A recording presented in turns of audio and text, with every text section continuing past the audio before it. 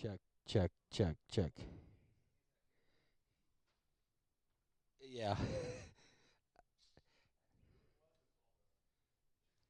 Check, check, check.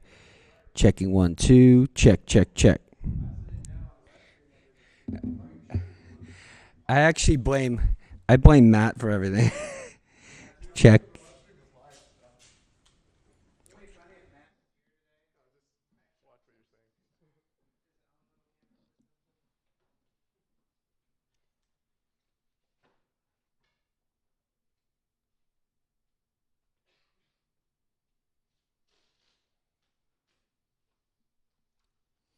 Check, check, check, check, check. Checking one, two. Check, check, check.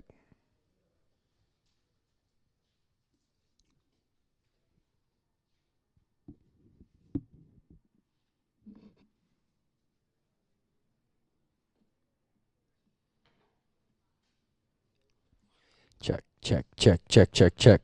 Checking one, two.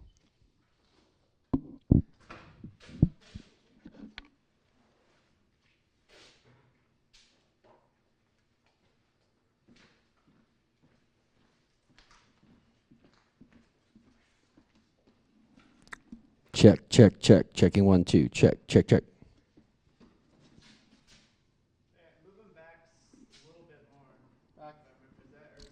Checking one, two. Check, check, check, check. Check. Well, maybe we can get on camera and then you can Check. readjust it. Also, I raised this camera.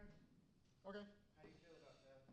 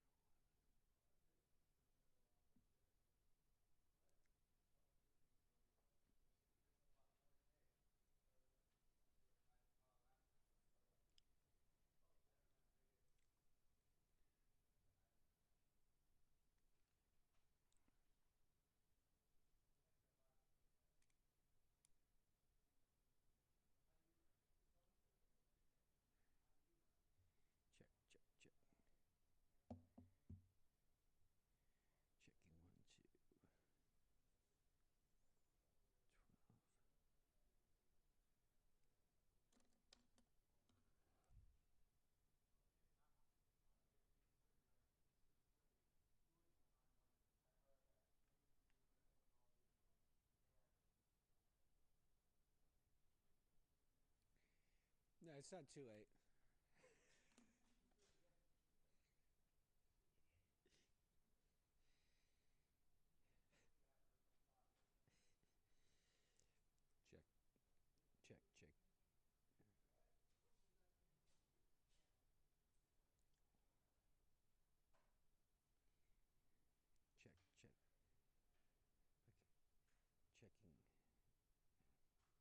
Check, check, check. Check 1, 2, check. Check.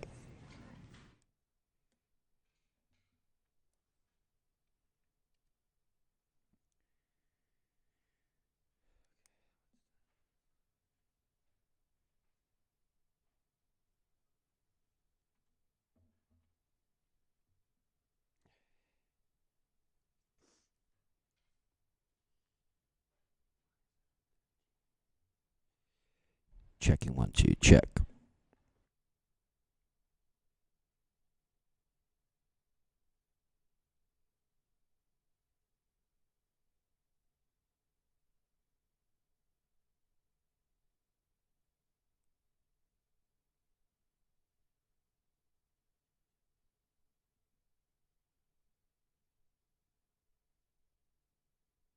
Checking 1, 2, check.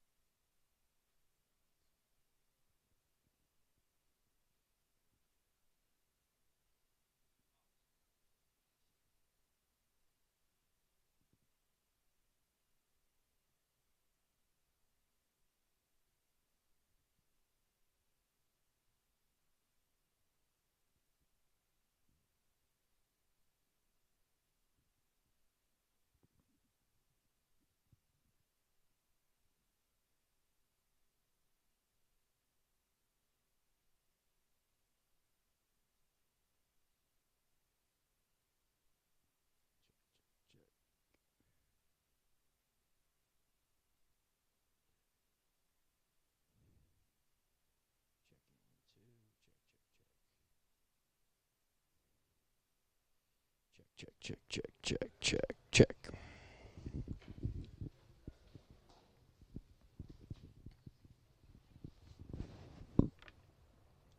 John, can you hear me?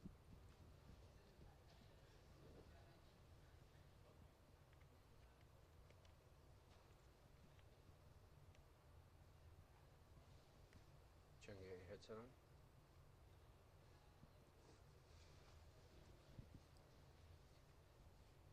Hey, Chung. Yeah. You got your headset on? Yeah, dude. I'm talking to you.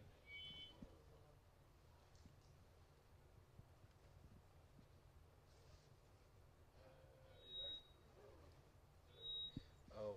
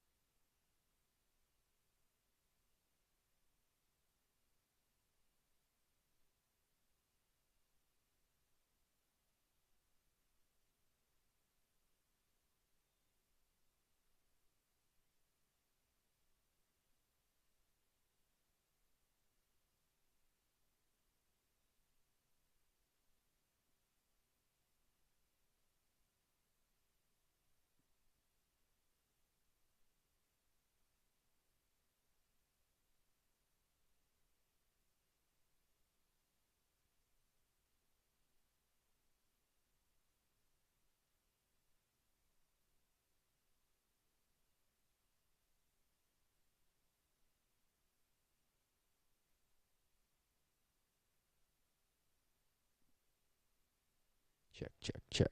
Check, check, check, check. Checking. It's coming in a little bit.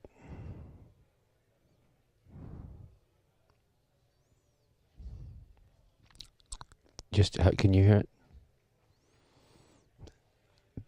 Yeah. It's very faint in the headphones, I think. Now it's gone. Check, check, check. But okay. I can see it coming up on the master, though.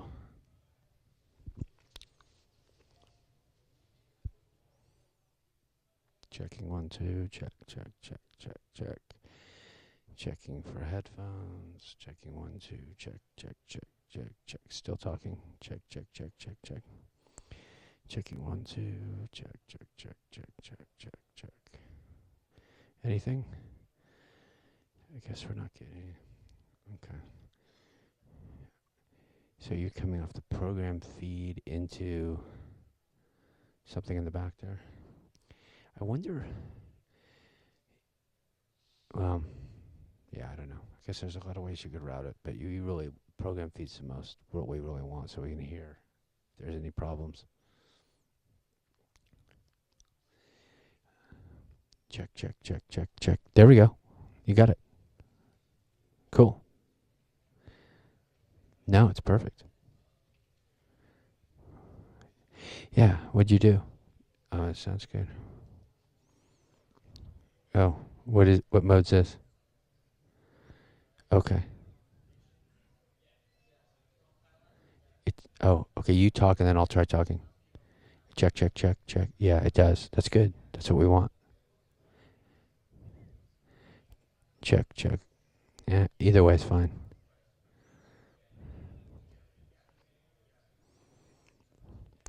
Yeah. Yeah, but I think it's good to have it in. Oh, dude. No, this is great.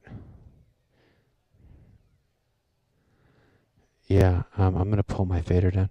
Check.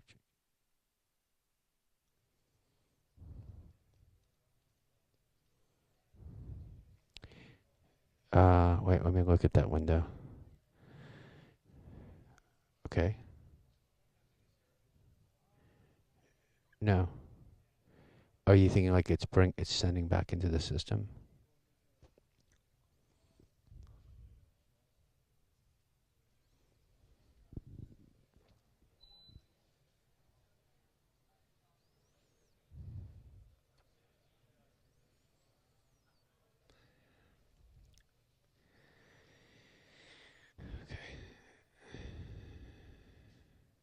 Hey, I'm gonna run down there. I mean, you should hear it in your headphones too. Don't you hear me? Check, check. I'm gonna run down and turn the other wirelesses on and check the podium.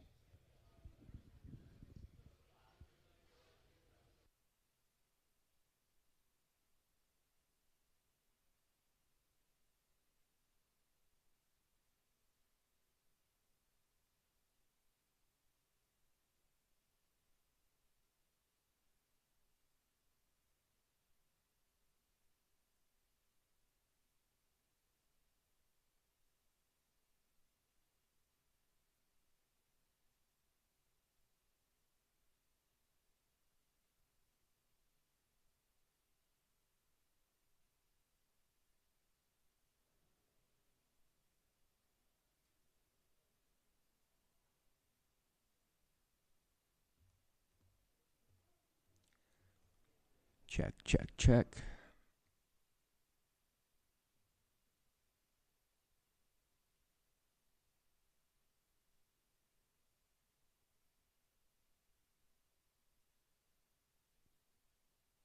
Check, check, check. Checking 1, 2. Check, check, check. Checking 1, 2, 3. Check, check, check. Checking 1, 2, 3.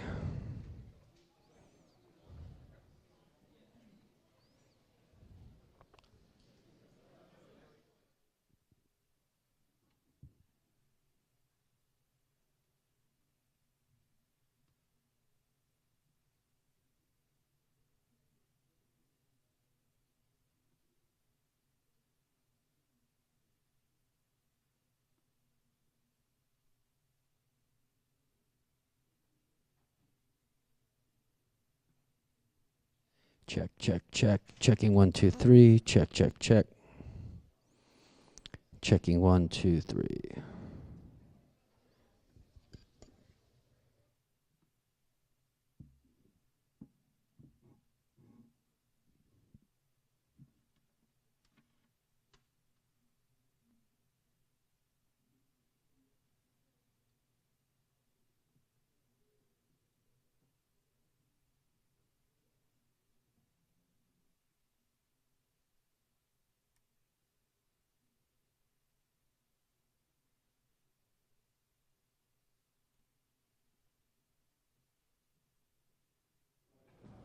Check, check, check, check.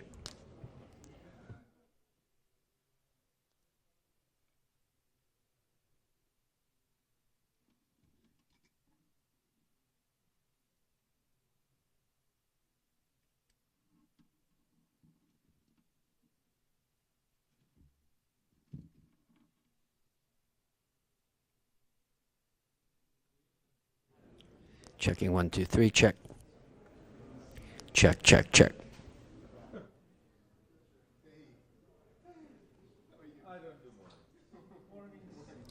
Check, check, check.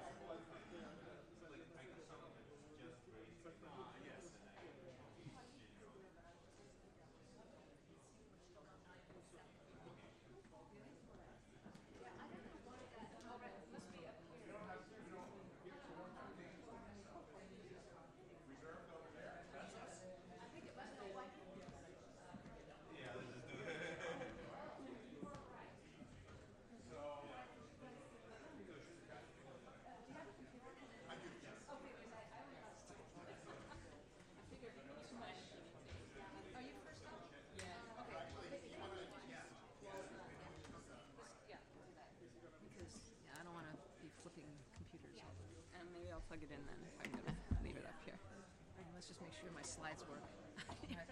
Yeah, sometimes when you copy PowerPoint, it does strange things. It's Now what have software, I not a done? hardware problem. Okay, I can copy it. Okay, thanks. There's only should be only one file. Okay. I think I should wait until this. Is there some?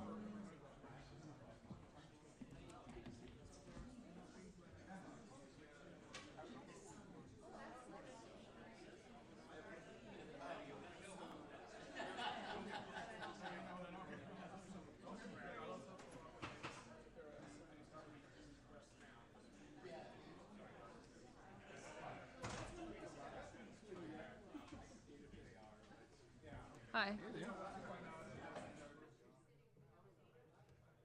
So, Mike, I think we could use the lapel mics. Okay. If you do that.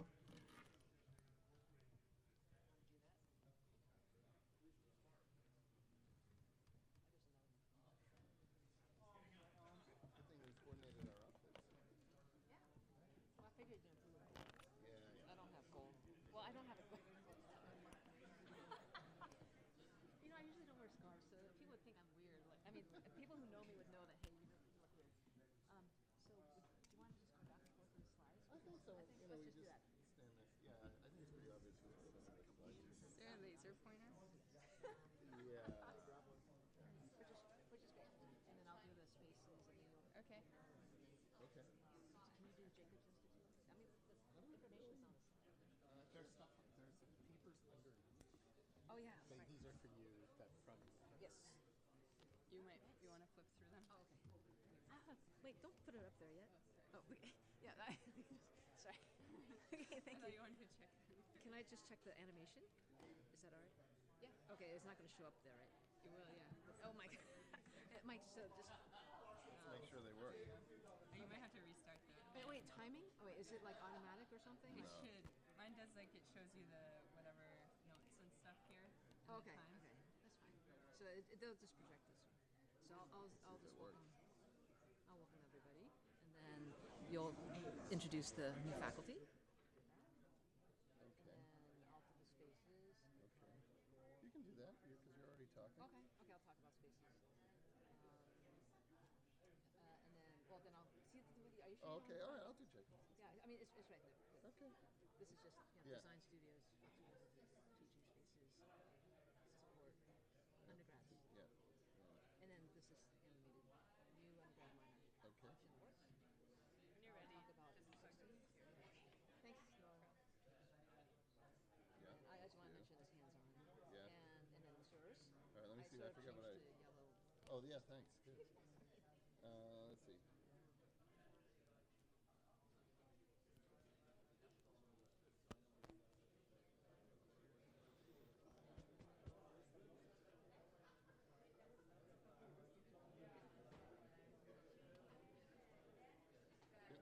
Okay.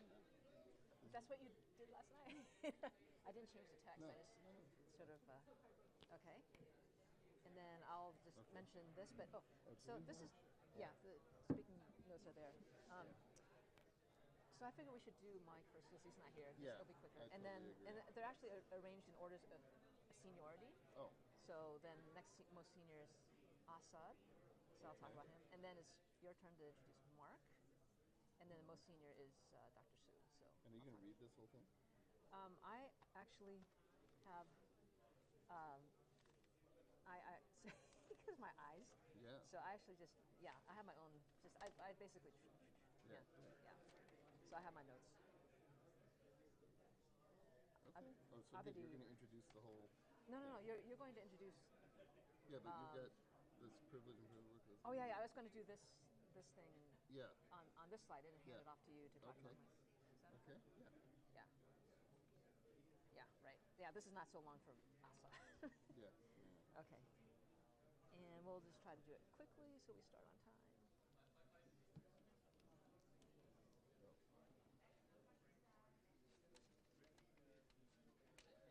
And it's recorded, so I think it's just important to start on time so we don't get too far behind schedule. That's it. Thanks. Yeah, so we should start in like 1 minute. I can just.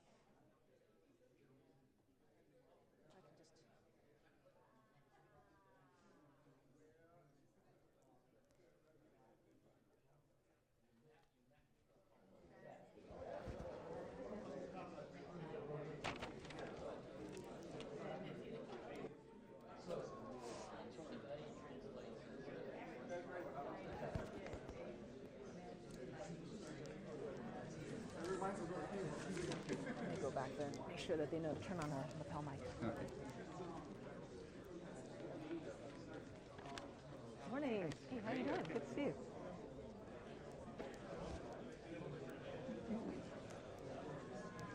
Hi. Do you want to wear a lav mic? Yes. I got one right here. Oh, Oh, you already put it on? yeah. Great. So And it's both, on. Both me and Mike have our lapel mics on. So Okay, can you you make saw sure they're them on? then? Yeah, they're on. I Okay, tested good. them. Okay, so we're good. And we'll everything's just start on. in 1 minute. Perfect. Okay, thank you.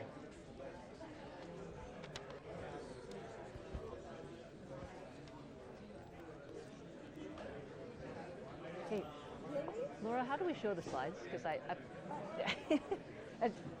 I'm not like familiar with the Windows this operating system.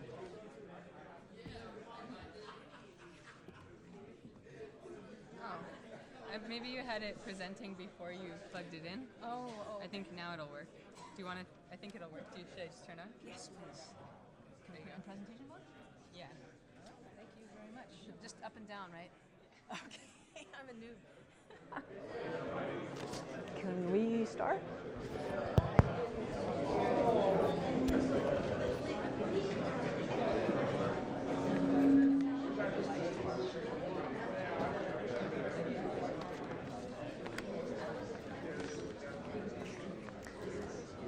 Okay, good morning, everyone. Why don't we get started? Welcome to this year's Berkeley EECS Annual Research Symposium. I'm Sujay King Liu, the chair of the EECS department and also chair of the Electrical Engineering Division. It's my pleasure to introduce to you Professor Michael Franklin, who is the associate chair of the department and chair of the Computer Science Division.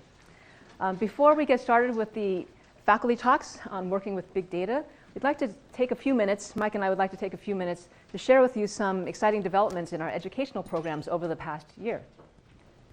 So I'll first allow Mike to introduce to you our new faculty. Last year was a banner year for recruiting new CS faculty. Great, yeah. So as Sujay said, we did really well last year recruiting some of the best young people in the field and re-recruiting one of the best kind of mid-career people in his field. So just quickly, John Gennaro is machine learning and natural language processing guy who's actually, he's listed here as a CS education hero. He teaches our Introduction to Computer Science course. Last semester he had 1,300 students in that class. This semester I believe it's around 900. And his attitude is bring them on, he wants more. Sanjam Garg joined our department this year also. He's an expert in cryptography. He won the 2013 ACM Doctoral Dissertation Award, which is the award given to the best PhD dissertation in computer science for the year across the world. So Sanjam's already here working. And then Luca Trevesian, who took a break, went to one of our partner institutions down in the South Bay, and then realized he liked the weather up here better and came back. And he's senior scientist of the Simons Institute for Theoretical Computer Science. And all these people are here and working hard. And then we also were able to recruit 3 other really stellar people who are going to be showing up in July. Alessandro Chesia, who's complexity theory algorithms, does some cryptography. Renning, who you might know, one of the founders of Litro, does computational photography and graphics. And Maluka Popa, who's an applied cryptography and security person. So we're really excited to have all these people joining the department. Okay, in addition to new places, or new faces, we have some renovated places. To support a very active learning and collaboration environment, we've renovated spaces for our students in Corey Hall and in Soda Hall. So thanks to a generous donation from the SanDisk Foundation, arranged by our alumnus Sanjay Mehrotra, we were able to renovate a general purpose computing lab in Corey Hall, and that was grand opening was last April. This was before students were allowed to go in. And then more recently, in Soda Hall, students are using a new renovated undergraduate lounge space. And you can notice in each of these spaces, there's places for students to collaborate. So that's exciting for the students. Great, and we also have a new building going up right behind Soda Hall. And that's going to house the Jacobs Institute for Design Innovation. And it's a unique facility. It's aimed at supporting team-oriented classes and projects for undergraduates, focused on sort of a maker philosophy of hands-on design and building and really getting things working. And it's thank you. And it's organized basically as a series of open labs with a lot of interesting equipment for people to use.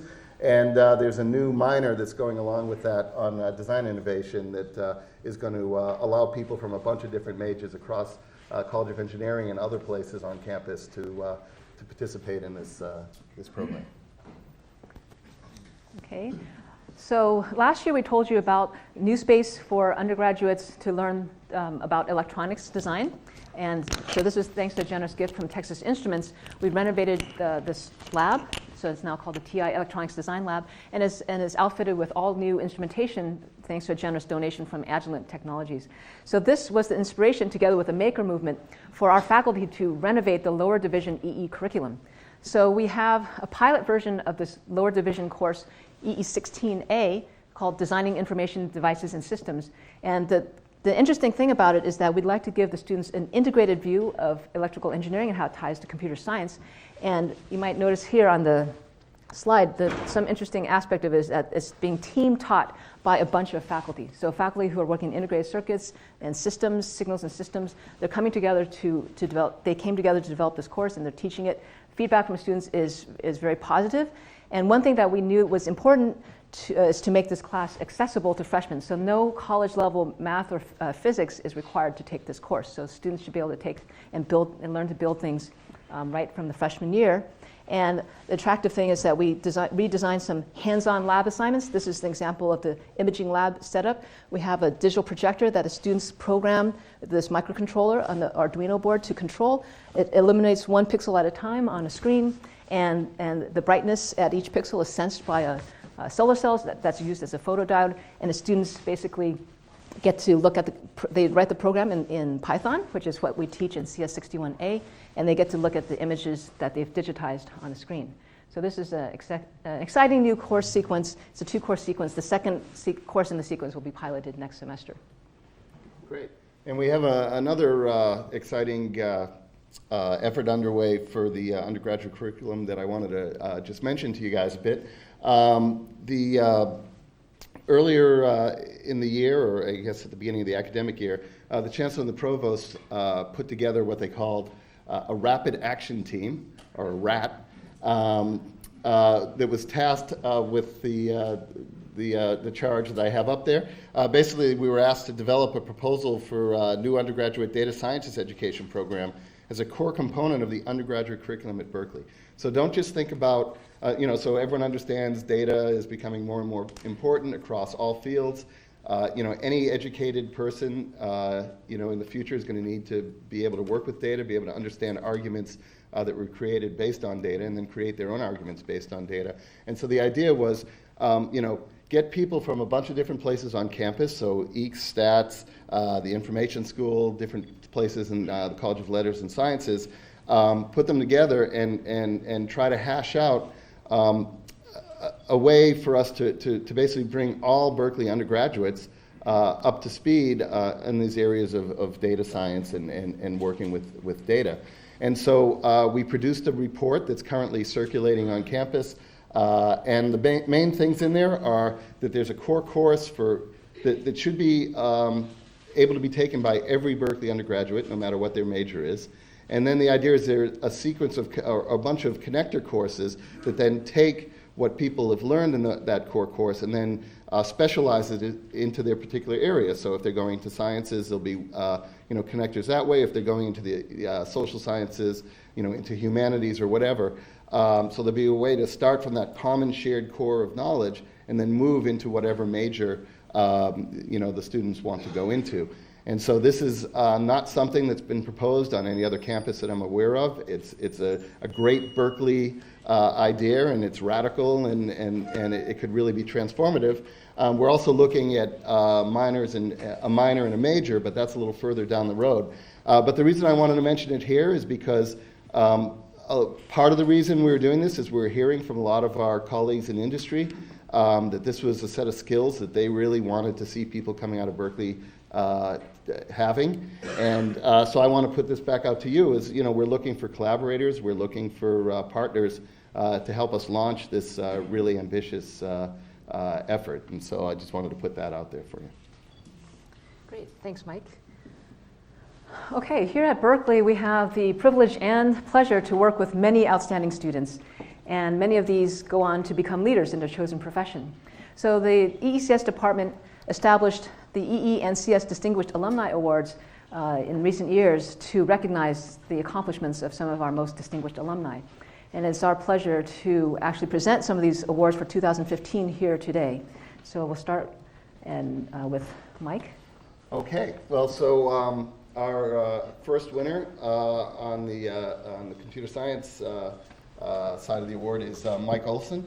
So Mike received his Bachelor of Science from Berkeley in 1991 and his MS in 1993. He was CEO of Sleepy Cat Software, which was acquired by Oracle in 2006. And then he became founder and CEO of Cloudera, one of the leading big data companies out there today, where he currently serves as chairman of the board and chief strategy officer. Mike's been a huge supporter of the department since the time he was here as a student. He's been on our industrial advisory board for a long time, and he recently took on a new role as head of our new entrepreneurial advisory board, where he's trying to help EECS chart a course through all the interesting activities that are going on with startups, help students and faculty figure out how to engage with the entrepreneurial community.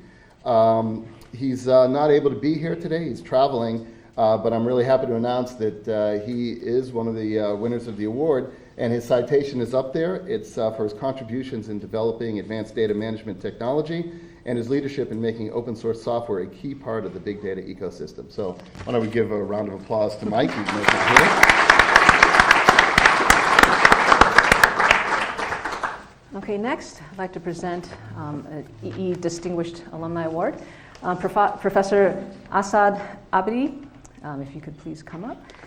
Professor Abedi received his master's degree and PhD degree here. He worked for Professor Bob Meyer, who is also here in the audience today, to welcome him back.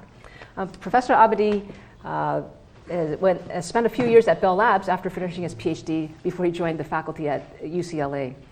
He was the founding dean of the School of Science and Engineering at the Lahore University of Management Sciences in Pakistan, and he continues to hold an appointment there in addition to his post as Distinguished Chancellor's Professor of Electrical Engineering at UCLA.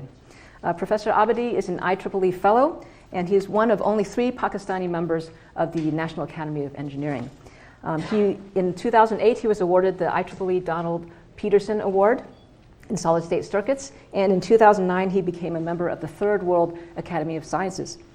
It's my pleasure to welcome Professor Abedi back to Berkeley and to recognize him as one of our EE Distinguished Alumni for 2015 for his pioneering contributions to electronic circuits, in particular in establishing the fundamentals of CMOS RFIC design. So, Professor Abedi.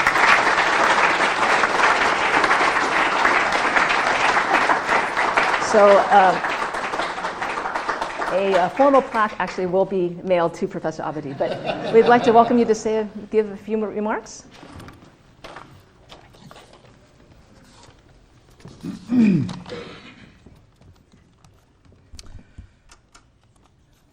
While I may not have served or supported UCB EECS in the readily recognized ways that some of the other awardees may have, I believe I've honored its intellectual traditions.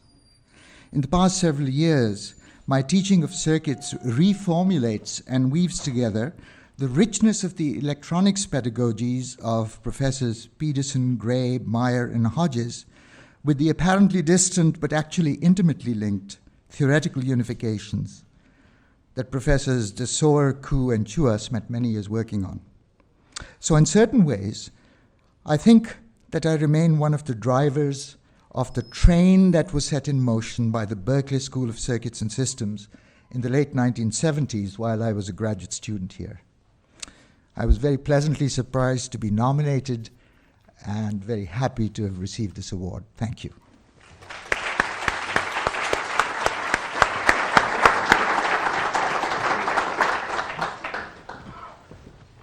Okay, and our next awardee is Dr. Mark Wegman. Mark received his PhD in computer science in 1981, which incidentally is the year that the RISC-1 chip was taped out, I guess. And there's a ceremony this afternoon where the IEEE is awarding the department an IEEE milestone for that event. So if you're around, look for that. But back to Mark. Small advertisement there. His advisor was Professor Susan Graham.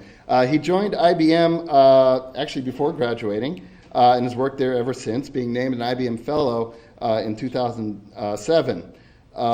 He was one of the inventors of the static single assignment form, which is used in pretty much all modern day compilers, and has made contributions to algorithms and information theory, including universal hashing and the LZMW data compression algorithm, where I assume you're the MW in that? I'm the W. You're the W in that, okay. M is Miller. Okay, M is Miller. He was named an ACM Fellow in 1995, an IEEE Fellow in 2004, and in 2010 was elected to the National Academy of Engineering. We're proud to name Dr. Mark Wegman one of our CS Distinguished Alumni for his fundamental contributions to computer algorithms and compiler optimization that have influenced many areas of computer science theory and practice. So let's welcome Mark. Thank you very much.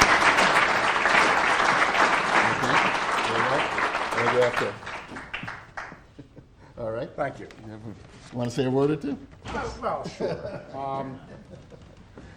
So I guess I want to thank Berkeley for this award, but more importantly for the education I received here and the friends I've made since.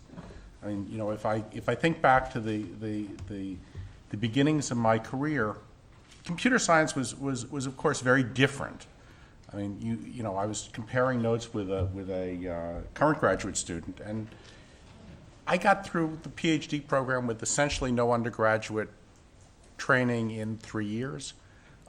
That's because there was much less known then, and you didn't have to know as much. Now you've got to actually learn something before you could start doing research. It's much easier then, but still, you know, the friends I made then who taught me how to do research, how to think about critical things, that training is still something I use and value, and I wouldn't be able to accomplish all the things Michael was kind enough to say about me earlier without that. So, you know, for those of you who are graduate students here and undergraduates, you know, have a good time, learn a lot, and for the faculty, thank you.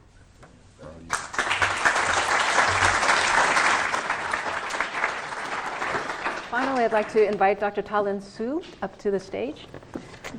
Dr. Su received his PhD in EE from Berkeley in 1972, and afterwards he worked at IBM for 12 years, where he eventually held corporate responsibility for all of IBM's advanced research in mass storage systems and technology. In 1985, he joined Hambrecht and Quist, H&Q Group, as a general partner. In 1986, he founded H&Q Asia Pacific, a company that has been recognized as a pioneer in Asian venture capital and private equity. Dr. Su has been recognized by a number of organizations, including Businessweek as a star of Asia and Forbes magazine as one of the 25 top deal makers. That was back in 2007. He also serves as chairman of the board for Give to Asia, which is a nonprofit organization that promotes philanthropic investment in Asia. It's my pleasure to recognize Dr. Su as one of our EE Distinguished Alumni for 2015 for nurturing the high-tech industry in Asian developing countries with the first venture fund in the region, and for his philanthropy. Dr. Su? Congratulations. Thank you. Thank you. All right. Would you like to say a few words? You can imagine that when I was here back in 1966, that my scholarship paid at the end of the quarter, but the tuition started the beginning of the quarter. I had to, for every quarter, go to International House to negotiate a loan to pay the tuition first before using the money of the scholarship to pay back at the end of the quarter. From that, and then from many nights and days work in the Corey Hall 373, today I got this award full of gratification, full appreciation. And yesterday, drove into town and passed through the Sather Gate and checked into the Durand Hotel, the 100-year-old smelly Durand Hotel. Everything comes in life, and stop by for get a top dog. So all the memory come back. And I'd like to thank my wife for supporting me, put hubby through, and she worked in the chemical biodynamic lab, and she actually finished her PhD prelim in Caltech earlier than I did, and maybe Chinese society, she thinks the husband should get a PhD rather than the wife, so I end up getting a PhD. And with the Berkeley education, the thing two strikes to me. One is the thing outside the box. During the days, the early 60s or so, it's the free speech, People's Park, and Berkeley students dare to do everything, to think big, fear nothing. So nurture this entrepreneur, innovative thoughts. And I want to mention two things. One is that today the talk about the servers, the talk about cloud, the basic technology is disk drive, hard disk drive. This is something everybody hates. IBM invented that 75 years ago, and from since then, everybody trying to kill it. And the CCD charge couple device was not invented for the optical diode or the camera today, was trying to kill this hard disk drive. And we were involved with magnetic bubble technology, tried to kill the hard disk drive. It's so ugly, the rotating, and you cannot compare it to transistor. But then it cannot kill. It's so cheap. Today you can get a terabyte, with $199. And 85 when I left IBM, that's the size is like a refrigerator, it's a 6 gigabyte Coronado. So that's advancement. I led a team in IBM develop the MR head, which is the key component to advance the disk drive as of today. And second thing I want to mention is that the world is so big and the opportunities so plenty, that I was at the peak of my career in IBM, heading all the hard disk drive R&D in the research. And then the opportunity come to join Hamburg & Quist as a venture capitalist. I had no idea what the venture capital is, nor most of the people in Asia ever heard about. They know the money in the grandma's mattress, and they have money in the banks. So what's the venture capital? And I had no idea, but I thought that's something that Intel had from Arthur Rock. So I joined Hamburg & Quist and become a venture capital for a long time. My mother always asked me, do you have a salary or anything like that? Anyhow, I think the Berkeley pride itself being innovative and willing to try everything. And I think that's great. I learned that from the years being in Berkeley. For this, I really deeply appreciate. Thank you.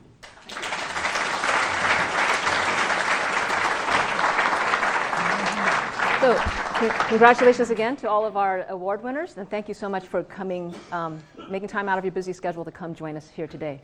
So I'd like to kick off the technical talks for the BEARS Symposium by introducing Vice Chair for External Relations, Professor Manish Agrawala. He will be chairing the research presentation session. Thank you. Manish. All right, thanks, Sujay. So first, welcome to BEARS 2015. This is the annual research symposium that we put on here in the EECS department at Berkeley. And this is really one of my favorite events here in the department because it's a chance for us, the faculty, students, and staff in the department, to get a chance to meet and interact with all of you, our friends, sponsors, and alumni. And it's a lot of fun to show you what we're doing and get feedback from all of you. Now, as usual this year, we're going to start with 4 faculty talks telling you about some of the cutting-edge research that we're doing here in the department. There will be a short break after that, and then we'll have a session in which there will be a number of short talks from 14 different students. And this will be a kind of fire hose of information about the latest and greatest results, and it's really one of the best sessions of theirs. So please stick around for that.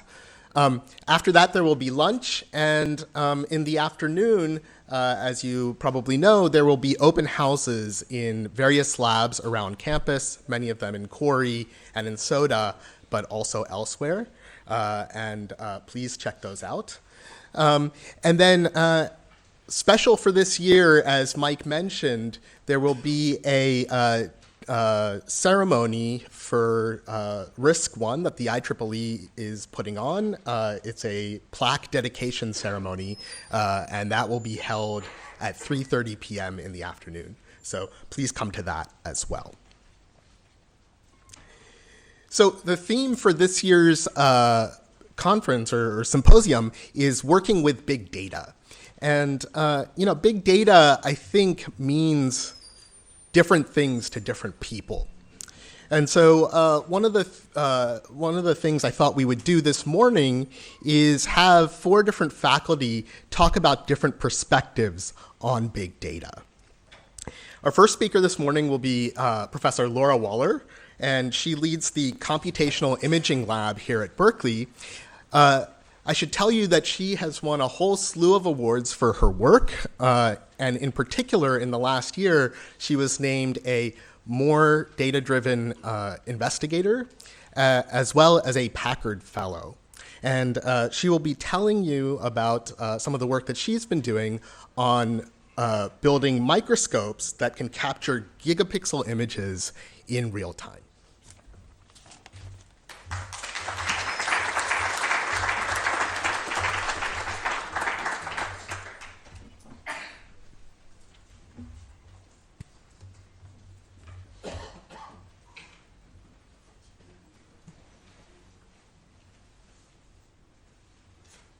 All right, thanks a lot for the introduction.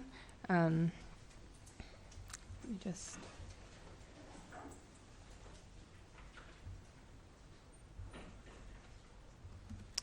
So as Manish mentioned, that I'm working on computational imaging, and I'm going to talk today about a lot of our work in biological microscopy. I also have another part of my group that works on semiconductor imaging techniques for metrology there, but you'll see how they're related. So I want to talk about some new ideas in computational illumination that we've very recently been working on in the last year or so. And first I have to talk about computational imaging. So this is a topic that's fairly new and emerging, and it often gets confused with image processing, which is not what we do, even though that's a part of it.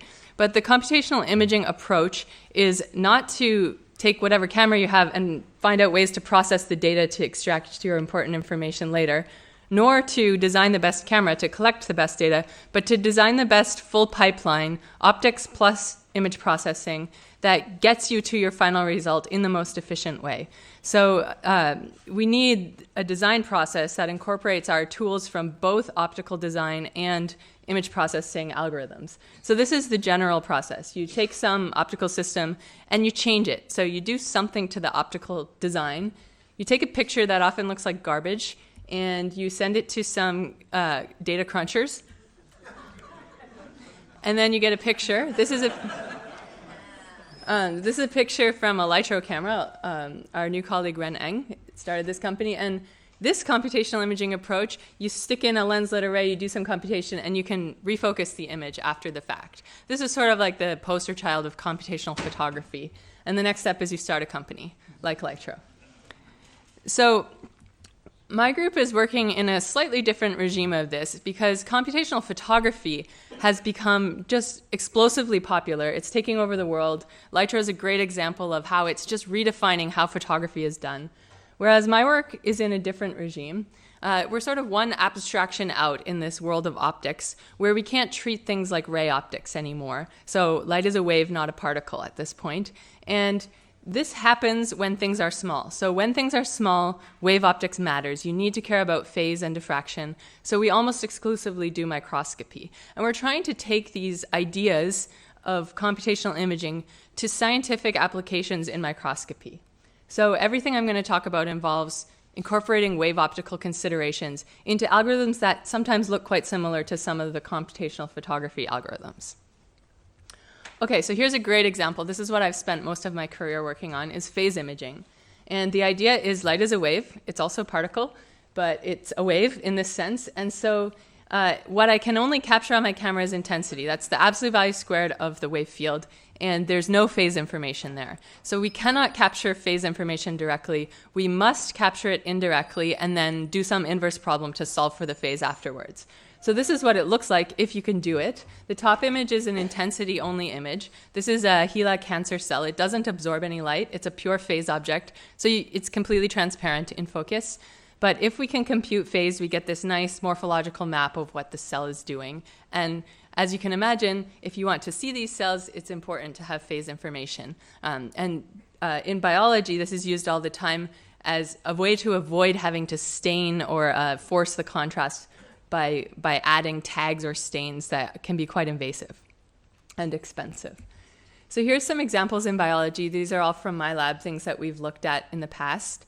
And we do a lot of work also with the Lawrence Berkeley lab in X-ray phase imaging, where in X-ray you're used to seeing these images of bones. These are absorption contrast images. But if you could capture phase, this is a mouse, you can see all the soft tissue. So it really is just a new contrast mechanism that allows you to see things that you previously couldn't see.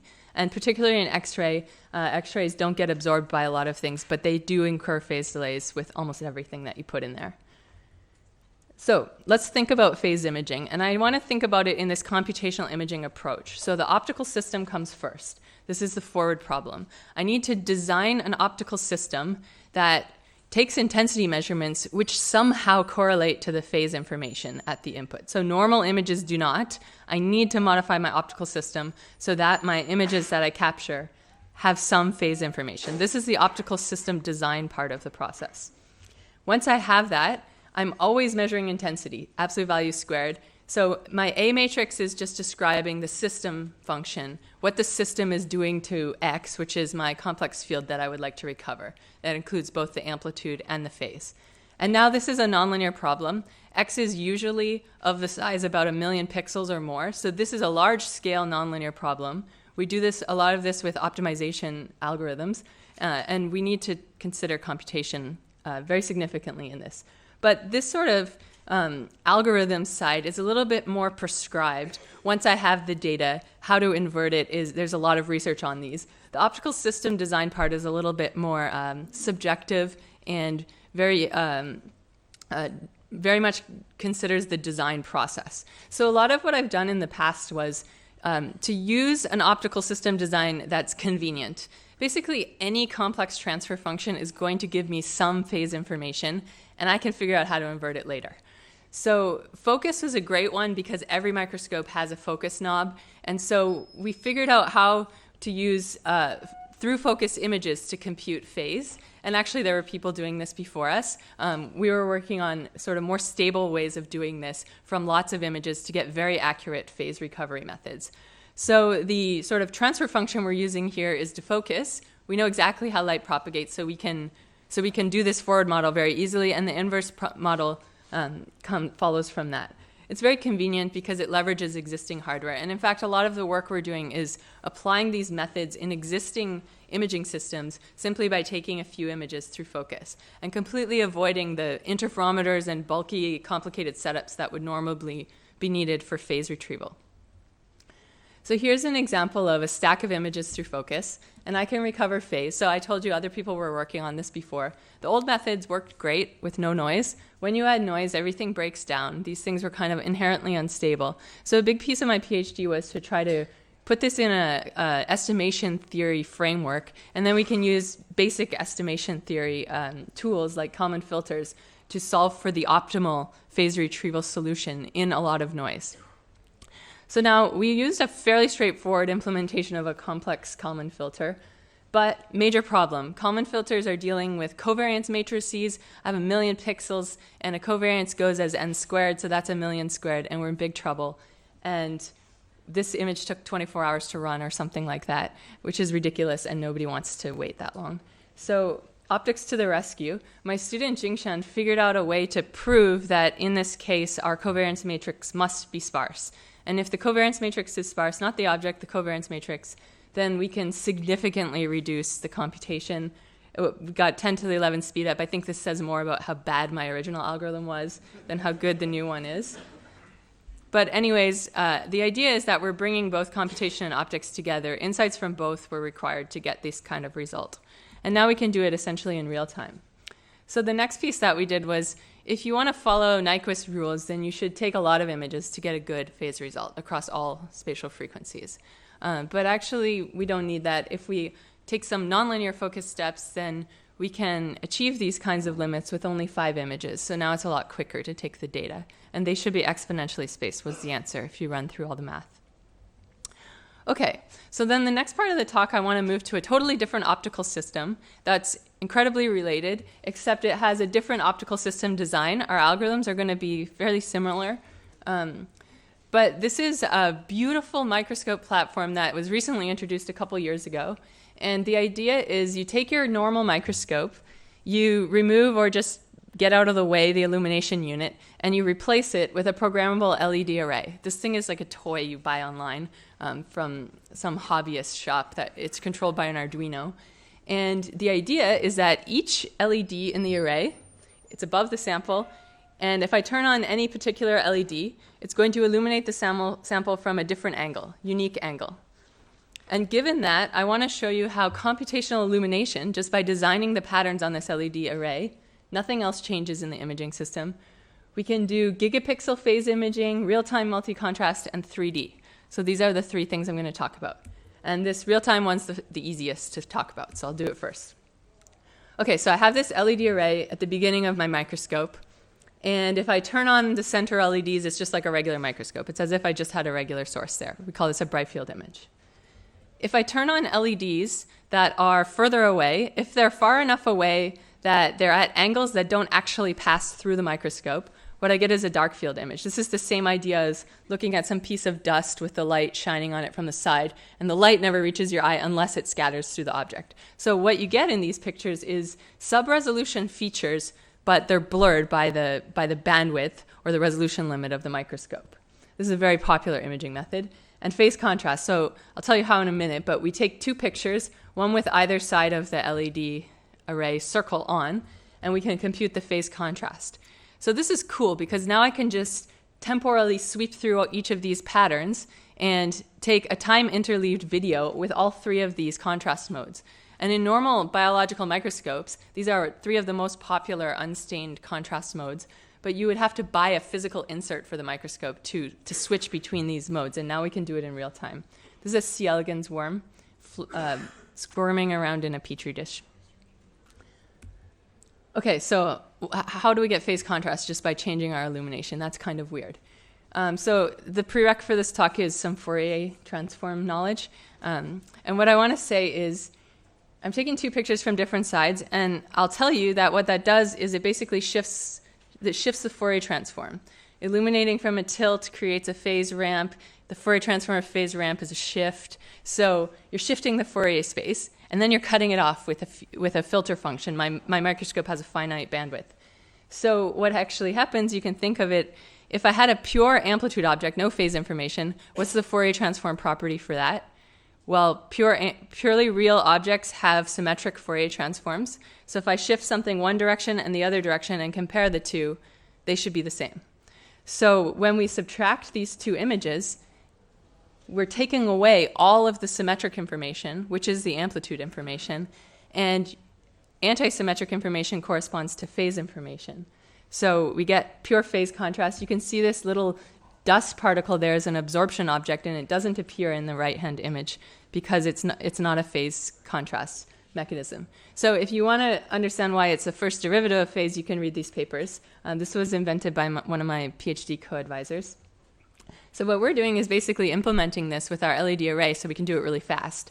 So we take these pictures with different halves and we subtract them, we get phase contrast. Anyone who's a biologist will recognize this looking like DIC microscopy. It looks very similar, but it's much faster and easier to accomplish. So it's not quite a first derivative. I kind of lied, but it's pretty close, and we can model the transfer function and then invert it. What I wanted to show here is that this NA line here is the resolution limit of the microscope for a coherent situation, and we actually achieved twice that, which is the incoherent resolution limit, which is a bit surprising for phase imaging in some cases. So here's a recovered result of the actual phase, not the first derivative of it only. And we can turn this thing around in lots of different directions and look at the derivative along different directions.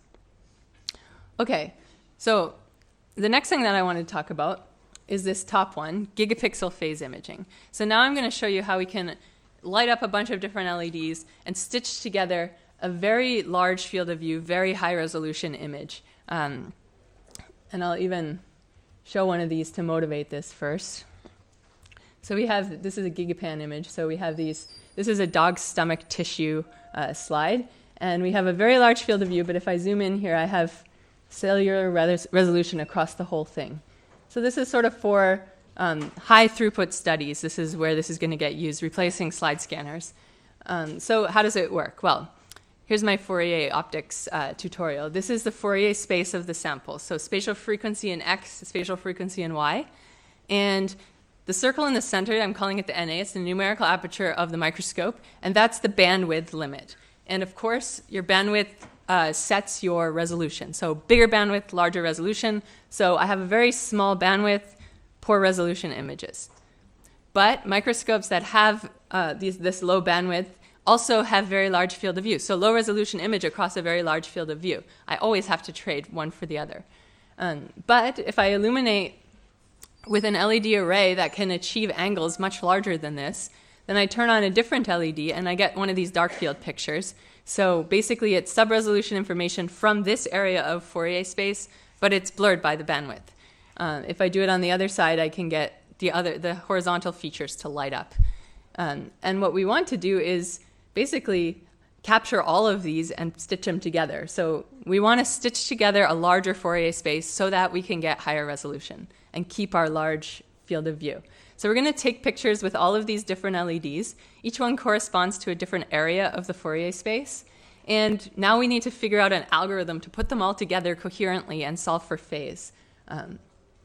So here's the large field of view image. I take a zoom in that has low resolution, and I run our algorithms, and we get this nice high resolution image from it. Of course, we're stitching together a lot of images, so we're not breaking any sort of data fundamental limits here. So we start, anyone who knows microscopes, we're getting a 6x improvement in the NA, which is approximately 6x improvement in resolution. And one beautiful thing about this is that our algorithm also solves for the aberrations. So aberrations are a huge problem in microscopes, especially at high resolution. And our algorithm actually inherently solves for the aberrations as well as the object. So we're digitally removing aberrations in the process. I'm not going to talk about the algorithm too much, but essentially it's an iterative nonlinear optimization on a very large scale problem. And it has a lot of tweaks and tricks that get it to work for our system. Basically, our forward model's never right, and our inverse problem's always ill-posed. So we need to be careful.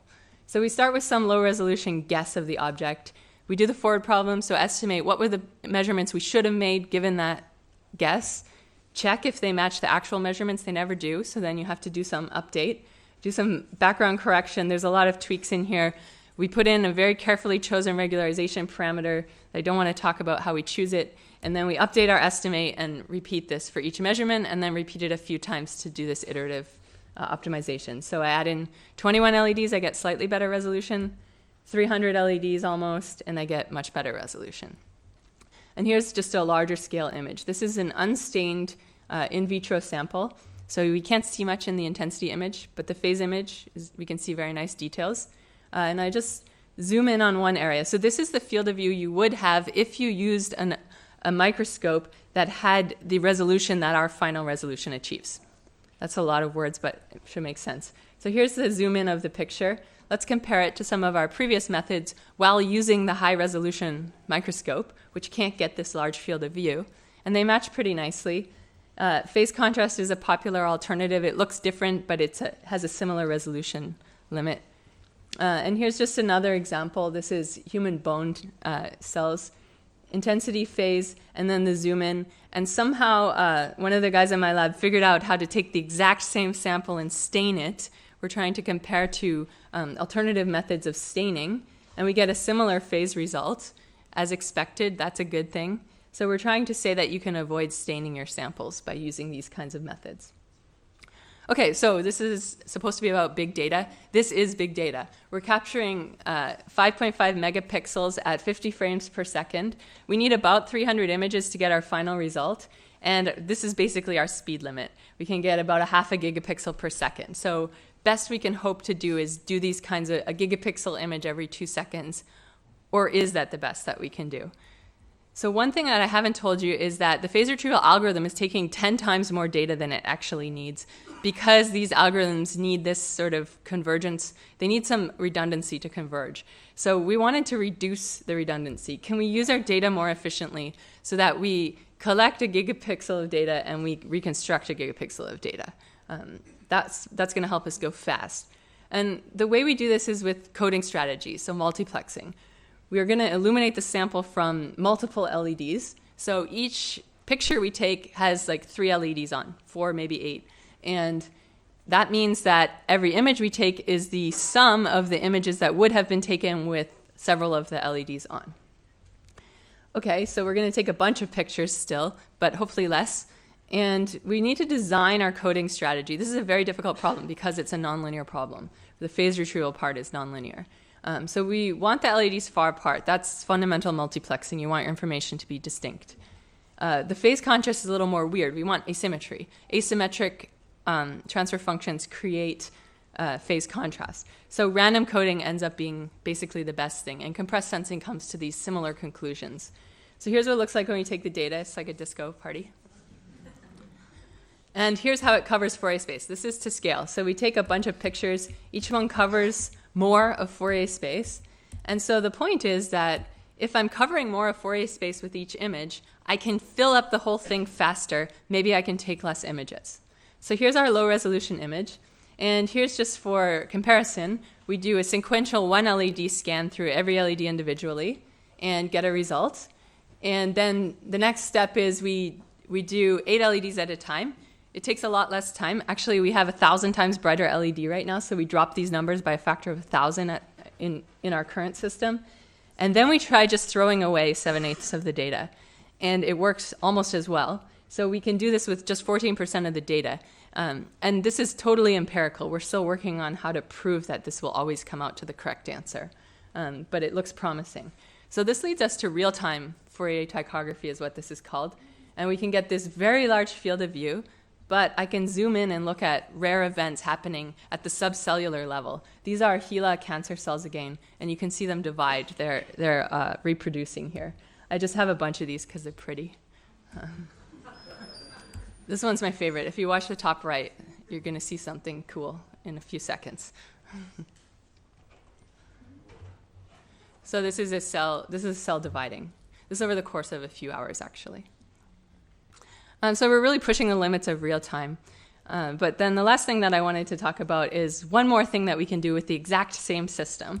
And we're going to do 3D. So everything I've talked about with this high resolution is assuming that our sample's thin. So plates of cells tend to be thin, and that's a good approximation. But lots of objects are not thin. They're thick, and things change. So how do things change? Well, tomography tells us how things change. Light fields tell us how things change. They're essentially the same idea.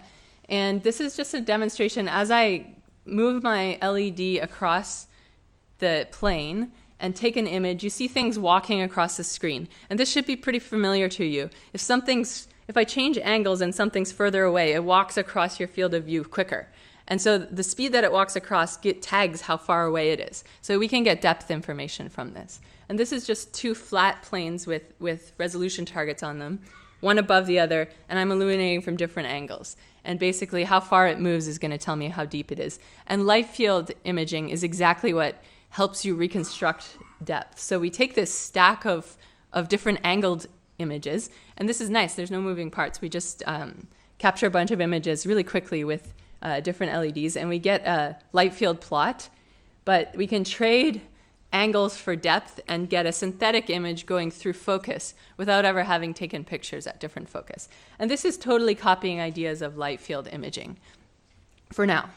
So let's look at this C. elegans worm. We can do our 3D digital refocusing on this thing.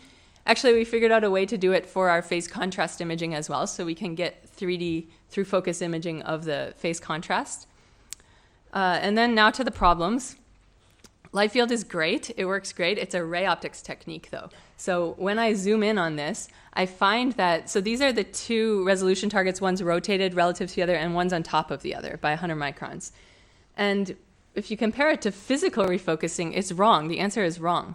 And this is diffraction effects that are corrupting it. You don't see this in photography where ray optics is a perfectly good approximation. So the idea is we need phase information if we want to get a proper digital refocusing at high resolutions. So we put our phase retrieval algorithms to work, and we can get a nice result at any depth, basically, and we correct all of these diffraction effects. By measuring the phase explicitly. You can actually see a lot of the out of focus blur is removed as well, which is just a side effect here. So the model we use is fairly complicated, but the main idea is that we treat our sample as a bunch of thin slices where the light hits the top slice, interacts with it, propagates, interacts with the next slice, propagates, interacts with that. And actually that completely incorporates all multiple scattering effects, which is something most phase retrieval methods can't do. So I want to step back a minute and just point out that I just told you that I can take a bunch of images from different angles, and in one case I can use the same data set to recover high resolution 2D samples that are thin, or without improving resolution I can get 3D. So the obvious question is, why can't I do both? And so we asked ourselves this, is this an or an and situation? And in fact, the answer is and, sort of. So there's a fundamental data limit. You can't expect to reconstruct 300 slices at 1 gigapixel each with only 1 gigapixel of data. But if you collect enough data, yes, you can do this. So here's our similar experiment. So these two resolution targets. Now I have a very large field of view. But if I zoom in on one small area, the physical refocusing, these smaller features are just not distinguishable because of the resolution limit of the microscope. And I have two depth planes here right now. And this is only because we could only afford two resolution targets on top of each other. So if I run our algorithms, you can see that we're actually beating the resolution limit of the objective in multiple planes. This is only two right now, but of course we extend this to many more. We can plot the defocus distance versus resolution. So resolution degrades with defocus distance given this light field refocusing, and this is all because of diffraction. This is analytically predictable. And we see that it looks good at the beginning. So for no defocus, it's not a problem. As you defocus more and more, diffraction comes into play and ruins your result. And now we can actually achieve sort of this lower bound. So you see we're a little bit off from it. We're working on this right now. It's all calibration issues, getting it down to that fundamental limit. But actually, if you look where those things hit the axis, we're actually achieving resolution better than what the microscope objective could achieve in the first place, and across multiple planes.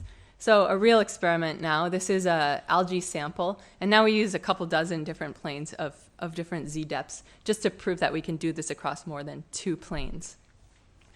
So this is all the same data, and this is very interesting to think about all the data implications of how much data do I need for a given situation? How can I prove my algorithm will converge? How can I adjust my algorithm? A lot of what we are doing right now is calibration issues, how to put this into these algorithms. You have this beautiful theory, and then you put in real data, and it doesn't work.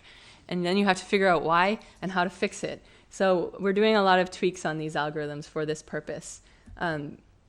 But I really think this platform for microscopy is absolutely beautiful. It's cheap, it's easy.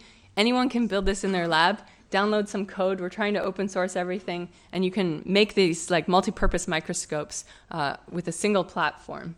And so because it's so cheap and easy, we've actually gotten into a new project with the CellScope group in bioengineering, who builds a cell phone microscope. So it's this bottom part is basically a microscope that uses a cell phone camera as the camera of the microscope.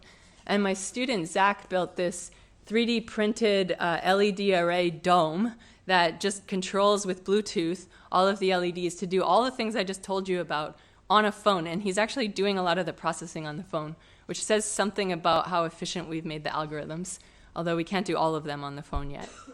So that's all I'm going to talk about. Here's a picture from our Android app that goes with it. And I'll thank especially my lab members, students, some of which are here, and postdocs who did all of this work, especially Lei Tian was the main worker on here. Thanks.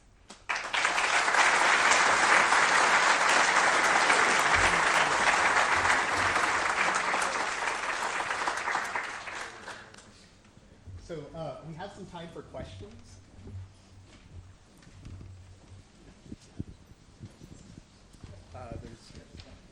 There should be a mic coming up to you.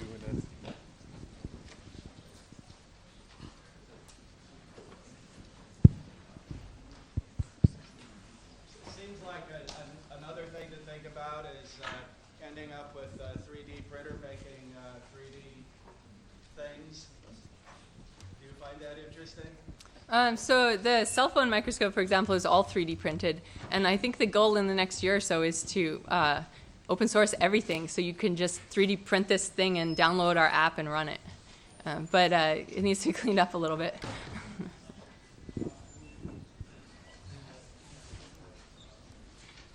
Uh-huh.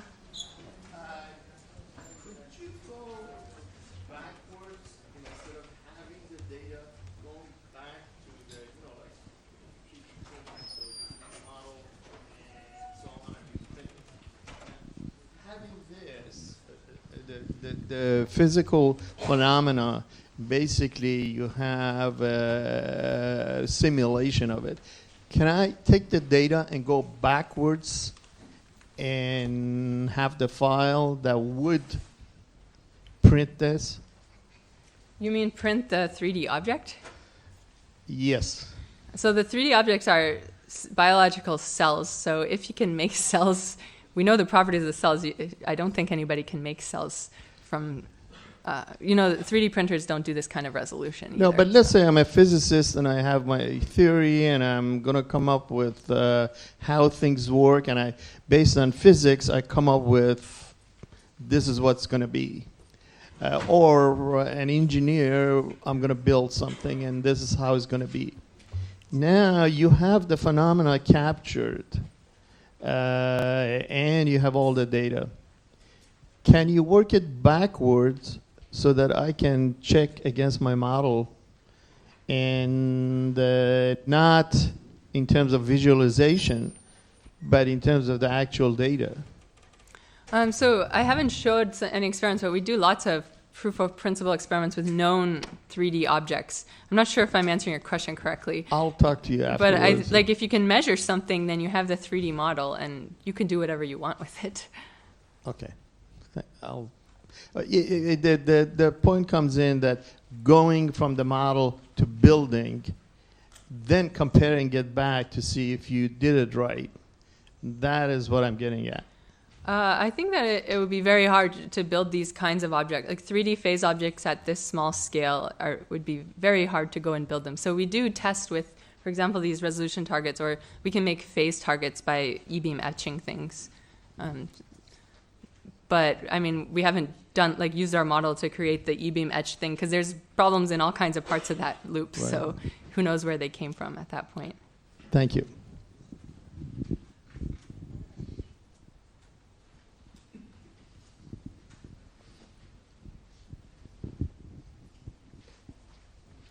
Sure.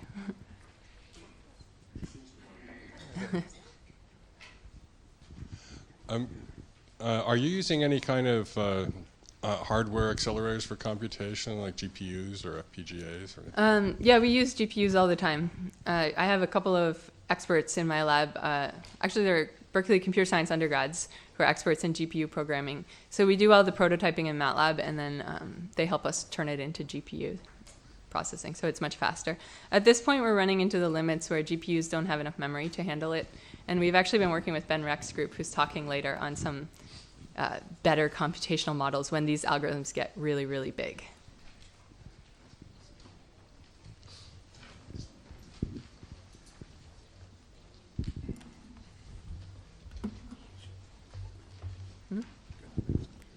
Okay. Thank you. Thanks again, Laura.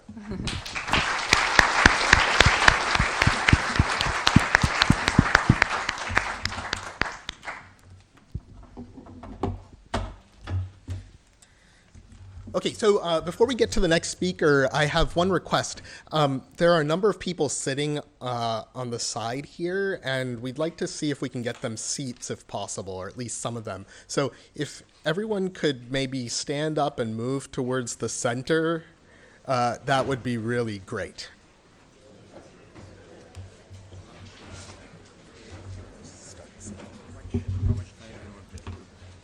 We're a little bit behind, right? We're a little behind, so should I just...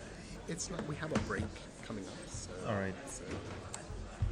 Well, you just get a little, you know, what is it, one of those cartoony handlebars when you want me to stop. Okay. Okay, what's going on? This is... Heather, who's sitting right there, will give you a 5-minute warning. Yeah, it's gonna be, might be too far. Well, it's okay. You just drag me out. Okay, so do I need to press anything? You need to plug in, I guess. Oh, okay. Done. Do you have are you plugged No, in? Oh, it's all good. It's all good. Okay, great. So I'll introduce you. All right. All right, so our next speaker today is Professor Alyosha Efros. And some of you might, in fact, recognize Alyosha. He was a graduate student here at Berkeley about 10 years ago. And after graduate school, he went off to the East Coast for a little while. And recently, we were able to get him to come back to Berkeley. And that's been really great. Alyosha works in computer vision, and in particular, he's spent the last few years developing new techniques for extracting structure from very large collections of internet images. Welcome, Alyosha.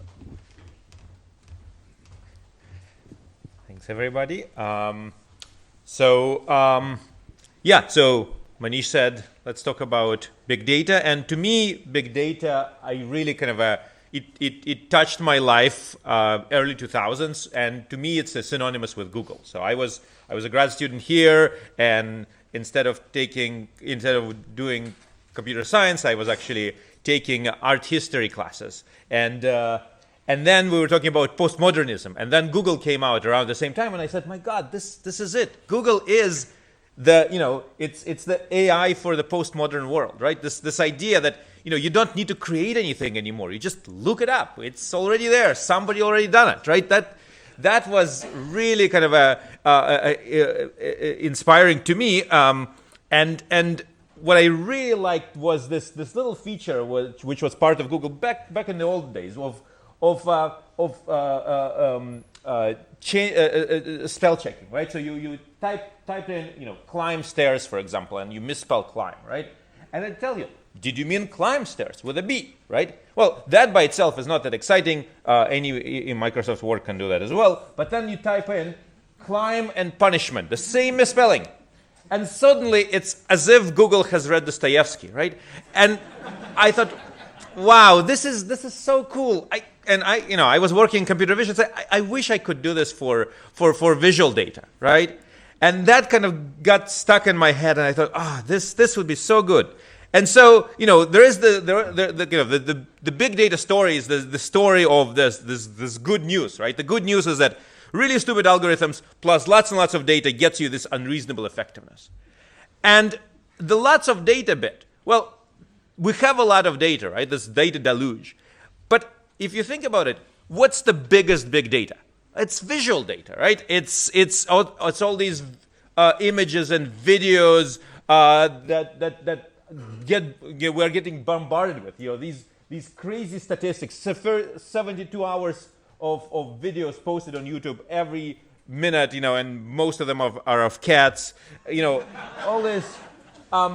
So the Cisco apparently claims that soon 90% of web traffic is going to be visual data, right? Cats just running around and right. In fact, one could argue that actually this data is already maybe too big for humans, because there is a beautiful little website I recommend to you. It's called PetitTube. It's basically, it's a very simple idea. They basically show you go there and they show you a random video that has exactly 0 views. So they show you something that has never been seen by a human being before, and it's kind of self-destructive, because once you see it, it has 1 view, so it goes off, right? And this thing is never going to become empty, because there is just so much data, right? So Pietro Pirona called this the digital dark matter of the internet. The visual data, it's just sitting there, right? Nobody has really seen most of it. We don't know how to access it, how to index it, how to even reason about it, right? And this is the kind of place where something like data analytics, data mining should be useful. And you can see that there is big data analytics has been useful in many different domains, and there is one thing missing, right? The visual data is not really something that people do a lot of analysis with. Why is that? Well, the bad news here is that visual data is just very difficult data to handle. It's not as simple as your standard text or numerical data, right? Or with text, for example, the data is clean, segmented, it's compact, it's 1D, it's easily indexable, and you have your indexes built, right? Visual data, it's noisy, it's unsegmented. You don't have this nice thing about the words and paragraphs and documents. It's high entropy. It's 2-dimensional, 3-dimensional, sometimes it's 4-dimensional. LoRa's data is, 6-dimensional, right? It's nasty. And even the simplest thing, the kind of this thing you get taught in beginning programming class, the equal, right? Are those two things the same or not? In text, no problem, right? Hamming distance will get you somewhere. In Euclidean distance, in numerical vector data, Euclidean distance. In appearance, okay, you can compute distance between different pixel values, but what is the distance between those two? Nobody knows, right? And that actually is the big problem. That the fundamental issue here is that we don't know how to judge whether things are similar or different, and sometimes they're similar in some aspects and different in others. You can say, well, there is, again, Google has presumably solved this, right? I go to the wine store on the College Ave and I take a picture of the wine bottle, and it tells me, the score on Wine Spectator for that one, just recognizing the label, right? So that actually works pretty well for exact matching, when you exactly know what you're looking at. But if you're looking at something like real world scenes, for example, I took this picture in Paris, Medici Fountain, and I thought I was very cool and artistic, and then I thought maybe other people have taken pictures of this place before. Let me check on my favorite Google image search. So I dropped it into Google, and indeed I wasn't so original. And then I thought, but I can do this. I can take a picture that is more rare. So in Paris it doesn't snow often, so this is actually a very rare view. I'm very proud of this picture, and I drop it in, and indeed the matching results are not so great anymore. And then if you go and say, okay, how about a painting of the same place? Then it gets worse. and something like this is just really embarrassing, right? So it's, this is something that is not really solved. Even Google can't really claim to solve this issue. And so, I always like this quote from Borges, that the state of visual data processing is kind of like this quote from one of his short stories.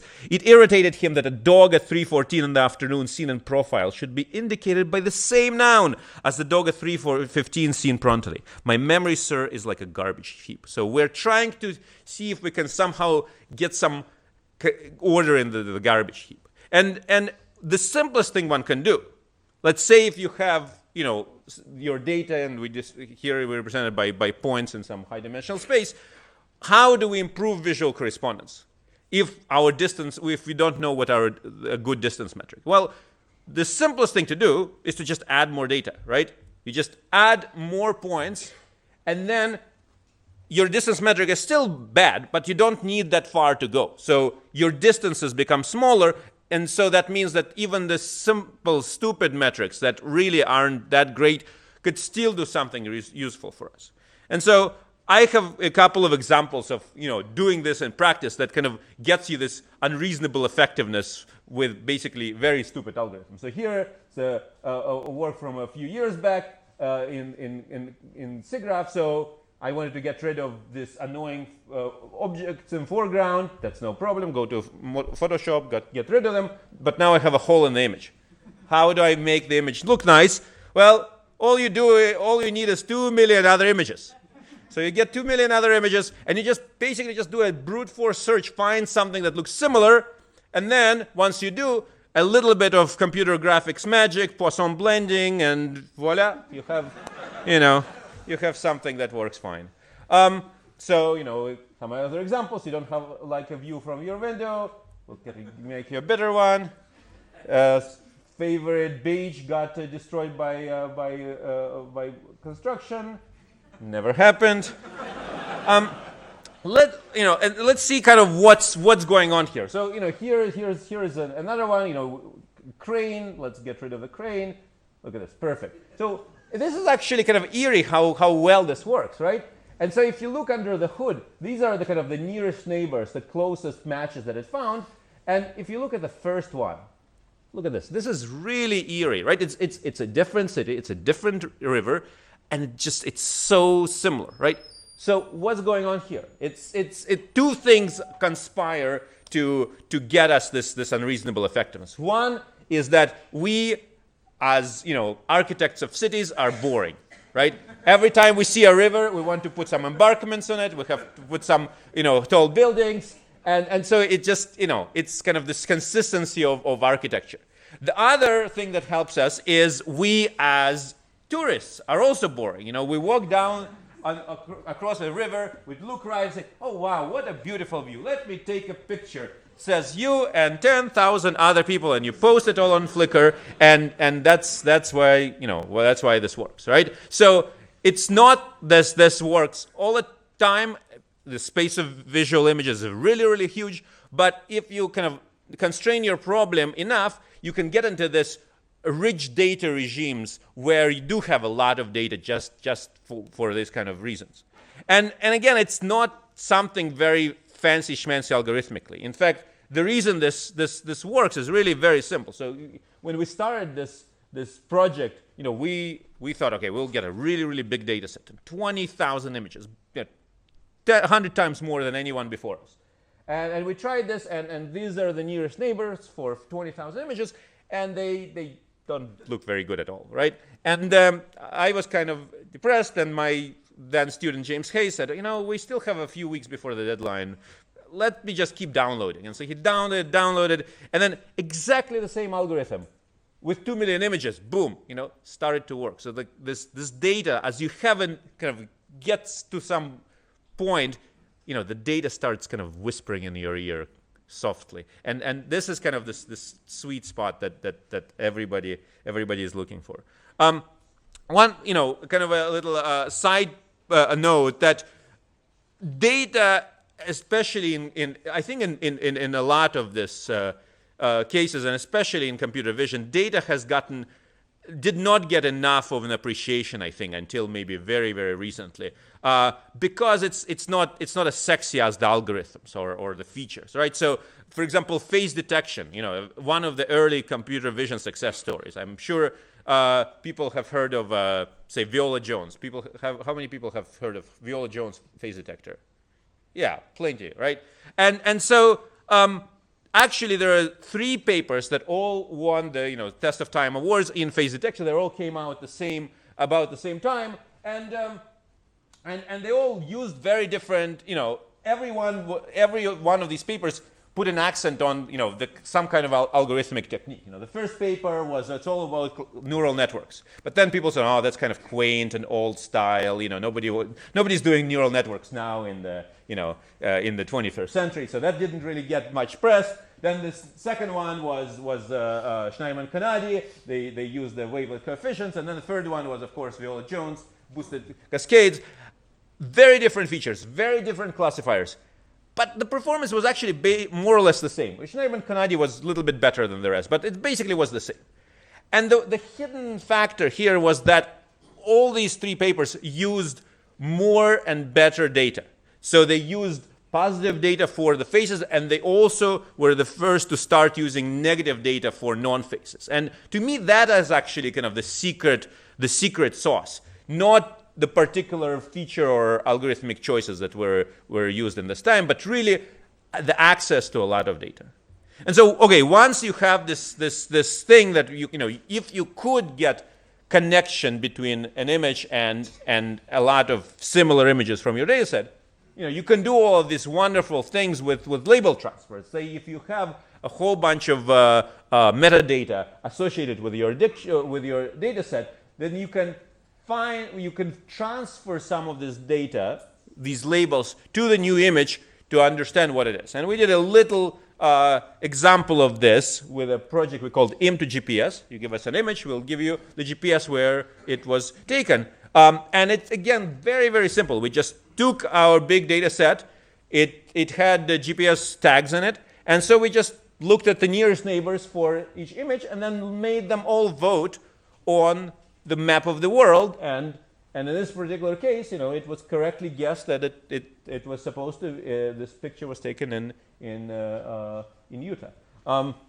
So again, very, very simple algorithms, but with the data you get this unreasonable effectiveness. And then we also kind of applied it to object detection, where we said, well, a standard object detector, all it tells you is, okay, there is a bus in this image, okay, maybe there is a boundary box for where the bus is, but it's not as informative as if you could say, okay, the bus is just like the bus I have in the training set. So this is the kind of bus set, and this is its orientation, and maybe this is even like the 3D model for the bus. So what we did is we actually trained a separate detector for every exemplar in our data set, in a training set. And then every exemplar kind of voted, basically shouted, oh, this bus looks like me, this bus looks like me. And then what you could get is much more consistent and much more informative detections, because you can get this correspondence with something that is in the training set, and we can kind of show off these correspondences so on the left is the detection, on the right is we painted the closest exemplar, and you can see that you're actually getting more than just, oh, this is a car. No, you say this is this type of car with this orientation, and you can get much more information, again, just from the data. And then you could also do starting to do this kind of googly type stuff, this prediction business, where you can say, well, I have labels for bicycles, but actually, if I happen to have other labels correlated with the bicycle, for example, I know that there is a label of a person on this bicycle, then for every detection, then I can actually predict, say, if this is a bicycle, then there should be a person and it should be somewhere there. So this is this kind of Google-inspired, textual prediction now happening is in the visual data. And of course, what we want to do is we want to try to push this into data mining. So let me show a couple of examples of that. This is our kind of first foray into data mining, and I was very interested in the way that we humans perceive geographical space, right? People are really, really good at this. And it's not quite clear why, and it's not easy to explain in words. So here is a very simple example. Here are two images. One is of Paris and one is not. And let's see how well you guys do.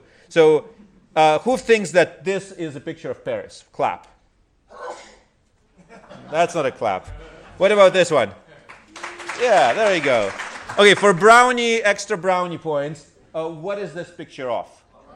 London, right? Exactly. We are really good at this. We are surprisingly, and even though this is not like Big Ben or Eiffel Tower, this is just a random image from Google Street View, right? And so we have this a way to somehow pick out these visual structures that often don't even have names, that tell us, oh, this looks Parisian, something about it. There is certain je ne sais quoi that makes it look like Paris, right? And so our goal was to basically try to discover these visual elements that somehow characterize a particular geographical location.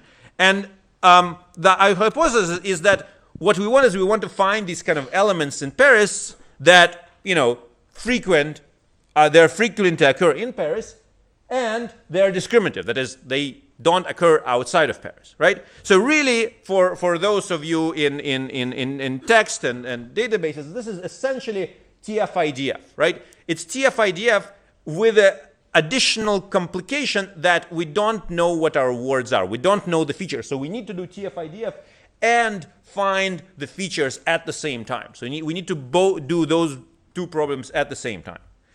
And so we got some data for Paris, and we got a whole bunch of other cities as kind of the negative data set.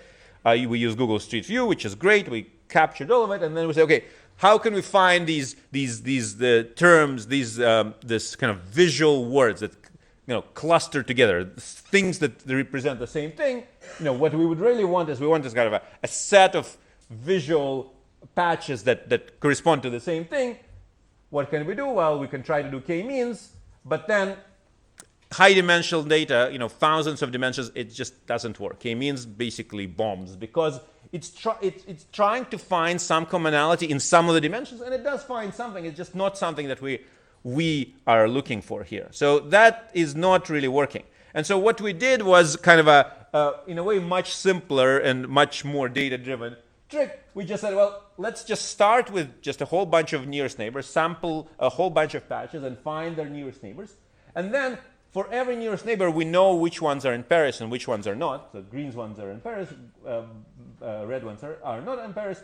Let's just do the simplest thing. Let's just resort this long list so that we get the patches with the nearest neighbors mostly in Paris are at the top. So it's the same data resorted so that we have most of the nearest neighbors in Paris. So two things happen. One thing kind of obvious is that now the nearest neighbors are mostly in Paris. Well, that's what we sorted on, so that's to be expected.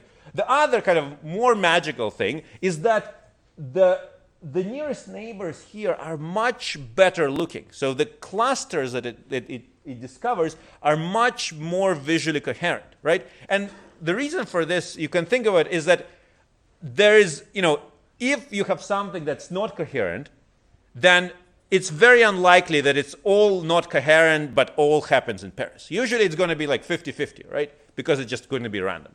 If it's not random, that means that it probably found a distance metric for that particular cluster that is actually somehow reasonable for this task, right? And so here we are mining distances, right? We're not creating new distances yet. We're just mining and just reordering them to find the good ones, okay? So this already kind of gets us a bunch of very Parisian-looking kind of clusters, but I was very hoping that I could get this Parisian street sign to look good and to be said as Parisian, but unfortunately it's really low down on that list, and we looked at why, and basically you can see that it finds some street signs, and then it's a bunch of just garbage, and we were thinking, why is it doing this? Right? This is really obvious that these are good and those are not good. Why is it doing this? And then we realized that it's doing what it's supposed to be doing. It's just that it's not what we expect. So we think, okay, it needs to focus on the street sign, right? But actually, the computer, didn't get the memo, and the computer actually is doing properly good clustering on something else. In fact, it's doing it on this little vertical bar. Look at this. It's actually doing exactly what you tell it to do. It just, you need to be a little bit more explicit. So, okay, how can we be more explicit? Well, we can say, okay, we want to find me a distance metric in this space that it also puts the things that are in Paris closer than the things outside of Paris. So basically what we want is we want to somehow push the green guys closer and the red guys farther. And when you try to do this is your classic, linear separation problem, right? It's essentially a classification problem. So we can use a classifier like an SVM, for example, and get ourselves you can think of it as basically a better notion of distance, a local distance metric, and it, then we can get this. We can resort the data, and and we can actually iterate on this process, right? And the more we do it, the more the more consistent the distance metric becomes. So it's really you can think of it as trying to find the distance metric in which to talk about distances between our visual data. Okay, and so here are some of the clusters that we discover. These are very discovered to be Parisian clusters. So here's some examples of things that it's thought to be Parisian. We also did it for other cities in Europe. We also tried some American cities. Not as good. Basically, it's like it just focuses on cars, I guess. Maybe that's, yeah. We could also, since we have the GPS coordinates, we can also visualize what it looks like on the scene, on the actual map, and we notice that the balconies are. The big balconies, Haussmannian balconies, they all happen on this big Grand Boulevard, right? And the little ones, they happen in side street. We can also see if we can find similar things in other cities. So we can see that, we can actually find some of these visual elements in other cities, and we can actually learn something from it. We can, for example, look at this. We have a group of balconies, and we can say, okay, in Paris they're all metal, and then in London they become stone. This is another an interesting discovery. So you have in Paris, turns out there is a ledge, right above a given floor, and in Prague you have the same ledge. It's just that it's a little bit lower down. It's between the floors. And London, there's British, or they're cheap, or they don't want to spend the money, so there's no ledge, right? And we can also look at the clustering of context around each of these elements by just doing averaging and see, if we can learn something from that as well. And so here's the average facade for Paris, Prague, and London. Again, we can see something like this French. They have this égalité, this equality, right? So all the floors are actually the same height. Whereas in London, the first floor is big and the second one is second, right? So their hierarchical society is seen right there visually. We also could apply this to other sorts of data. So this is basically just scenes. So it's because what makes X look like X. So here, for example, the bathroom we like a lot. So this is what makes a bathroom look like a bathroom over there. We also tried it on some social data. So we took yearbook data from the whole of 20th century, and we tried to see if we can discover some sort of patterns in fashions. So here is, for example, what it discovered in the 60s versus 70s. So these are the typical 60s clusters, and these are the typical 70s clusters. So we're still working on that. So how are we doing on time? You're flashing, huh?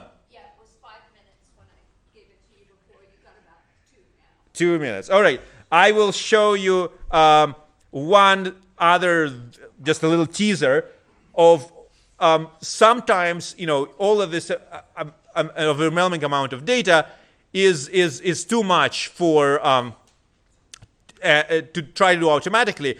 Maybe we can actually bring the user in the loop and see if the user can be helped in just trying to make sense of all of this overwhelming amount of data. And we take a cue from Sir Francis Galton, who was actually the first one to do this kind of average images, right? Taking a whole bunch of pictures on the same photographic plate, and then kind of trying to see if you can get something consistent out of it. And in fact, this has been used in contemporary art. For example, Jason Sullivan has this 100 Special Moments series, where he kind of takes 100 images, averages them together, and interesting things emerge. For example, it turns out, all the brides stand on the right of the groom. Who knew that, right?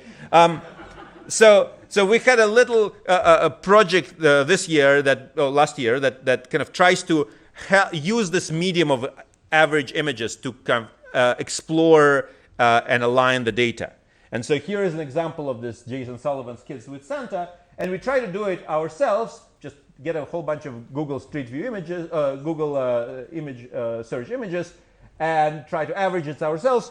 Didn't work so well. Turns out there is still artistic license in there.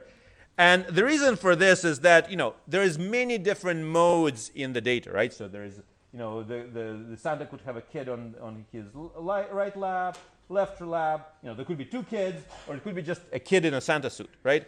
And so if you separate them, then you could actually get a better representation of the data. But again, you also have to deal with the alignment. And so if you align them, then you can actually get something that can get you some understanding about this data. And so basically our idea was the following: get a whole bunch of images of something, some theme, compute an average image. Well, that's just, this is just image averaging standard formula. We can rewrite it as a weighted average with all the weights being equal. And now our idea is to allow the user to make edits on the average image. So you make edits on the image directly, and that propagates to changing the weights on the constituent images, which in turn recomputes the average, right? So basically you can have this kind of a feedback, interactive feedback, where you're kind of using the average image as the interface behind which this huge amount of visual data is sitting. And somehow doing this average, you kind of try to get something out of it. And we can also add alignment so that you can get it even better. And I'll just show you maybe like one example of the interface. So it's kind of you can use different types of brushes to get this effect. And let's see if I can show you another one. So this is a color brush, so you can paint black on the eyes, and you get images of people with dark glasses. And of course, have to have some Paris. So here is a Eiffel Tower. So we kind of refine it, and then we say, how does it look at night? And we can just paint the sky black and see how, basically retrieve images of the Eiffel Tower at night. Something like this. And I have more things on the web, but I think I should stop here. Thank you very much.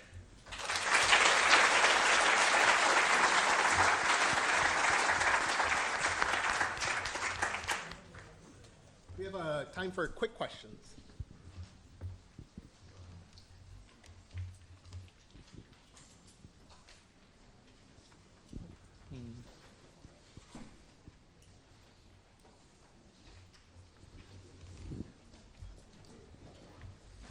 Hello. Yeah. So you showed the image of the house tag, and you are not able to clearly classify which are with it and without it. So do you use weighted pixels, such as most of the pictures are photos are centered.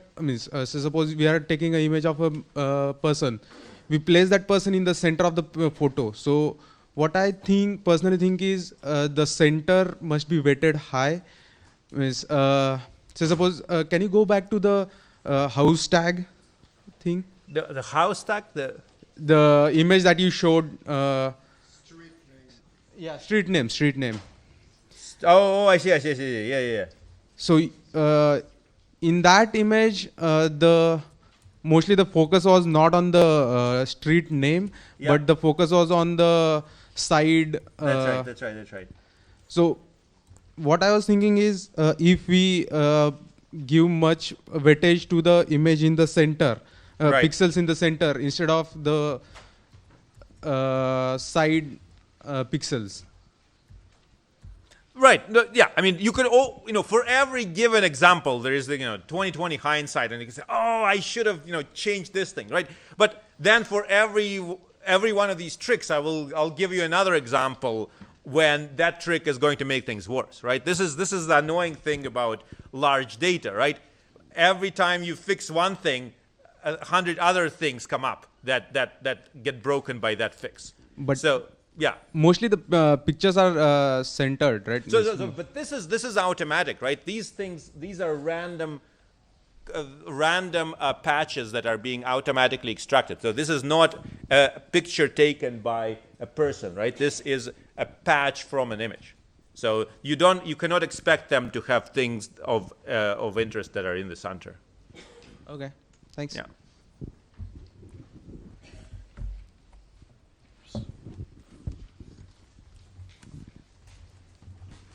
All right, let's thank Alyosha again.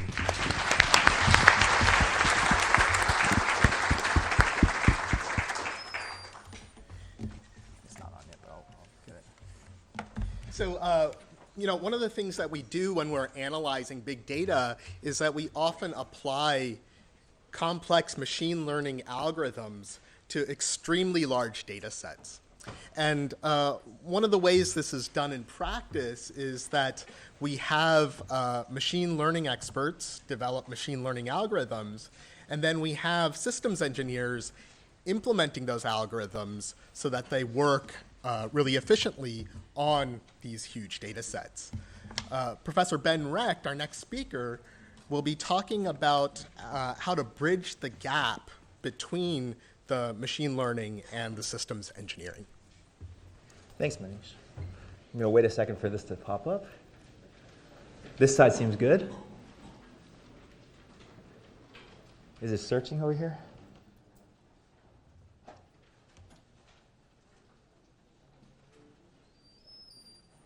Acquiring signal. All right. You have to love technology.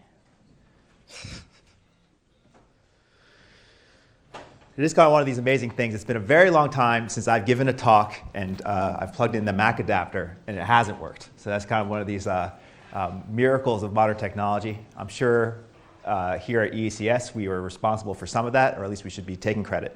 And what I kind of want to lead with is that there are other things that I believe are in a kind of similar state to just plugging in your VGA adapter. And in some sense, it's basically everything we learn in machine learning classes. So the sorts of things that we end up teaching our students, and we spend a lot of time in our course. We have a course here now that we're trying to offer every semester called EECS 189, which Alyosha has done a lion's share of work with Jitendra Malik in kind of preparing. But at the end of the day, more or less everything that we teach in that class is now something that if you can just state the problem effectively, meaning I want to run nearest neighbors, I would like to train what is called a support vector machine, or I'd like to even estimate very sparse images from kind of microscopy data. In some sense, from an algorithmic perspective, and even from a scaling perspective, we're kind of done. This has been something that we've been spending maybe the past 10 years on. It's been something I've been spending a lot of, at least the last 5 years, thinking very hard about, is that once you have kind of an automatic declaration of these things that we can do in an undergraduate classroom, at that point we can kind of tell ourselves, now we have the algorithm, we know which algorithms work, we know which algorithms scale, and we've built many systems that actually can deploy a variety of these things, which including classification engines, clustering engines, nearest neighbor engines, at very, very large scales. And I say this, I've only been on the faculty here for 2 years, but before that I spent some time at the University of Wisconsin, and with Chris Ray and Stephen Wright, we actually built and deployed many of these systems. We had a particular algorithm that we were fond of, which was called stochastic gradient descent.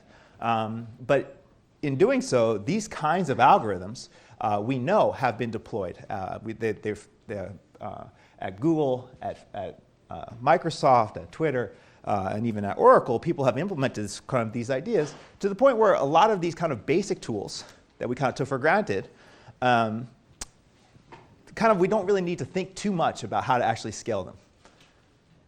However, that doesn't mean we're done. Everybody's still kind of really concerned about how we deploy machine learning on very large data sets that are commonly acquired in industry. But I would argue the reason why it's difficult, and the thing that we are constantly running into, is because what we're actually taught as undergraduates has nothing to do really with what machine learning is in practice.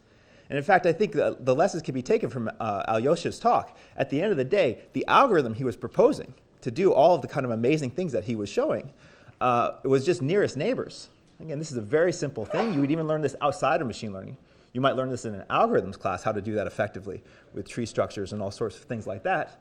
But what really made the problem challenging was figuring out all of the steps and pieces that you have to put together just so you can run nearest neighbors.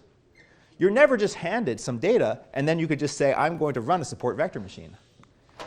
Instead, what's typically going to happen is that you're going to have a bunch of steps that are required to actually get your data in any kind of reasonable state so that you can actually start thinking about these very simple algorithms. So you have these kind of pipelines of data processing steps where you have to kind of first crunch on some part of the data, grind on some other part of the data, and so on.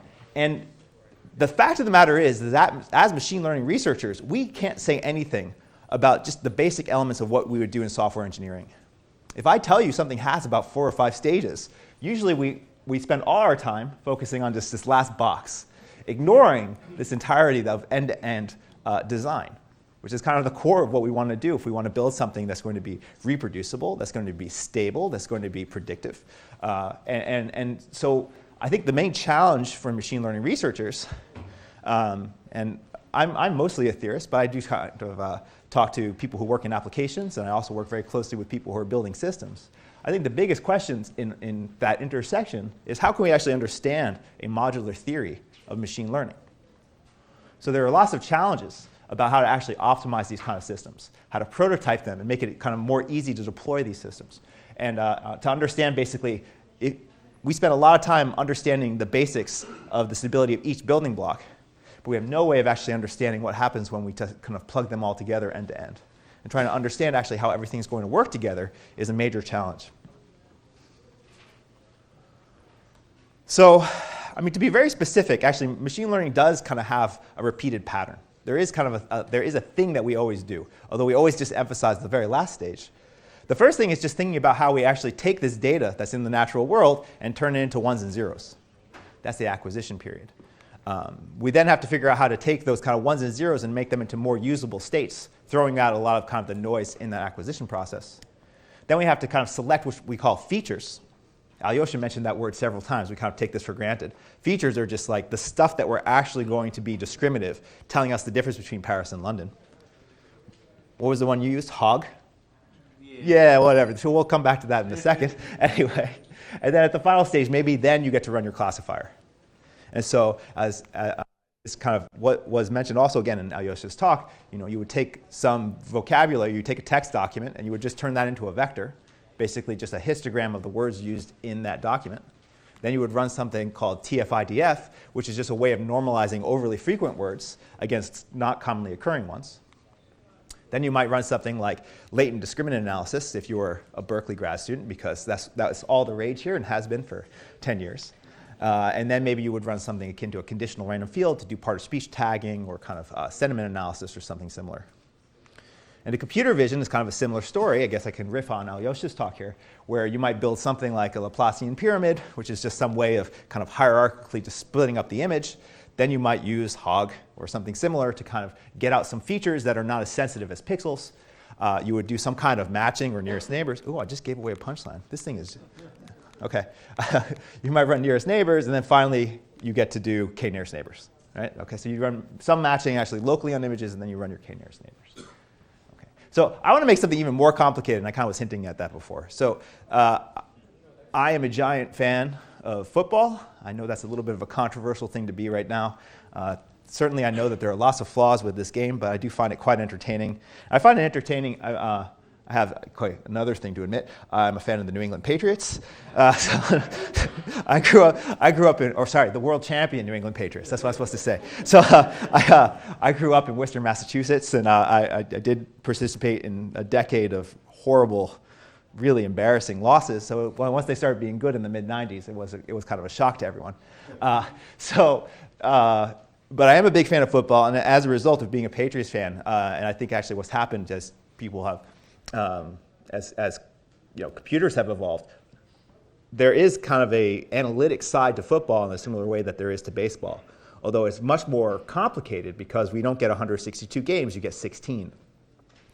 And so there are all sorts of questions in football that are quite interesting. They're quite data-driven problems. For example, about how you can take particular players and figure out how they're going to fit into a particular system, if they're actually going to be good for the kind of game that you run, or if you have college, you look at the college feeder league and you try to say, okay, who's actually the best guy who should go first on draft day? Or even if you just look on game day and you look at actually what happens inside of one of these plays, well, I think it has a reputation of being a very meathead-driven sport. There actually is a lot of sophistication in what goes on into the strategy and planning inside of a football game. So what I've plotted here, this is kind of a schematic for what one might do inside of one play. It turns out that 90% of the plays that Peyton Manning, who's probably one of the greatest quarterbacks of all time, runs are basically, they start from one idea. They have one concept that you start from. Essentially, this is the diagram. And because he is so intelligent and because he has so many different ways of disguising what they're going to do, they're actually able to be very effective, essentially just running one basic play. And so there's a wonderful analysis by an author named Chris Brown about this kind of particular play. If you want to read about it, he's really good. So the problem with football at this stage of the game, there's our victory celebration here. The problem with football at this stage of the game is that actually to get the data, this is what's amazing to me. I mean, we're in 2015. How do these guys actually get the data? The biggest websites, Pro Football Focus, Football Outsiders, there are a variety of these kind of analytics-minded people. They enter it by hand. They enter everything by hand. And some of these things are really hard to enter. For example, how long does it take the quarterback to throw the ball? You have to do that, and you have to go in there and every frame figure out exactly how many frames are gone before he releases it. And then you have to track all of these different players and understand. I mean, on a game day, there are 53 players on each team. So it's or 45 on game day, either way. So you have a very complicated kind of mess of all of these different plays, and many details are left off and not recorded. And so we actually have a fairly unsophisticated, we've gotten much better in the last 20 years, but it's nowhere near what you get in baseball. And in fact, it's nowhere near what you get in basketball, which is actually quite fascinating. In fact, basketball has had a bit of an analytics revolution in the last 5 years. Part of that is because they've invested very heavily in computer vision. Actually, it's an Israeli company that builds this very, very precise way to track all of the 10 players on the court at all times. And this has kind of enabled a lot of teams to be smart about who actually, to do a little bit of a sabermetric style thing in basketball. And there are some suggestions that this kind of technology was what led to LeBron James having kind of this amazing season he had with the Heat 2 seasons ago. So kind of just like really completely reinvented the way he played when they went on that insane, 32-game win streak. So that was basically, the thought was a lot of that had to do with analytics.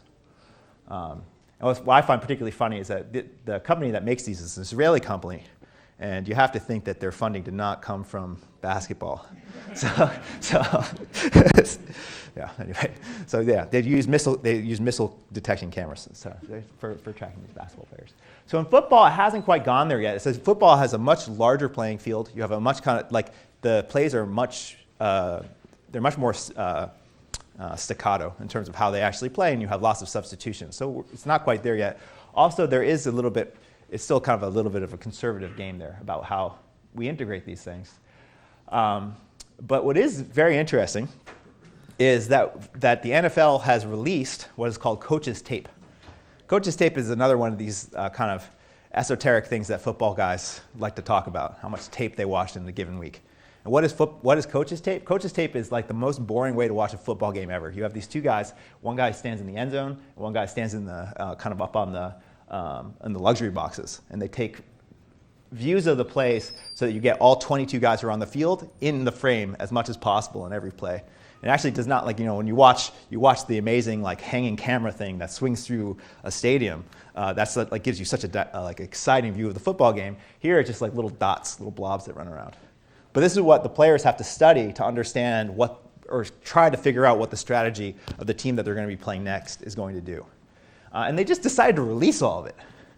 You have to pay them, obviously. The NFL is wonderful. They are really good at making money. This is probably what I think they're best at. So you have to pay them. I think it's $60 a year. But then you can get, you either get 640 by 480 of the coach's film. They're saying that they're going to have HD version of the coach's film next year. And so this is a quick way to get, as is always the case, as you can see from Laura's talk and from Alyosha's talk, if you start taking images, this is a very quick way to kind of like overload your hard drive. So a season is about 10 terabytes. And moreover, this is like really the quality is pretty low. I think if you have a kind of hand annotation, and if you've been watching this for 40 years or something, you're like Bill Belichick, you could obviously tell what everything is going to be and what everybody's going to be doing.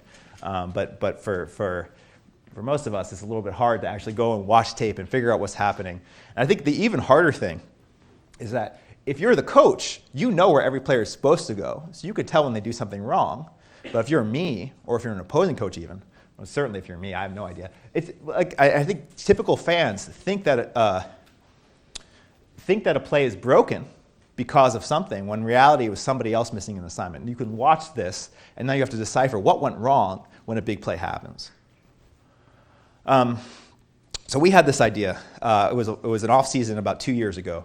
The NFL has a very long off season. So basically now it's over. I'm kind of had about a week of feeling really good because my team won the Super Bowl, and now I have nothing to do on my Sundays until I guess research. Oh gosh, grading homeworks. I don't know. Sundays are, Anyway, so what do I do instead? Well, so we were like, well, okay, we have this coach's tape. There must be a way of actually just like automatically annotating it. This is just machine learning. This should be easy. And it turned out there's a paper that we found by some folks at Oregon State where they tried to do a little bit of this. So the Oregon State has a football team. They haven't been good in a long time, but that's okay. They still they still are definitely there. Pac-12, I know, here we go. They're better than Cal. I mean, that's So here was the idea, and this I think was cool about this. I mean, I got into this for very silly reasons, just because they released this coach's film. I was like, well, we should do something with it. But once you start diving into it, I started learning a lot about exactly how we start to build these kind of pipelines, and you really start to get a feel for how complex these things get.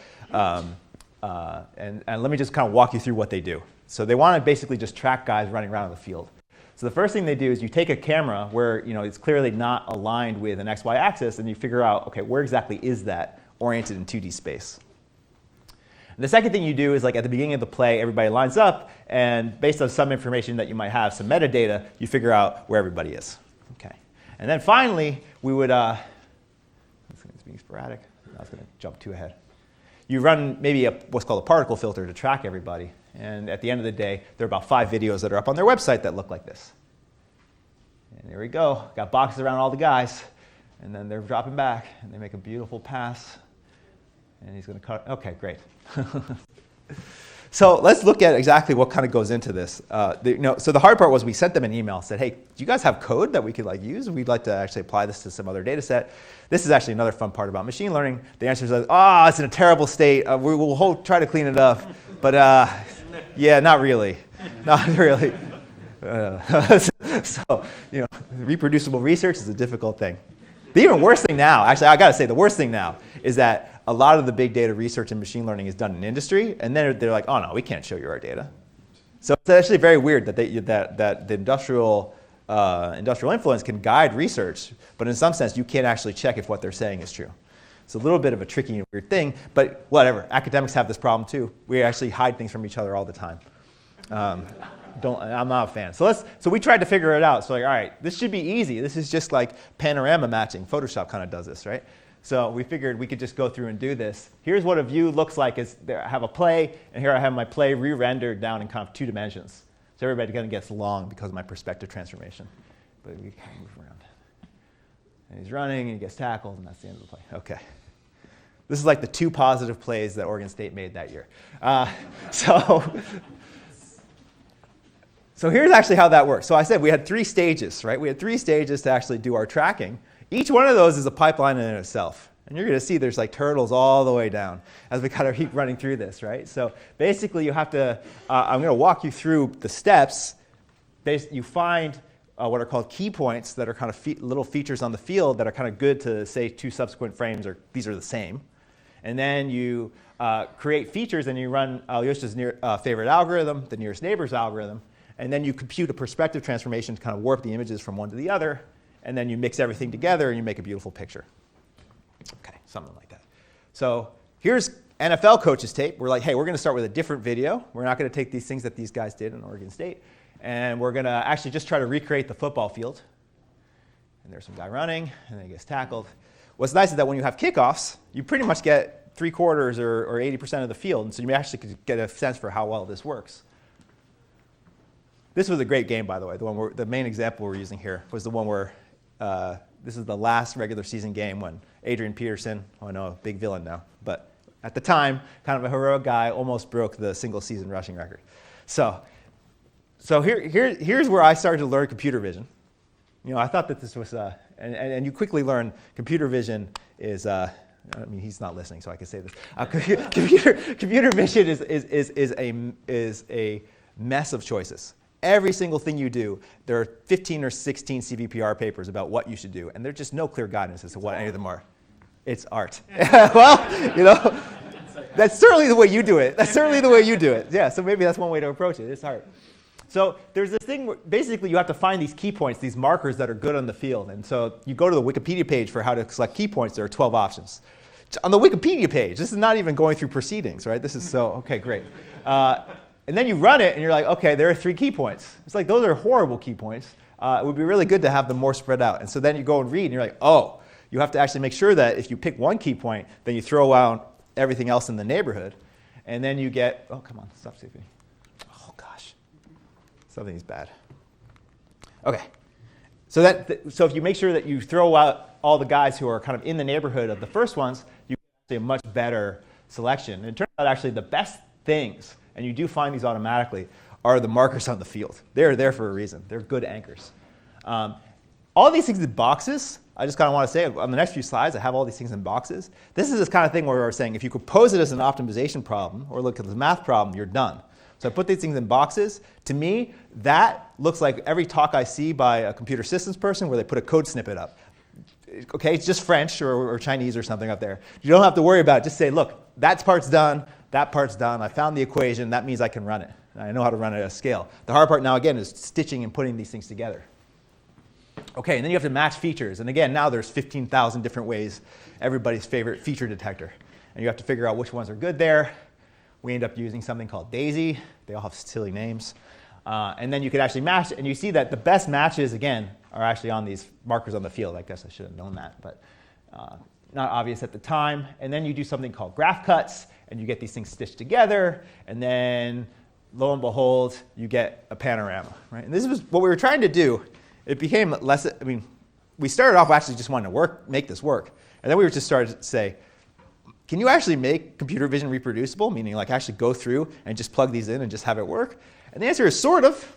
But of course, we used something called OpenCV, which was kind of the best open source computer vision platform that allowed us to kind of have this panorama. And in using OpenCV, yeah, it kind of does have the right mapping on the field in 2D, but it took 10 hours on a single machine just for one stupid play. So there's another problem. So obviously we could optimize this particular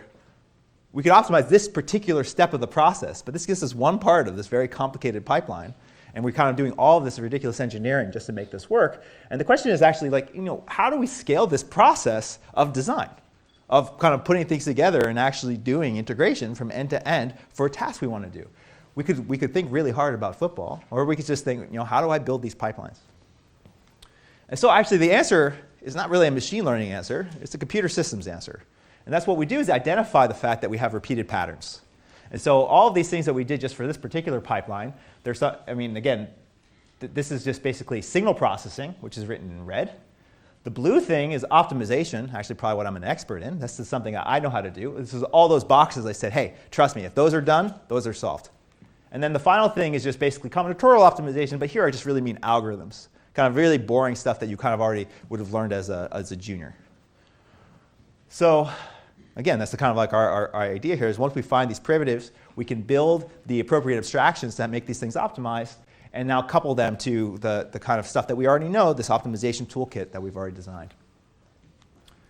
So there are lots of challenges. I'm going to kind of leave football behind for a second and just say, okay, so that was a good example. It's a running example. It gets very complicated very quickly. What are the challenges actually to do this in general? So we've been at AmpLab kind of actually focusing pretty heavily on these parts, the parts of actually how you would actually do modular machine learning design. So the first one is the kind of building the necessary building blocks for the particular substrate that you want to run on. At the AmpLab, we've been doing this in Spark. At Wisconsin, we worked on doing this inside of any relational database. We also kind of looked at just doing this on large single machines. Again, each computing substrate, you have to kind of figure out its own optimization and building blocks, but that's fine. So we've been working on lots of different things there. The second thing is now simplifying the ability for all of us to actually put these pipelines together, prototype these pipelines, try the different choices of the 12 different flags in every different Wikipedia page, and see what actually works well. And finally, I think another kind of grand challenge, and now this is more on the mathematical side of things, is trying to build this modular theory of machine learning, trying to understand what exactly is this thing going to do, and how is it going to work in a repeatable fashion. How much time do I have? Still got like 8 minutes. Perfect. Great. So let me dive through each of these and kind of highlight 3 of the projects that are currently running in the AmpLab, and kind of say where we're heading in this direction.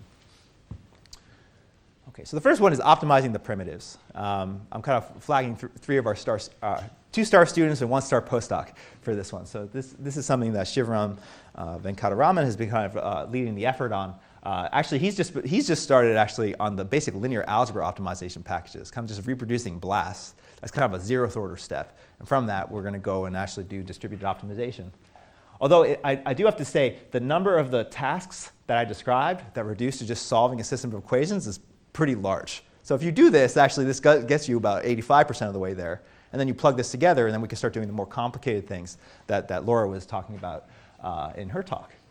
And so what we're doing is we have an open source release of this. It's part of the latest version of Apache Spark.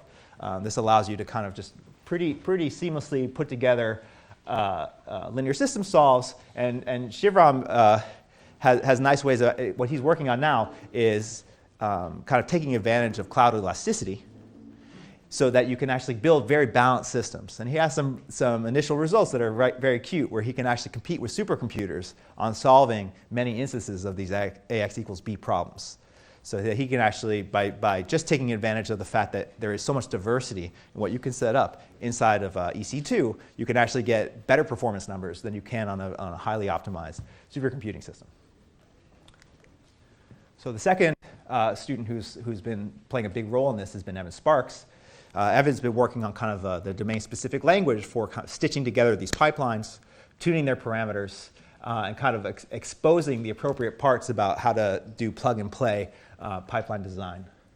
So he's using a bunch of ideas from functional programming to change these kind of nodes together. And what this allows us to do is basically get a graph of what the computation is going to look like, and allows us to change nodes out fairly easily. So this thing that I've put up here, this is a relatively simple pipeline from computer vision that's just used to do object detection. It's one of the simpler ones. It doesn't work that well, but it at least gets you kind of part of the way there. And even here, you have all these bunches of different steps. And an open source version of this is coming very soon. And finally, as a third project, Laurent Lessard, who is a postdoc. He was actually a postdoc in mechanical engineering, but computer science is corrupting everybody. So he's actually kind of been branching out a little bit. So Laurent works in control theory. And that's kind of what he studies and what he's an expert on. And control theory, I guess we all think is just the study of autopilot, making sure that planes don't crash, and similar things like this. But control theory actually, at the end of the day, what happens when I design a new airplane? Well, you build a bunch of different building blocks. That's an engineering team behind each building block. And then when you actually release your design, you release this like 800-page Simulink printout that's going to certify this thing won't crash in a storm. Right? Each block is built independently, and then but we're somehow able to certify the end-to-end behavior. So we've been trying to think about, can we do that for machine learning? Can we, in a similar way, say, here is our certification. Every building block is built independently. Each of my engineering teams is going to make me promises about what these blocks are going to do. And hopefully, I guess we're going to trust them. But just under the assumption that they've actually built it correctly, that their spec is true, can we actually guarantee end-to-end performance? And this is the kind of thing we have some very preliminary results on, where we're actually able to analyze a bunch of very common optimization algorithms that people use in numerics and actually kind of automatically generate certificates of stability and robustness. And this is using techniques, basically similar techniques that people use to kind of certify formation flight and similar techniques and similar kind of systems and controls. Whoa. This clicker is very happy today. All right, so to sum up, right, we're kind of making our jump at these kind of 3 different bullet points, trying to figure out how to actually do global optimization on all sorts of different computing platforms, figuring out how to actually make the design of these systems easier, taking advantages of tools from functional programming and database languages, and actually certifying things mathematically so that, you know, at the end of the day, we have a lot of talk coming out of a lot of companies saying that we're going to put machine learning systems in like cars and the smart grid and all this kind of stuff. And if we have mission critical tasks like that, I'd also like to have some kind of guarantee that it's not going to just decide that it sees a cat, because those may be the only images that it has access to. So we really want to have, if we have mission critical tasks and we're going to do data-driven approaches, we need kind of certificates that these things are not going to have bad behavior. And that's the final piece of this puzzle that we're working on. So with that, I'll stop there and I'll take any questions you might have. And if you want, I can show you some videos of football, but either way. Thanks.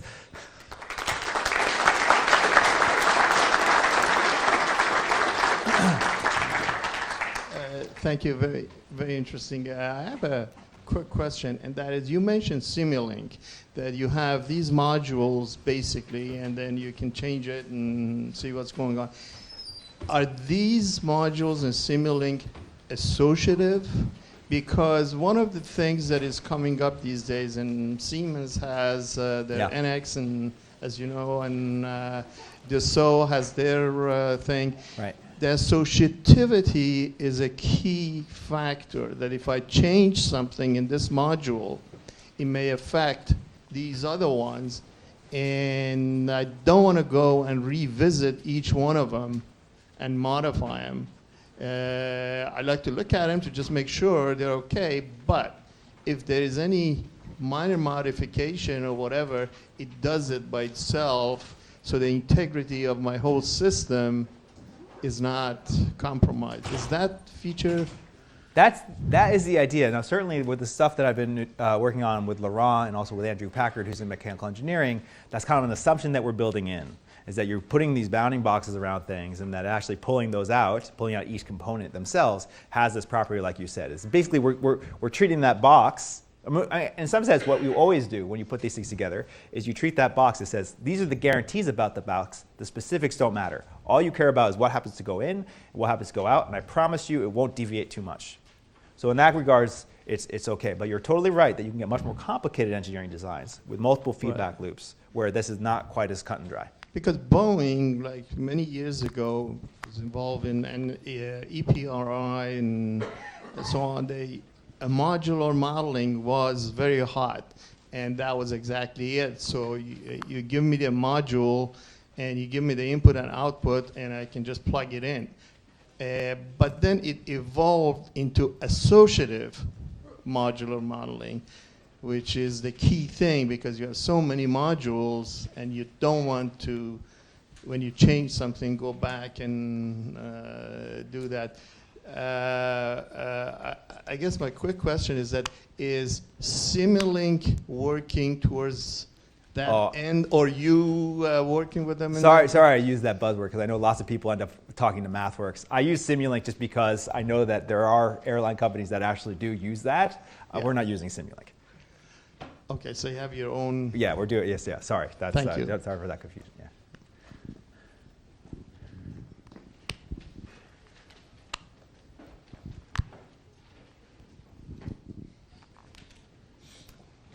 Okay, thank you guys.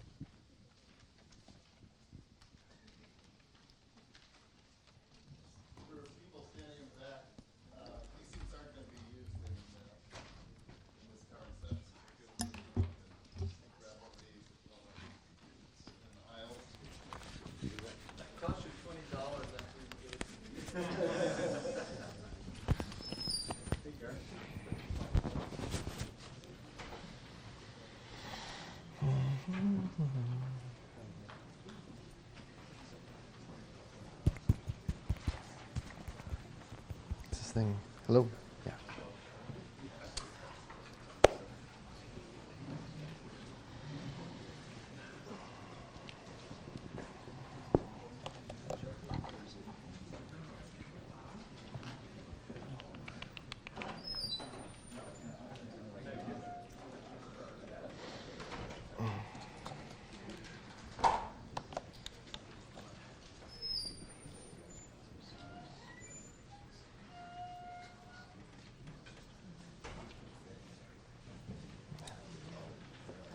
The Mac knows about the screen.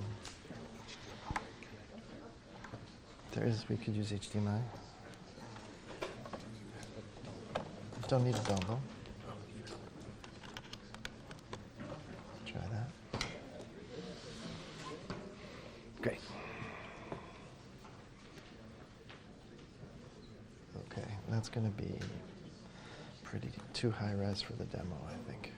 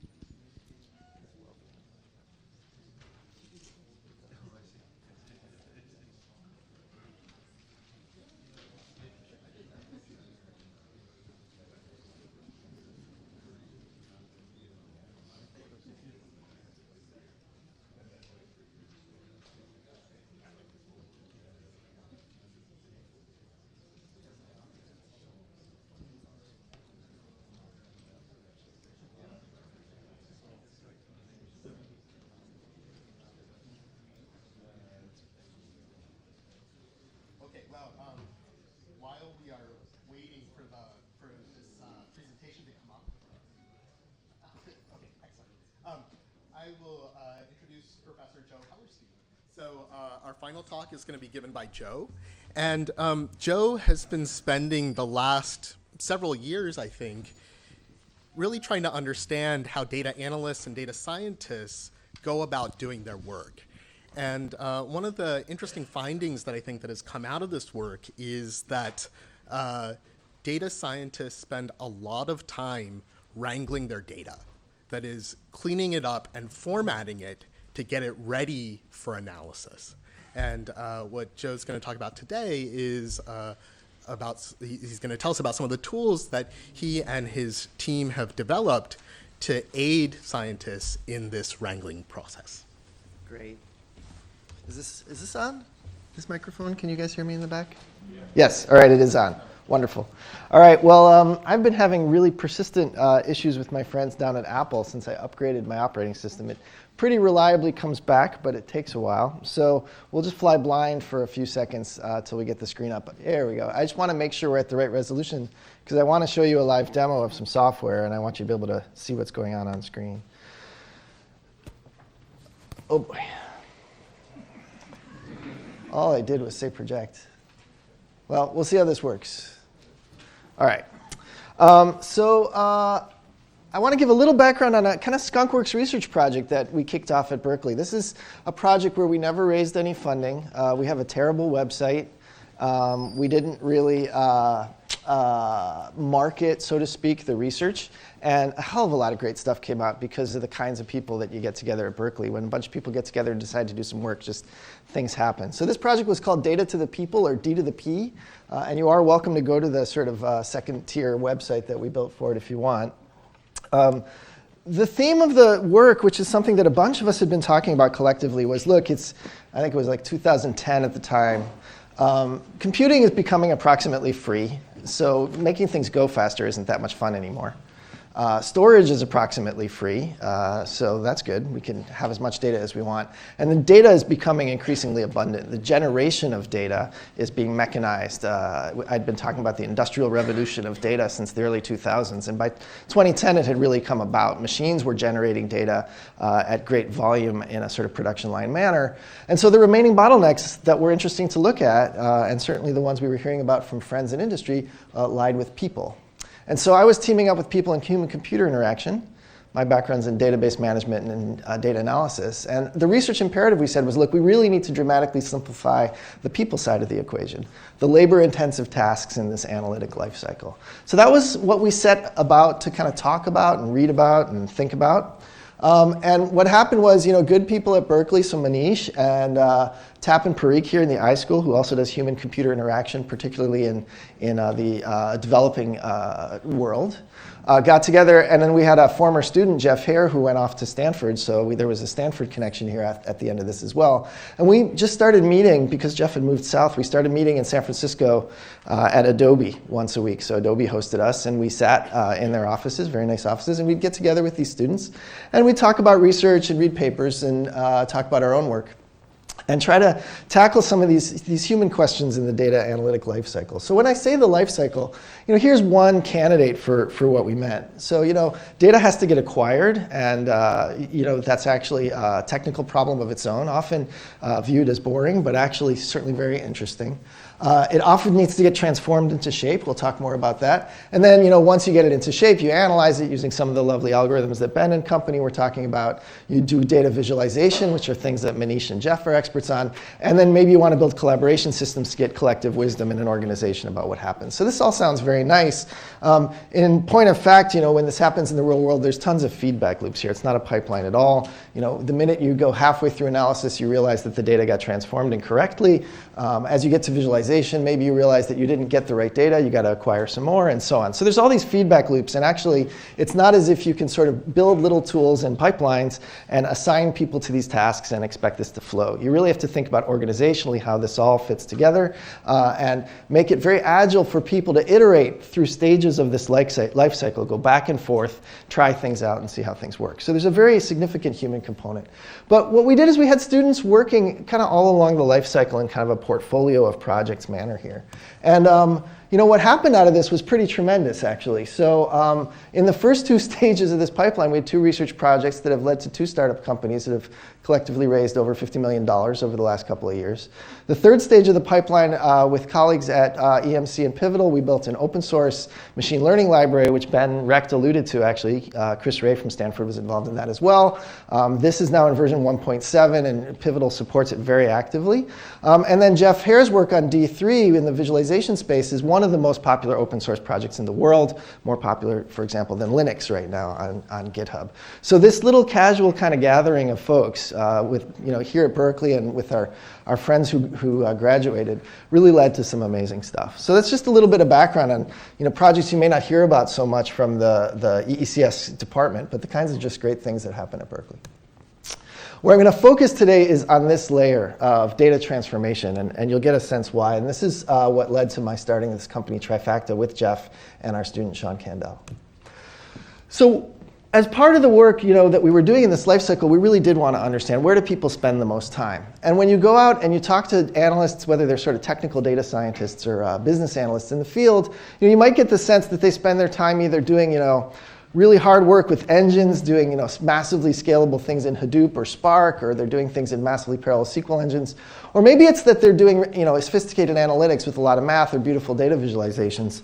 But in fact, when you go talk to them, what they will tell you is that 80% of the work in any data project is actually just preparing the data for analysis. That's where the human bottleneck is. And Ben alluded to this again, just kind of getting the data right and getting the pipeline set up is a lot of the work.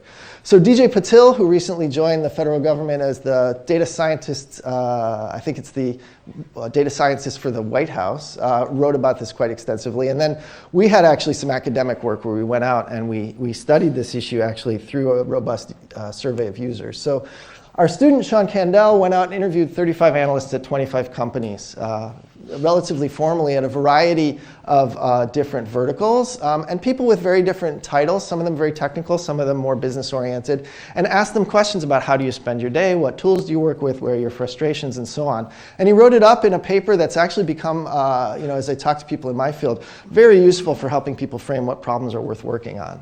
It contains a lot of anecdotal quotes as well as some sort of soft gathering of statistics and binning topics into categories.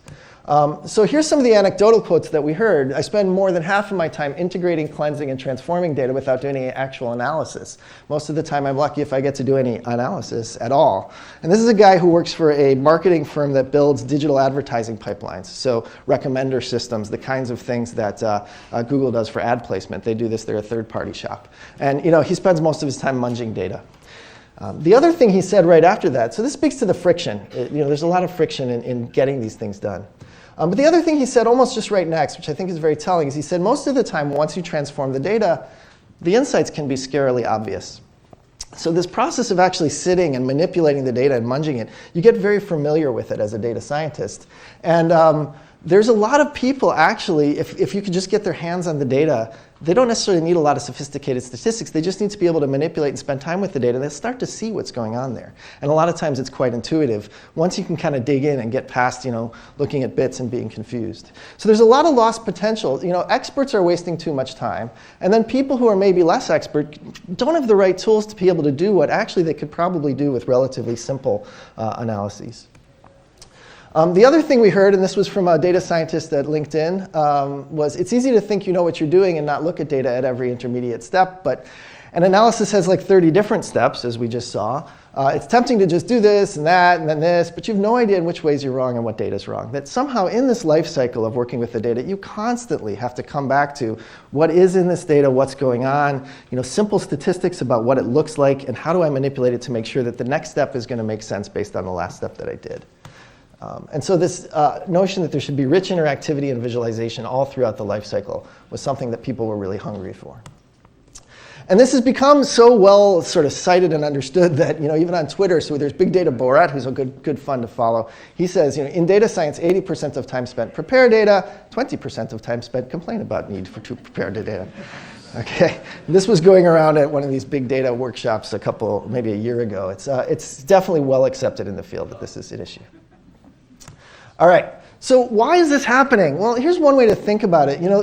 We are dealing with more and more data of more and more complexity than we used to. We used to just have business system data in industry. We had ERP systems and customer relationship management. And life was relatively simple, supply chain management. But now what we're getting in sort of every business is not just specialized anymore. Is tons of machine-generated and software-generated data, logs of various kinds, are being landed and made available to us to use. And competitive advanced businesses are using this for business advantages, right? And this is sort of a well-known theme, and everybody wants to jump on the bandwagon. So that's great. But there's much more complexity to this data. It's much messier and more varied than it used to be, and much noisier, and we're embracing that noise. Nobody ever says garbage in, garbage out anymore, right? It's always about finding the good things in your noisy data. So we've got lots of noisy, messy data. On the flip side, we're delivering this data in increasingly simple ways. So things like a fraud detection algorithm or a recommender system, these are things your customers just sort of expect. And they're very easy to understand and consume. These are like consumer products built on data. We didn't used to have this before. It used to be the data was in the back office and no one even knew about it. Now it's driving these very forward-facing, very simply consumable products. Even things like simple dashboards and data visualizations are things that actually, are very easy for people to understand. So how does this barbell get held up? You've got more and more complexity, and you're trying to produce more and more of these simple applications. And really what ends up happening is the data scientists are in the way. And the work they have to do to get from this complex data to these simple products is, at the end of the day, a whole bunch of data wrangling and munging. And in essence, it becomes a programming problem. So to get your data from one form to the form you need it is not an algorithm. All right? There's not one way to do that that's going to do it. It's inevitably bespoke. The data sets you have today and the product you're trying to build require you to munge that data in a very particular way. So people end up writing scripts and writing scripts and writing scripts. All right? And the question is, how can we make that consumable and easy, that task of generating all these scripts? So I worked on this actually a bunch of years ago, back in the early 2000s. So this should say VLDB 01. That's actually a mistake. It was 9/11, actually, this conference, which is probably why I got the typo, because I'll never forget being in Rome for 9/11. But this was work that we did back in 2001 just to make a visual framework for cleaning up data. It was a tool called Potter's Wheel, and it's sort of one of my favorite little pieces of work I'd done over the years. It was an isolated one-paper project, but we built a kind of spreadsheet environment to transform data visually. It had underneath it a step-by-step domain-specific language for data transformation that we had designed. And it gave immediate visual feedback, so you got direct manipulation of the data. You didn't write scripts. You looked at data, you kind of poked around at the data, and you generated transformations visually. And as it was running, it was giving you feedback on discrepancies and anomalies in your data, so you're very quickly seeing what kinds of things were going wrong. And this whole thing, because it was happening in a domain-specific language, gave you lineage as to what you had done to change this data in a high-level way, and the ability to say redo and undo steps. And this was all very nice, and we were very proud of it. And in fact, I would say now, like 10 years later, there's a number of companies that are roughly selling this. Okay, so it's become kind of a thing. You know, we were sort of, this is 2001 again, but by now the idea of visual data transformation is quite well established in the field. The problem is, you know, after we sort of stared at this for a while, is that it doesn't really help that much, because we haven't really made things easier for the user. They still have to specify everything. The full burden of specification, all the work of defining a script, still belongs to the user. The user still has to do it. And in essence, all we've done is we've taken a task that used to be in a language where you started with data, you wrote code, and you got results, and we lifted it into a visual domain where you start with a visual representation of the data. You have to do interactions which are one-to-one isomorphic to coding, and generate visual results that you translate back down. These interactions up there amounted to the same thing as specifying commands. Pick something from a menu, fill in its parameters, get the results. It's very little different from type the command, type the arguments, get the results. So the user still has to do all the work and all the thinking. You know, another way to look at it is users sitting up here I'm going to skip through this, but they're authoring scripts, they're testing the scripts. The computer is used to visualize the output, okay? But that's all the computer does. It's very much driven by the user who sits in this domain of code. But when we look at things like Google, there are better interaction models these days, okay? Where the machine has knowledge. You start typing something in Google search, it does predictive type ahead of what you're gonna get, right? And how does it do this? Well, it knows something about the corpus of data. It knows something about you, and it knows something about you know, what other people who've been querying do things. It knows about query logs. And it's able to predict what you're gonna do. Can we do a similar thing for programming these transformation scripts, which is much more technical than type ahead, okay? So we built a tool called Data Wrangler, and this was Sean Kendall's work as part of the research project that roughly did this. It automatically infers what you might want to do next in these transformation scripts in a method we call predictive interaction. So I'll just skip ahead. The idea here is that rather than just getting you in the visual domain, what happens is when you see a visualization of data, you can just point at it in an ambiguous way. You sort of guide the system to pieces of the data that interest you, okay? And that ambiguous specification, then the algorithm goes ahead, the machine goes ahead and predicts a visualization of probable next steps. What are things you might say in your transformation language next? Let's rank order those, visualize those for you. You can disambiguate, and then we compile down to the bottom. And in essence, what we've done, I spoiled my pretty little animation, is we've moved the developer into the domain of visualization and interaction, and the machine now generates the code. Right? The user is just going to touch the data, and the machine's going to suggest script steps and preview their results, and the user is going to get them. So without further ado, let me just show you a demo of how this works. And rather than show you the research tool, I think it'd be probably better, oh, that's exciting, to show you a somewhat more polished product. So I'll show you the Trifacta commercial product. What we're going to do is we're going to look at data from a telco. Okay, so imagine, if you will, that you work at a telecommunications company and you're looking at customer data. And your task here is to take data from the customer data warehouse on your subscribers. Nice clean data. As well as take messy data from the cell towers, log files from the cell towers, to figure out what call quality looks like. And we're going to try to figure out if the customers are leaving the service based on the quality of the calls that they experienced. Okay? So very quickly, to give you a sense of this, we'll create a project and we'll load up the subscriber data, which is just a dump from our data warehouse, and it's nice and clean. So we'll look at this file. And when we load it up in the interface, what's going to happen here is that the code behind here that comes from the research is going to automatically infer a script. And the script is trivial. It's doing nothing more than splitting it into rows and columns, taking the first row and turning it into a header. So this is something that Microsoft Excel might do for you automatically as well, just based on a rule. As it happens, this is happening under the covers based on a probability model about what you might do with the features of this data. But the point is, this data is easy. We're going to look at more interesting data in a minute. You immediately get your eyeballs on what's going on with this data. So you have column names, you have distributions and data types for each column. So it's figured out that these look awfully like dates, and it's giving you distributions on those dates and so on. We could scroll around in this data, but you quickly get your eyeballs on the data. Okay, and you can look at this as pretty typical data for our customers. Since we're telco people, we'll notice that this IMSI is here. That's the International Mobile Subscriber ID. We know that because we're telco analysts, right? And that's going to be our customer ID. And just keep that in mind for a minute. Now let's load up that cell tower data, the call detail records. Okay. So when we load up that file, it's going to not be so easy to deal with, because this is the way it came out of the log files. It's just a little bit messier. But we'll see what the algorithm does automatically, and then we'll get our hands on the data.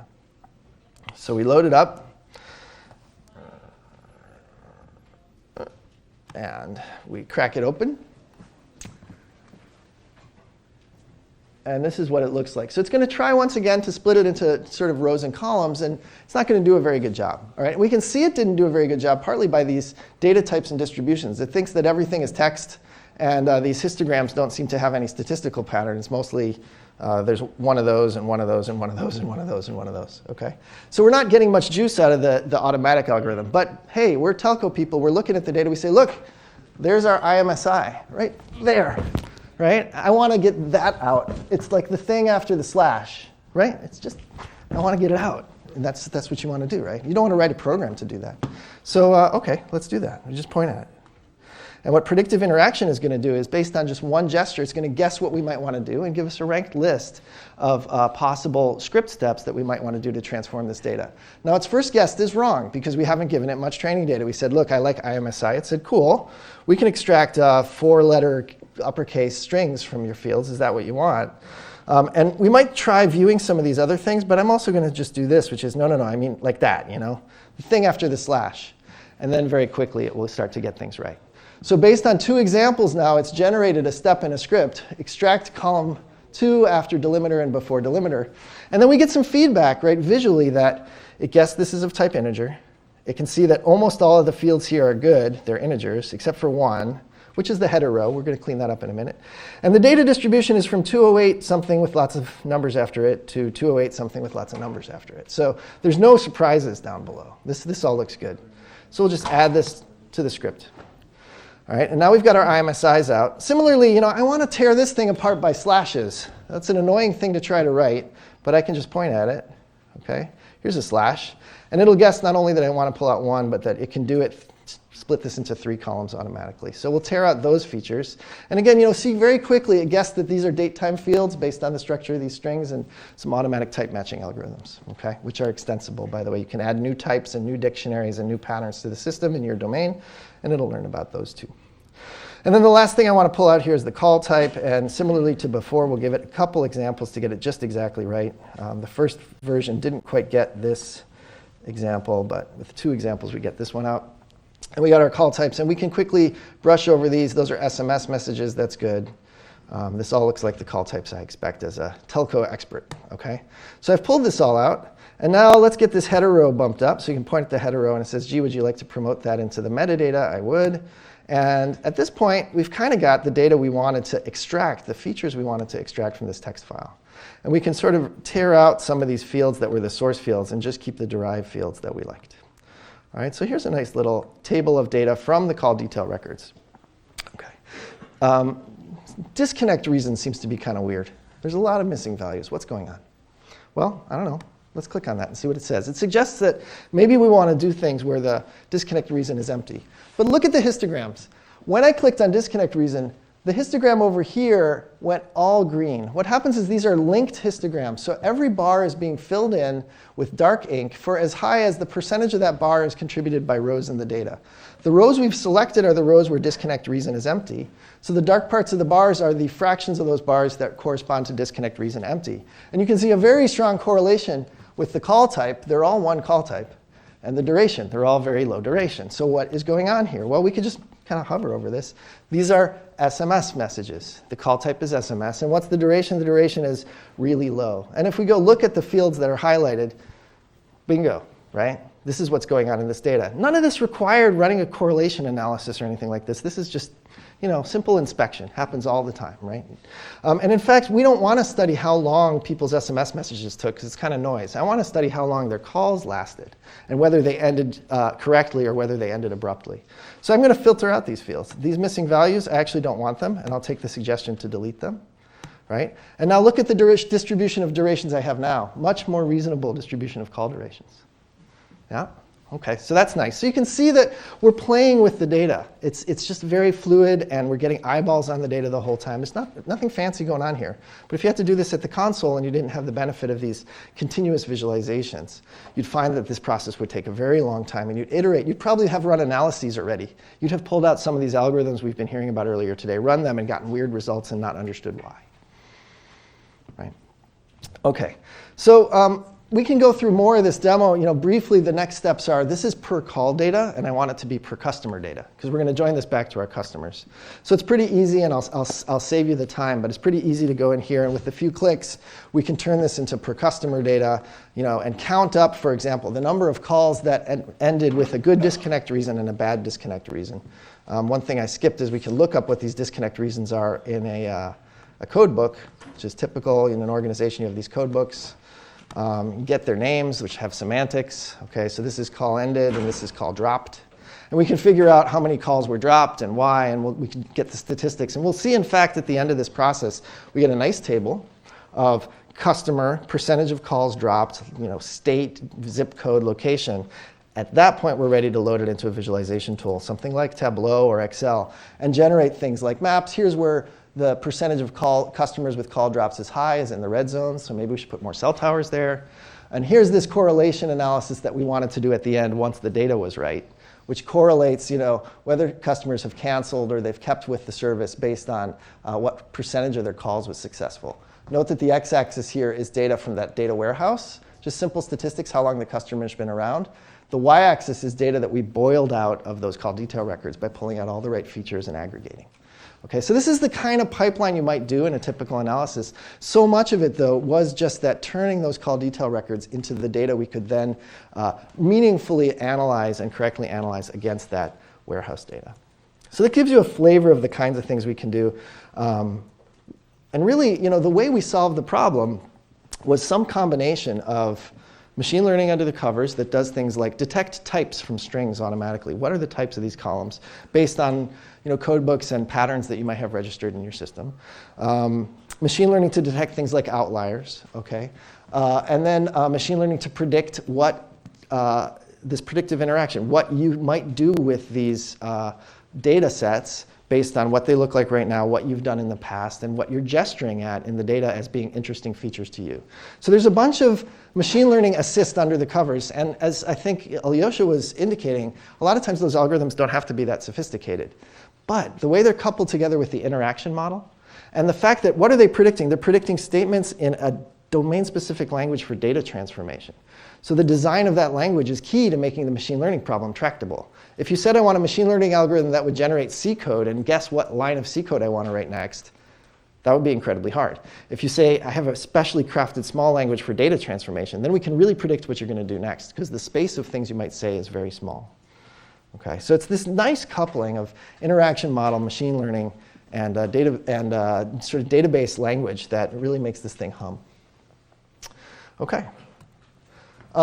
So in sum, the theme of a lot of the work that I've been doing, one branch of my research over the past few years has been to collaborate with people in HCI and machine learning to focus on these human bottlenecks in data analysis. There's very high impact work to be done here. It starts out sounding really blue collar, right? I'm going to build a data cleaning tool. Well, that doesn't sound very, fancy and academic, but it turns out there's a lot of high impact to be done here, which is why this has been industrialized very naturally. And it's also very interesting work. It turns out there's lots of fun to be had here. In terms of impact, customers who are using this report, things that used to take weeks now take seconds. Those kind of changes are very real, and you hear them from people in the field. And people say things like, my God, I wish I'd had this for the last 10 years. The amount of time I've wasted, makes me weep. These are real things people say to us. So it makes a huge difference. The other thing I want to point out is the tech transfer we did in this general Data to the People project really had many paths. So there were 2 startups, and I put a lot of time into them, particularly Trifacta. But there was also, say, MadLib, which was a very active engagement with industry, with established industry, with EMC, to build an open source platform and take advantage of their infrastructure for things like quality assurance and testing. And they have full-time staff who do these things. It's very hard to hire a QA engineer to sit on campus and really build industrial code, right? So that partnership of algorithms coming from places like Berkeley, my alumni who went to Florida, Chris Ray, who was at Wisconsin, collaborating with industry people who would do things like QA and testing and then build out more algorithms has been, I think, another very fruitful tech transfer path for us. And then, just camp in open source. So things like D3 and, of course, things like Spark and the AMP Lab, we've had great success with as well. And we pursue all of these things aggressively. Okay? And I've personally seen all of these things work well. I don't think there's a rule for which one is better, frankly. I think you got to do all these things. It's a real portfolio play of ways to have impact. And I think Berkeley's been uniquely aggressive at pursuing all of these. And then finally, more specifically on the topic that I demoed for you, this subtle interplay of these 3 aspects of people, data, and computation is key, I think, to this next generation of easily used tools that make complex problems much more digestible. And I think there's an important thrust in computer science that we don't think about as often, which is how do this is what computers were kind of invented for, right? How do we remove drudgery from people's lives and make them better? And the computing artifacts we've built have introduced so much drudgery into people's lives. And there's enormous opportunity to make all that stuff way, way, way, way easier. So what this requires is this subtle interaction of understanding people, so things like interaction models, visualization models, understanding, in our case, data, which is our domain, right? And having domain-specific languages of really what do people do with this domain so that we can capture that in a concise and meaningful way. And then finally, the sort of machine learning computation side of predicting what people might want to do based on their interactions and visualizations and the data itself. Co-designing these 3 things and iterating on each of these pieces and working across areas in a specific domain has been really a great pleasure intellectually and, of course, in terms of building things that matter. So that's kind of the theme. And that's it. So I'm going to get you back on time.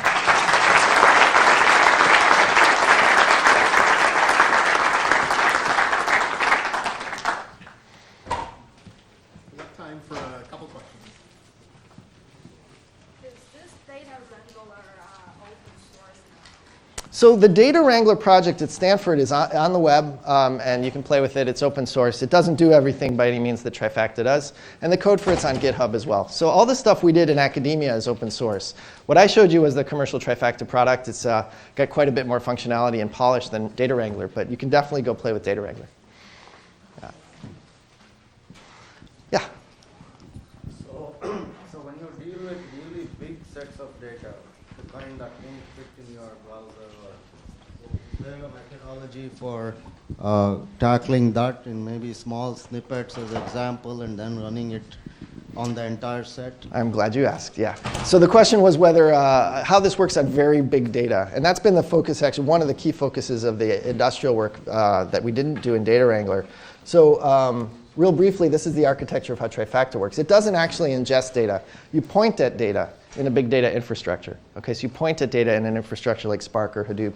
We pull samples of that data up into the browser where we do the predictive interaction. And this is necessary, frankly. You can't get your hands on data until you see examples of the data. And with very large data sets, you can't look at all of it with your eyeballs. right? And so this is key. So you want to pull samples, and you want to pull samples in multiple ways, actually. Sometimes you really do want to look at the head of the file because you have to understand the structure of the file, which is often only evident in the first number of bytes. Sometimes once you know where the record boundaries are, so to speak, you want a random sample of the file. And then very often you want to stratify that sample so you see specific pieces of the data. So various sampling strategies. Once you work in the browser, all that visual work you do, you saw it was turning into script, right? We can compile that script down into multiple languages. We can compile it to Spark, we can compile it to MapReduce, we can in principle compile it to SQL or MATLAB or anything you might like, right? And so that framework of having that high-level domain-specific language enables us to generate code that runs then at scale. Now the problem you have there is, well, what if the sample didn't contain the stuff that you really needed to work on? And that's where you need to have an iterative pipeline where you run the big job, you get results, and you see data profiling of the results, which is stuff we do in Trifacta that we didn't do in Wrangler. And those results should find the anomalies in the full pass that you didn't see in the sample and bring them back for you to iterate. And this iteration essentially is on a longer time scale than that one, but that's necessary because you have to look at the full data. And then finally, when you get the script the way you like it, you can send it to your analytics tools, or you can put it in a pipeline and run it every day on a new feed, right? And so this is sort of the bigger life cycle of the architecture. Bill Tetzloff, IBM. We've got about a 50-year history of specifying software and having it turn out that it doesn't do quite what we wanted. And a lot of tools for trying to, regression buckets and different ways of doing things to try to make sure it does. What I'm wondering about what you're doing is that you're going through a lot of steps, and how do you know you're doing what you really want to do? Or is this an area where being wrong 1% of the time is okay, whereas it's not so good in a bank?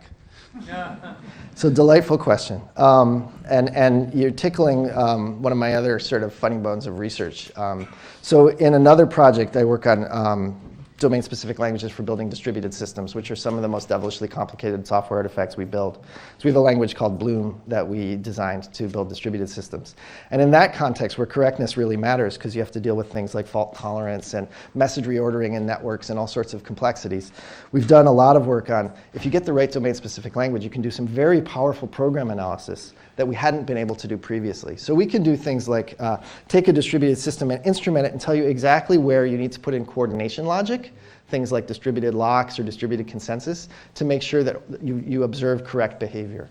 We can also test, we generate exhaustive and correct tests for fault tolerance. So we can tell you exactly whether your system is truly fault tolerant when you say it is. So this is an important theme of research. I guess this is what I want to say. It's something I think about a lot. In the context of analytics, which is a very different developer environment, these people, for the most part, analytics starts out as an exploratory process. And you want to facilitate that exploratory process. So you're much less concerned in an initial exploration of data and in building analytics, you're much less concerned about everything being just so. And you're much more concerned about agility. Okay? When you shift to productionalizing this stuff, so you're going to take the scripts you built and they're going to be fed into a recommender system, then you want to worry about correctness. But the correctness there is quite different than the software engineering correctness that I had been talking about before. So this is much closer to the stuff that Ben was attesting to, where you have to have some statistical confidence that this thing is going to stay within bounds, right? And that it's meaningful for some model of the world that you believe is true. And so the outputs of an analytics pipeline and the notions of correctness there are really quite different than how do I make sure my distributed system will never fail, right? So these are, in some sense, I'd love to believe they're related, and this is a topic that I've idly chatted about with Ben and others. We're going to get back to it, but if the techniques here, which are really from logic, can be brought here and applied to statistical thinking, I think this is a fascinating problem. So I answered you with a cloud of research stuff, and the reason that wasn't like, well, the answer is this, or no, we can't do it, is because I think it's a gigantic question. Software quality is an enormous challenge, and really, again, one of the most important things I think in computer science, because machines can go fast. The question is, as we make them go fast, do they work? And that's a very expensive problem if we don't solve it. So that's another human-facing problem, in essence, making developers productive. Great question. Got me all excited, sorry. So we're running low on time, so I think Joe will be around afterwards if you have more questions. But thanks again, Joe. All right, thanks.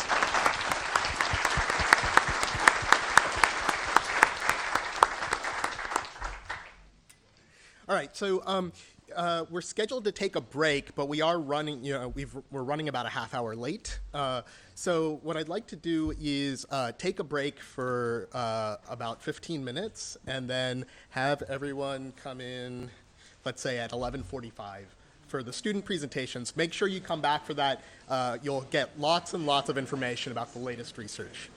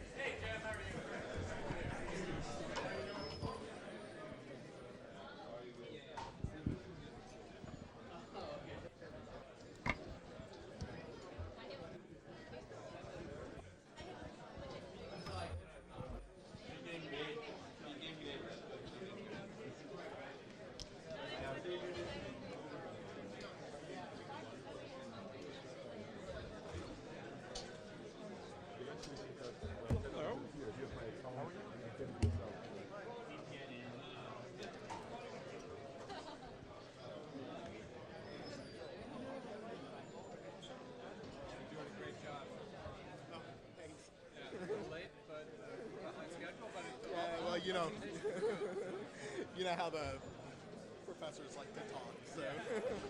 That's part of what they get paid to do. That's right. As long as it's not in the classroom.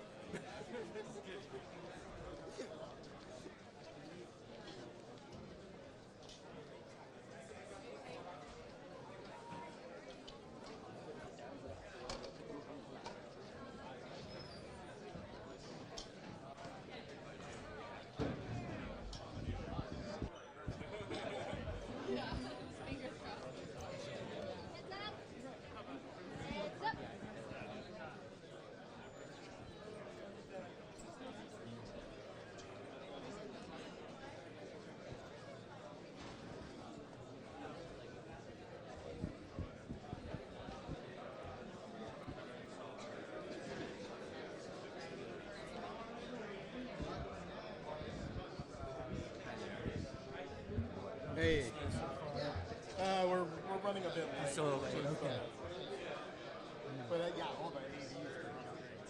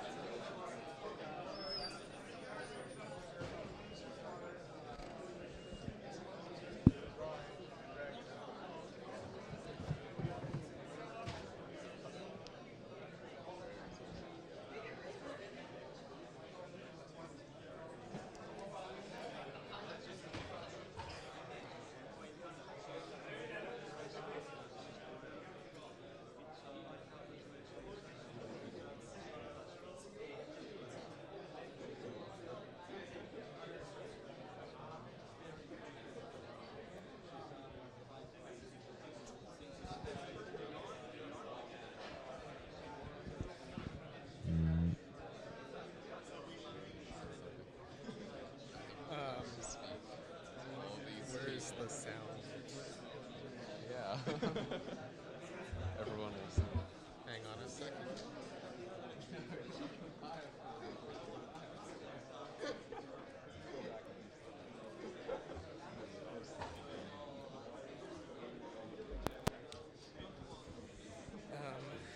So can we just test it? So here's your presentation.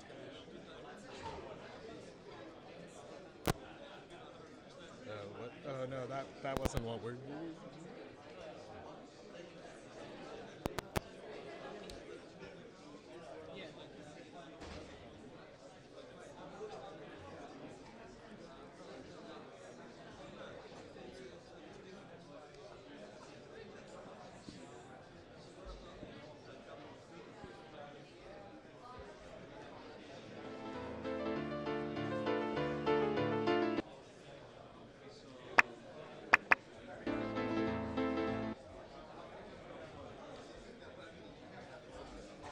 There is no sound at the moment.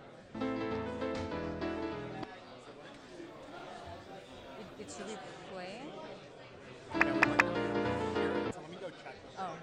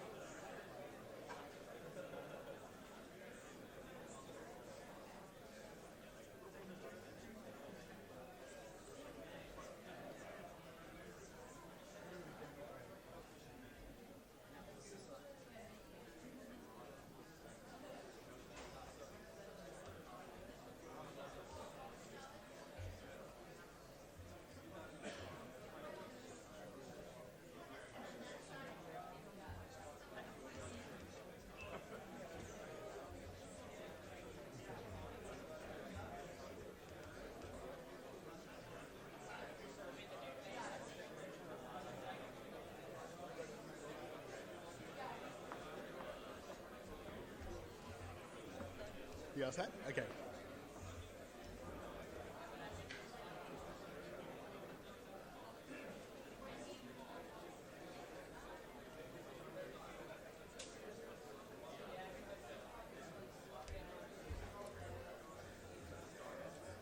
Okay, so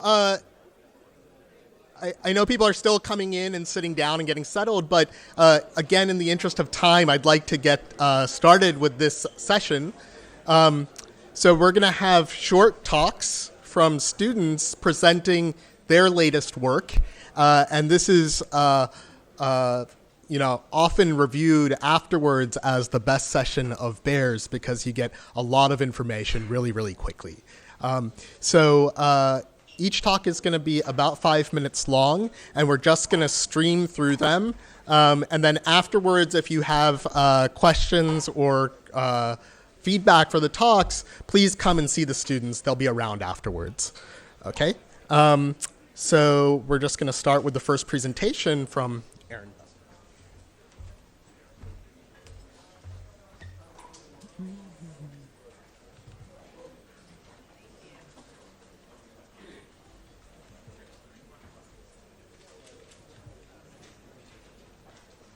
Great. Thanks, Manish. So hi, everybody. My name's Aaron Bestick. I'm a graduate student in Ruzhna Baichi's Tele-Immersion Lab, and I'm here to tell you a little bit about our work with personalized modeling for human-robot collaboration. So I'm sure you've all seen a picture like this. This is kind of the traditional face of industrial robotics today. And robots like this are normally applied to tasks that are scripted and repetitive, and take place in static environments. You'll notice there are no people anywhere to be seen because these robots have a nasty habit of kind of injuring or killing people if they get too close. But obviously, if you look around industry, there are lots of applications that are very much not automated. And these types of tasks might have features which would make them desirable to automate. Maybe they're repetitive or strenuous. But they also have features which are very difficult for these traditional, fully automated solutions. Those can be things like a variable environment, flexible materials, or just other uncertainty that are really difficult for traditional industrial robots to deal with. So there's been kind of a realization in the robotics community recently that there'd be a lot of value in enabling direct physical collaboration between people and robots. So the robots can provide kind of the muscle, and the people can provide the intelligence to deal with this uncertainty that traditional automation has a difficult time with. So it's kind of instructive to think about how two people would go about doing a collaborative manipulation task. And we see that the key problem with this is really this dynamic sharing of control between two different agents. Now, two people, any of us would do this without really thinking about it, but like these two gentlemen here manipulating this window, there's really a lot of communication going on. There's this explicit verbal communication between them, maybe implicit visual communication where they're looking. There are the interaction forces transmitted through the object. And finally, each of the people has kind of this natural intuition about the physical capabilities of their interaction partner. And that's what a lot of the recent work in our lab has been concerned with, is how to kind of endow robots with the same quote-unquote intuition about the physical capabilities of people. What sort of actions are ergonomic or comfortable. And so because this is a robot, that, again, quote-unquote intuition is going to come in the form of a mathematical model. And so we've developed a lot of tools in our lab for building these personalized mechanical models of people. So all of those tools start with raw data, raw measurements from a person. That could be things like motion capture or inertial measurement unit or connect data. And from that, these tools build these really explicit mechanical models that capture the kinematics and dynamics of a person's body. Things like limb lengths and joint axes and stuff like that. And it turns out these models are really similar to the models you would have of like a robotic manipulator. And because of that, we have some really nice mathematical tools that we can apply to them to compute quantities of interest, like the feasible workspace for a person, the joint torques and trajectories that they'd have to use to accomplish different tasks, and other things like that. So we've got a couple cool applications we've played around with for this. The first is actually not related to collaborative manipulation, It's instead for rehabilitation of people with neuromuscular disorders. So in this work, we have this simple calibration routine. A person kind of moves around quickly. From that, we can build this mechanical model of a person's upper body and then model their workspace. So there are things they can reach around them. And then we can use this as kind of a quantitative outcome measure for rehabilitation. So you can see on the left, there's a picture of a person with a normal workspace, and on the right, there's a picture of a person's workspace with this neuromuscular disorder. Some even more recent work has been dealing with this idea of planning object handoffs between a person and a robot. So again, if I want to hand something to a person, this is something that you or I would do without even thinking about it. But it's obviously not that easy for a robot. So we need some sort of a model to tell the robot what, for example, a natural or an ergonomically correct location is to hand an object to a human that it's interacting with. So we did these experiments where we compared a couple prior schemes in the literature for this handoff planning with handoff configurations that are actually computed from these personalized kinematic models. So ergonomically correct handoff configurations. And we got some really exciting results. We showed that in our experiments, the handoff configurations planned using these personalized models resulted in a lot less bending and twisting of the person's torso in order to grab these objects, which correlates with a lot lower risk for injury and things. So we're really excited about this work. I'd love to chat more if you're interested. Thanks for your attention.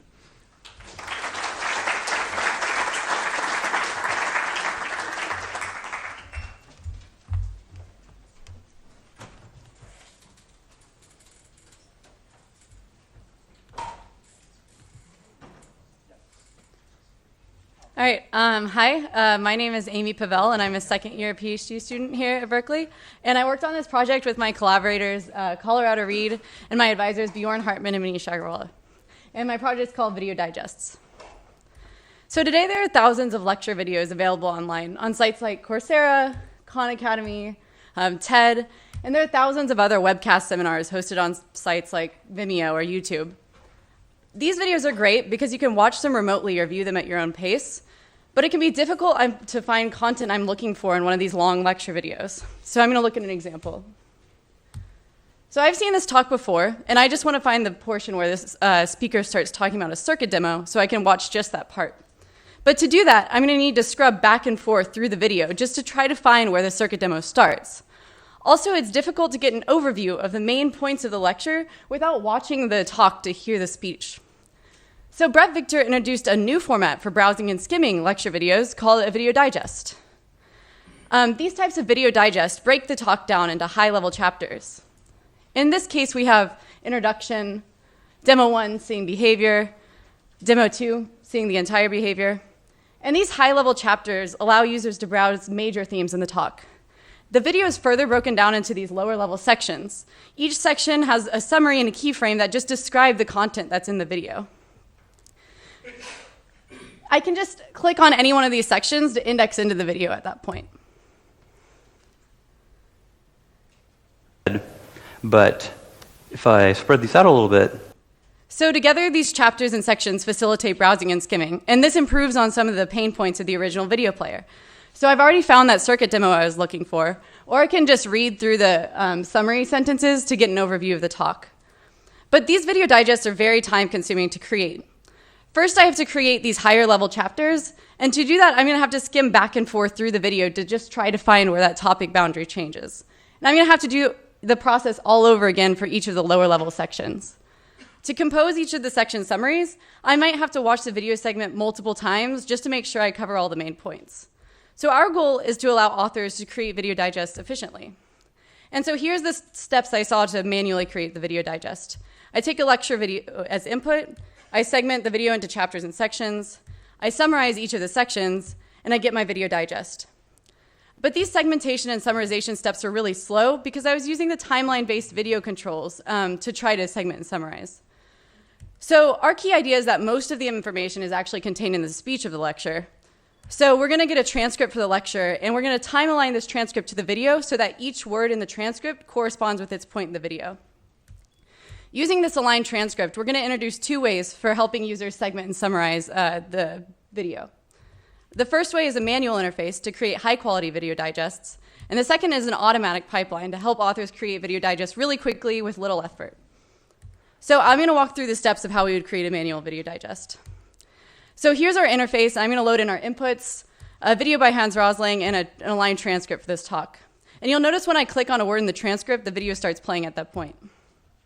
But when you get that opportunity, you get a little nervous. I thought these students...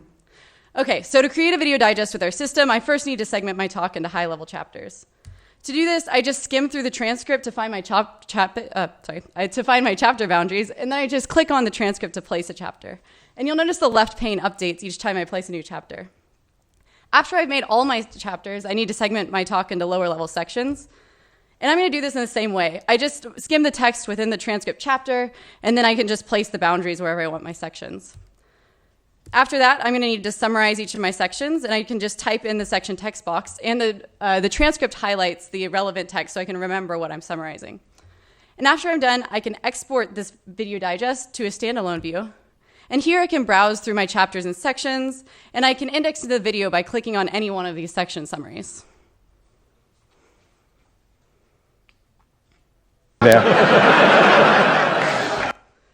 So we just saw how I would create a video digest using the manual interface. And we also have an automatic pipeline. I don't have much time to talk about it, but the main idea is we use a Bayesian segmentation algorithm to segment the talk into chapters and sections. And then we use a crowdsourcing pipeline to create the low-level section summaries. So if you're interested in hearing more about our project or about the algorithmic pipeline, you should come to the poster session in the VCL, that's in 510 Soda. Or visit our website where you can download the paper, view some sample video digests, or even make your own video digest. And that's it. Thank you.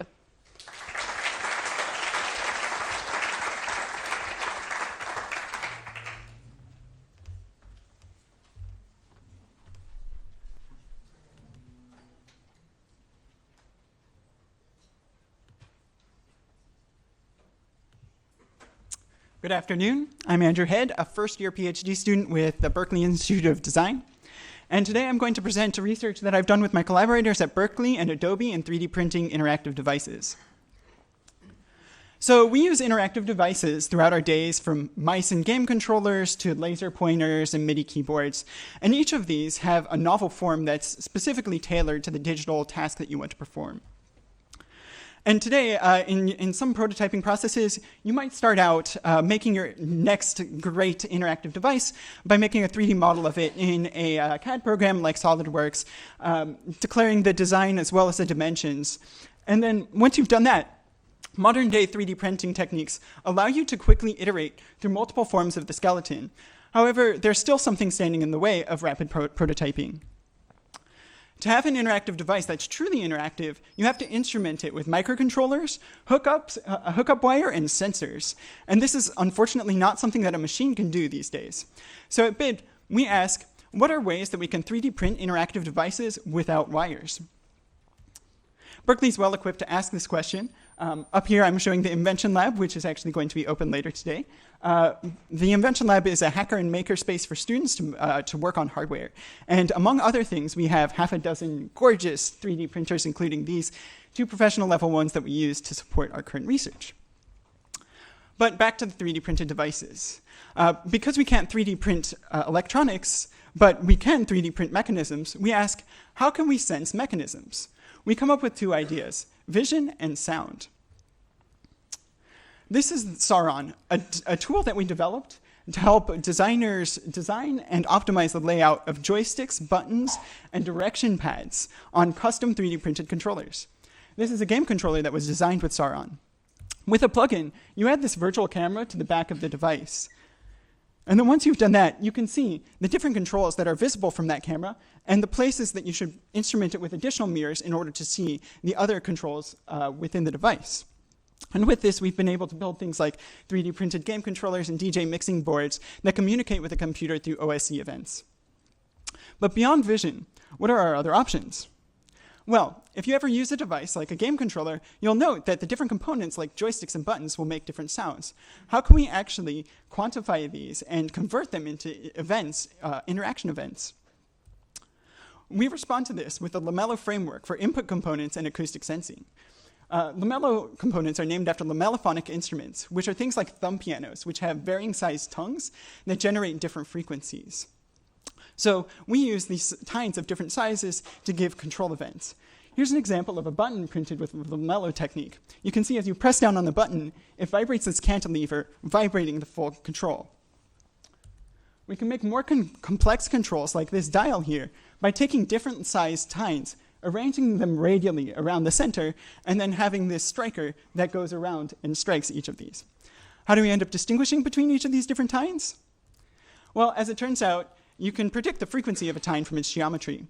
Once you know a couple of the material properties, like the Young's modulus, you can just vary the length in order to get a different frequency for that tine.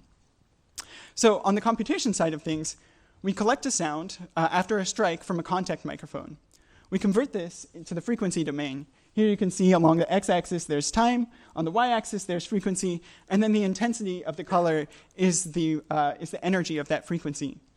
And so by just comparing the frequency spectrums of these different strikes, you can find out what interaction event has just occurred by the tine that has just been struck. Each of these events is preceded with this wideband transient, followed by this long period of resonance where we wait until that resonance in order to perform that classification. Here's an example of one of the lamello sliders in action, and with audio from the contact mic.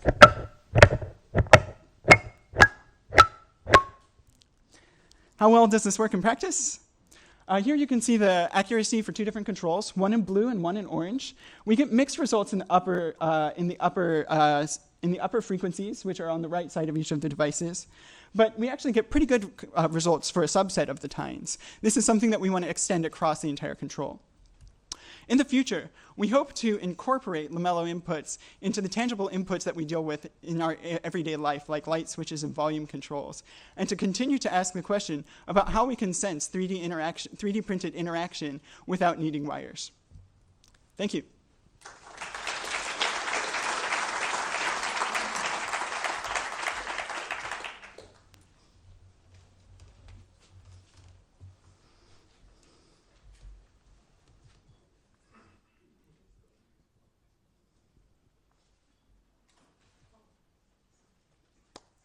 Hi, I'm Animesh Garg from the Center for Automation and Learning in Medical Robotics, and I'm here today to talk about our recent work in task-level automation in surgical robotics. So robotic surgical assistants, such as the Intuitive Surgical's Da Vinci, have been highly effective in performing minimally invasive surgery. These surgical procedures are often long, tedious, and require high dexterity on surgeon's part. Hence, automating some of the subtasks, such as suturing, cutting, debridement, can improve performance in these operations, such as reducing surgeon fatigue, reducing time, and eventually improved supervised telesurgery. However, programming any of these complex behaviors into the machine is a complex task because the human body or human tissue is deformable and highly specular. The problem here is that the 3D tissue or the 3D modeling of the tissue is difficult, perhaps because exact models are unavailable and performing real-time FEM simulations is computationally intensive. So we have looked at a part of this problem. We have looked at automating multilateral manipulation and cutting. In particular, we have evaluated the performance of Da Vinci Research Kit on deformable tissue removal and pattern cutting in gauze. We use a learning by observation technique. We start with expert demonstrations. These are segmented and parameterized to create finite state machines. The robot then repeatedly executes these finite state machines to tune parameters and at times update the finite state machine itself. If required, we can also generate a new demonstration to improve the finite state machine. Let me give you an example. In the pattern cutting task, the robot starts by making the first notch in the gauze. Thereafter, it cuts through the lower semicircle, then the upper semicircle. One of the important aspects of using these finite state machines is that we get some error recovery behaviors for free. For instance, in this example, the robot checks if the two semicircles meet. If they don't, then the robot goes in and makes the cut again. Let me show you some of the results from our work in action. We are investigating if a Da Vinci surgical robot can autonomously perform tedious subtasks. This video demonstrates new results involving cutting and deformable tissues using a learning by observation approach described in detail in the paper. The first subtask is linear debridement, removing a linear section of cancerous tissue. We use plastic putty as tissue phantom. A computer vision system identifies the linear section and guides the robot to extract it in subsections. In 5 trials, the robot successfully extracted all target tissue in pink. The next subtask is spherical debridement, removing a set of randomly placed spherical sections of cancerous tissue. We use plastic putty as a proxy for healthy tissue. Embedded in the healthy tissue are multiple targets made of a viscoelastic material shown in pink. These targets represent damaged or tumorous tissue. A computer vision system identifies the target spheres and guides the robot to extract them. In 50 trials, the robot achieved a 96% success rate.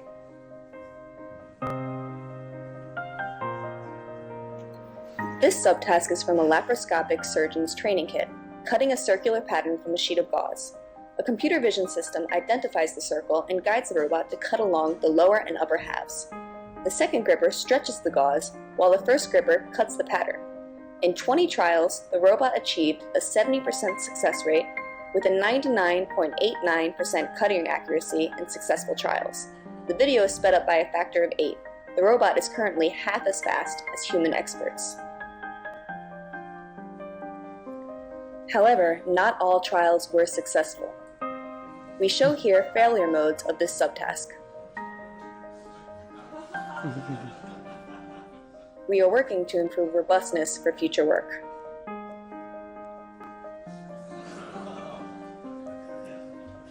So as you see, the method, of course, does not perform perfectly well. And as part of my future work, I'm working on automatically generating these finite state machines so that you can generalize for a larger set of tasks.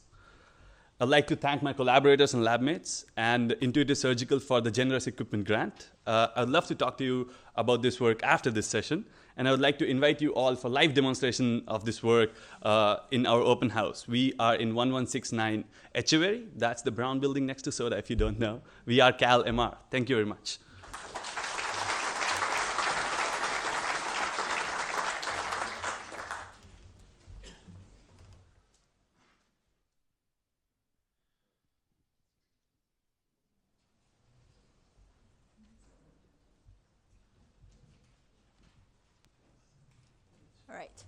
Okay, hi everyone. I'm Dorsa Sadik and I'm a graduate student working with Sanjit Seshia and Shankar Sastry. And today I want to talk about correctness and control for human cyber-physical systems. So this talk built up really well on the previous talk and also Aaron's talk. But what I want to focus on mostly is correctness and control for these systems, for these human-in-the-loop systems. So we have already seen robotic surgery. That's a good example of human-in-the-loop systems. Other examples are semi-autonomous driving, flying, so switching from autopilot to actual flying, and controlling drones from the ground. So these are all examples of human cyber-physical systems that we already interact with in our everyday lives. But one common thing between these four examples is they're all safety critical. So we are putting our lives in the hands of these systems. And what we really care about is being able to give guarantees about correctness of these systems. And if they're going to fail, can we figure out why they're going to fail? And can we kind of go to a safe mode in such scenarios? So let's look at it from a more abstract view. So we have an environment that's going to be a green box around us, and we have a robot and human interacting with each other, and there's an interface layer in between. So there's a whole area of research on just that interface layer.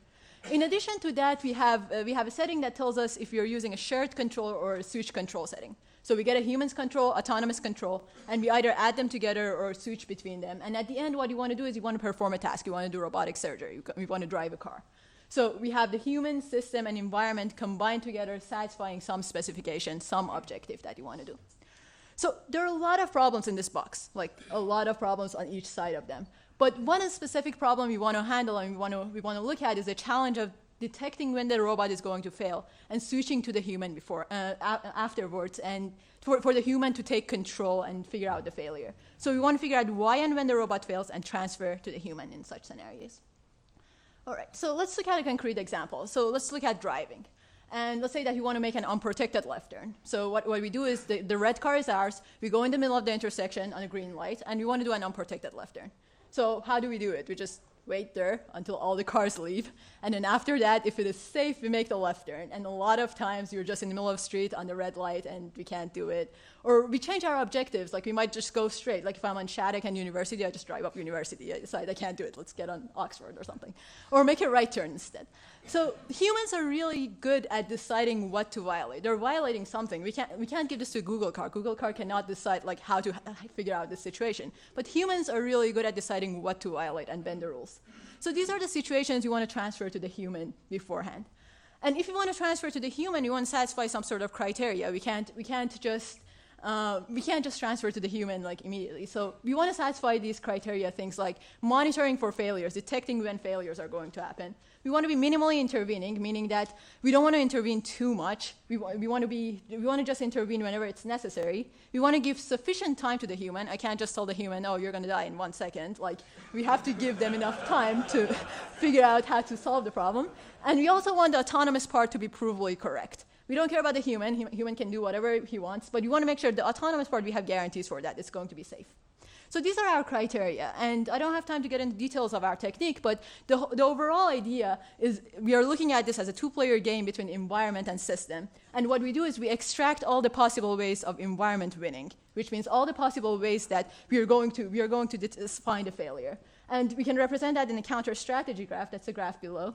And what you want to do, all we want to do is we want to find a cut of this counter strategy graph. So this cut is going to allow us to find these environment assumptions, things that we need to look at the environment, and in addition to satisfying the criteria. So the details of that are published in TACIS 2014, or you can talk to me at the DOP Center during the poster session. All right, so far I talked to the case that, well, if the robot fails, you want to transfer to the human. Naturally, there's the other case too. What if the human fails? If the human fails, we also want to transfer to the robot. So we want to have a smooth transition between the two.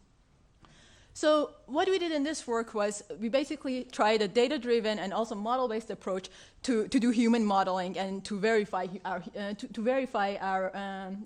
our human models. So we used a car simulator, and we tried to gather data from the car simulator. These are trajectories from the car simulator representing the environment and human state. So if human is attentive or distracted, if you're holding a phone or not. All of these are represented in the trajectories. And then on one level higher, we modeled as a Markov decision process. And then what we did was we used some of the formal methods ideas, and we used model checking to use this model of Markov decision process and our property. It could be a safety property, some verification property, running out of the lane, and see if our model satisfies the specification or not. So this way we have quantitative reasoning of when the human fails, or like how much the human fails in driving. So yeah, the results of that are also at AAAI 2013. All right, so for future directions, what you want to do is you want to look at more expressive human models and look at other types of behaviors, risks, and perceptions in the humans.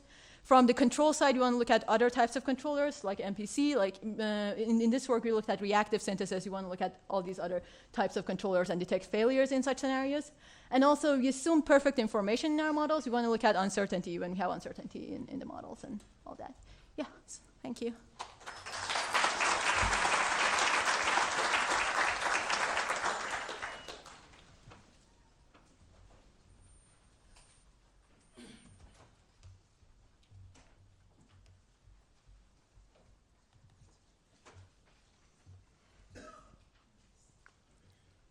Hello, everyone. I'm Haoyuan Li. People also call me HY.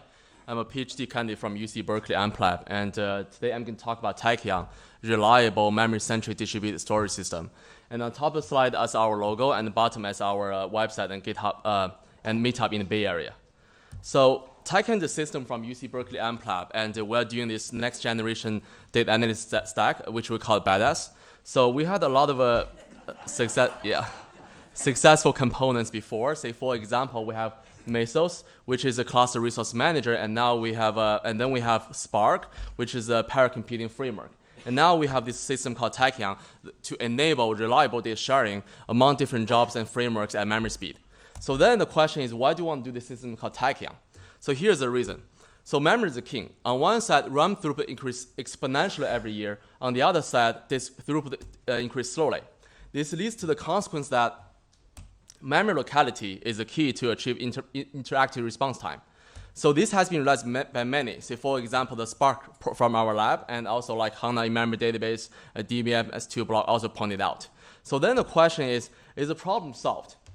So luckily for a PhD student like me, the answer is no. So we are still missing a layer for the storage. So if we can have a solution for this to be the memory-centric storage, it have a lot of applications. We enable a lot of future applications too. So in this talk, let's take Spark as an example. So Spark is a fast in-memory computation framework. It keeps one in-memory copy inside the JVM and uses lineage, track the lineage of operations to derive the data. If anything got failed, it just recompute the data to get the data back. So Spark is great, has been widely deployed in the industry. Thousands of companies are using this framework nowadays, but there are still several issues not covered. So for example, the first issue is in your company, you have a very complex data processing or data analytics pipeline. And the way to do this is you have to share the data between different application and jobs. And you have to do this process through an external storage system like HDFS Amazon 3. So in this particular example, on the left side, the Spark application generates some output and read by the MapReduce job on the right. And you can see this data sharing process is very slow.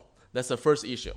The second issue is, so suppose a very simple example. You have two Spark applications. You want to process same input data. And the way to do it today is how to load the data into their own processes. Then you have the in-memory duplication, and you also have the GC, a lot of GC overhead. We have load more data into the JVM. But with Tachyon, Tachyon enables this reliable data sharing and memory speed within and across cluster framework jobs. And due to the time limitation, this is a very high-level overview of the technical stuff. We have two features to address those issues. The first one is memory-centric storage architecture, and the second one is a push lineage down to the storage layer. And we have many more features. If you're interested, you should go to our website. And then let's revisit our issues. For the first issue, the solution is just put Tachyon in the middle and let this framework to communicate with Tachyon to do the I/O process. And you can see it will provide a fast I/O solution. The second issue, we have the similar solution, just keep the data, one copy of the data inside the Tachyon, and different frameworks or jobs, they can access same copy at the memory speed. And because all these jobs, they load the data from Tachyon as the half of the heap storage, you have much less GC overhead. So we started this Tachyon project from AMPLab during the summer of 2012, and then we open sourced it under Apache 2.0 license.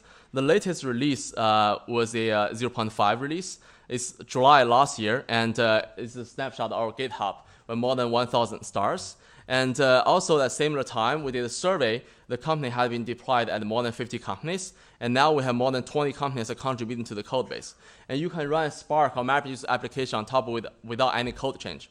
And actually, just yesterday, we made a 0.6 release cut, and hope to release it like in 2 weeks. And this is our release growth. At the beginning, we had one contributor. That's our 0.0 release. And then we had our 300% increasement for 0.2 release, 3 contributors. And then we had 15 contributors for 0.3, 30 contributors, and 46 contributors for 0.5. And for 0.6 cut, it's like around 80 contributors. And here we have some recent development and announcement. So Tachyon is in Fedora channel nowadays. You can install Tachyon by one command. And it's the default and the only off-heap storage solution for Apache Spark. And you can exchange data between different frameworks like this one, Spark and H2O. And there's another software vendor. They say why they love this software in their whole package. And end of last year, EMC and Pivotal also announced that they believe the Tachyon is the future of the in-memory file system. Okay, so then let's move on to what's the goal of the project. The goal of the project is simple. So we just want to better assist other components in the whole stack. This means that on one side, we're going to integrate more different frameworks. And besides boosting these frameworks' performance, we're going to make this framework be able to access data from different storage. And in the meantime, we're going to provide better way to access the in-memory data. And the other side, we're going to integrate with different storage systems. Like now we have HDFS3 cluster file system. And besides boosting performance in a similar way, we can also allow people to run different workloads on top of this different storage system. People don't need to move the data anymore. And with this, we want to welcome any possible collaboration. And for more information, you can visit our website. We can go to our GitHub or go to our meetup in the Bay Area. Or feel free to email us. Thank you.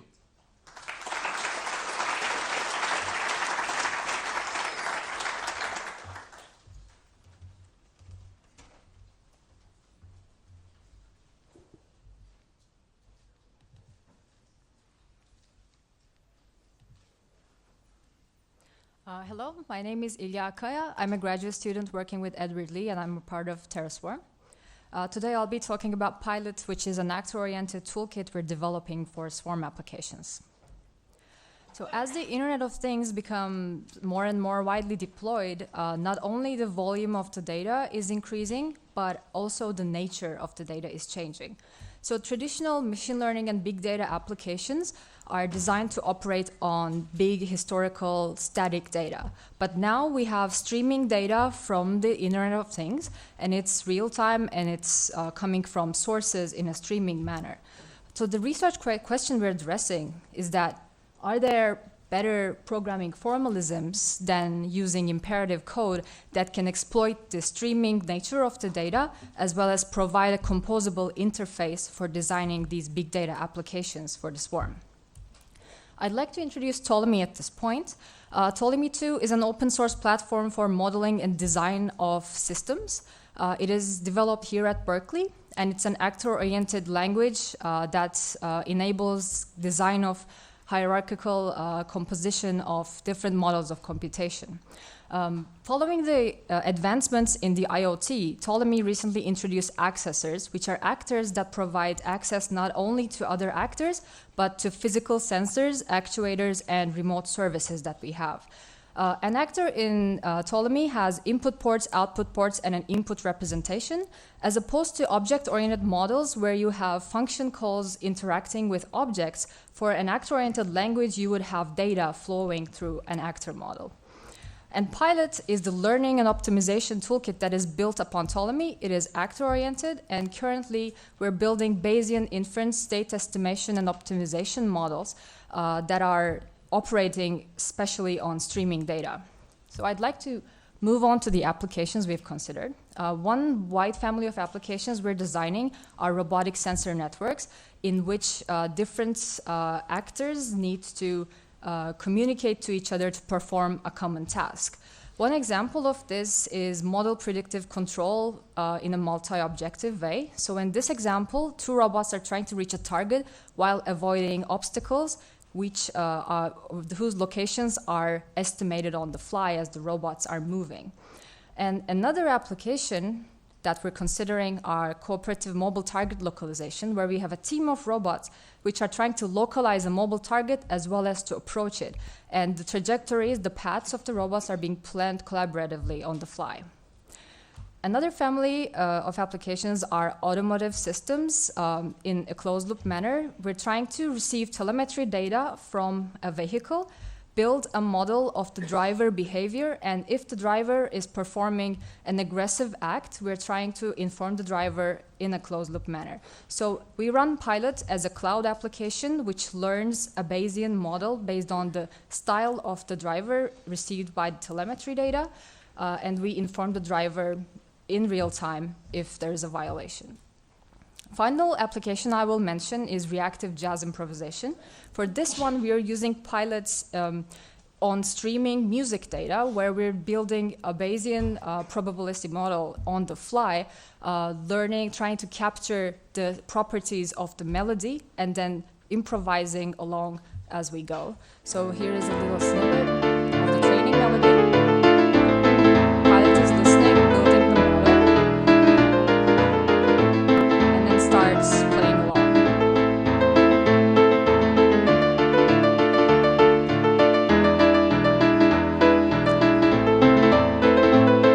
All right. Thank you for listening. For more details and more information, please visit our poster session in Corey Hall following this section. Thanks.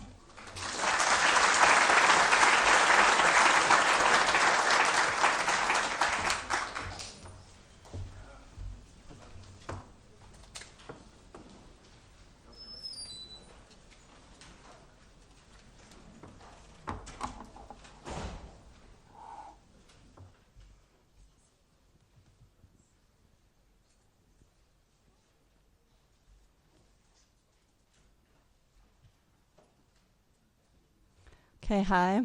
I'm Lark Buckingham, and I've been working on a design project for health data under the advisement of Greg Niemeyer and at the Citrus Invention Lab. Now, many companies are incorporating wearable fitness devices into their wellness plans. Employers will offer devices like Fitbit to their employees, and departments will compete against each other. It's very successful. By gamifying fitness in the workplace, we're seeing participation rates skyrocket from 30 to 80%, a 6-fold increase in weight loss, and 12% fewer heart attacks. Needless to say, it results in lower health insurance costs to the company, which is very attractive. It's a huge and growing market. There were 200,000 fitness devices in the workplace in 2012 and a projected 13 million by 2018. Now, Babump takes it a step farther by allowing employers to monitor employee heart rate in real time. It's a business card holder that picks up signals from compatible health monitors and displays heart rate on the back of the device. So here we see the employer on the left monitoring employee heart rate on the right. I have a user testimonial which illustrates it beautifully. There's not time to watch it now. Please visit our website, babump.net.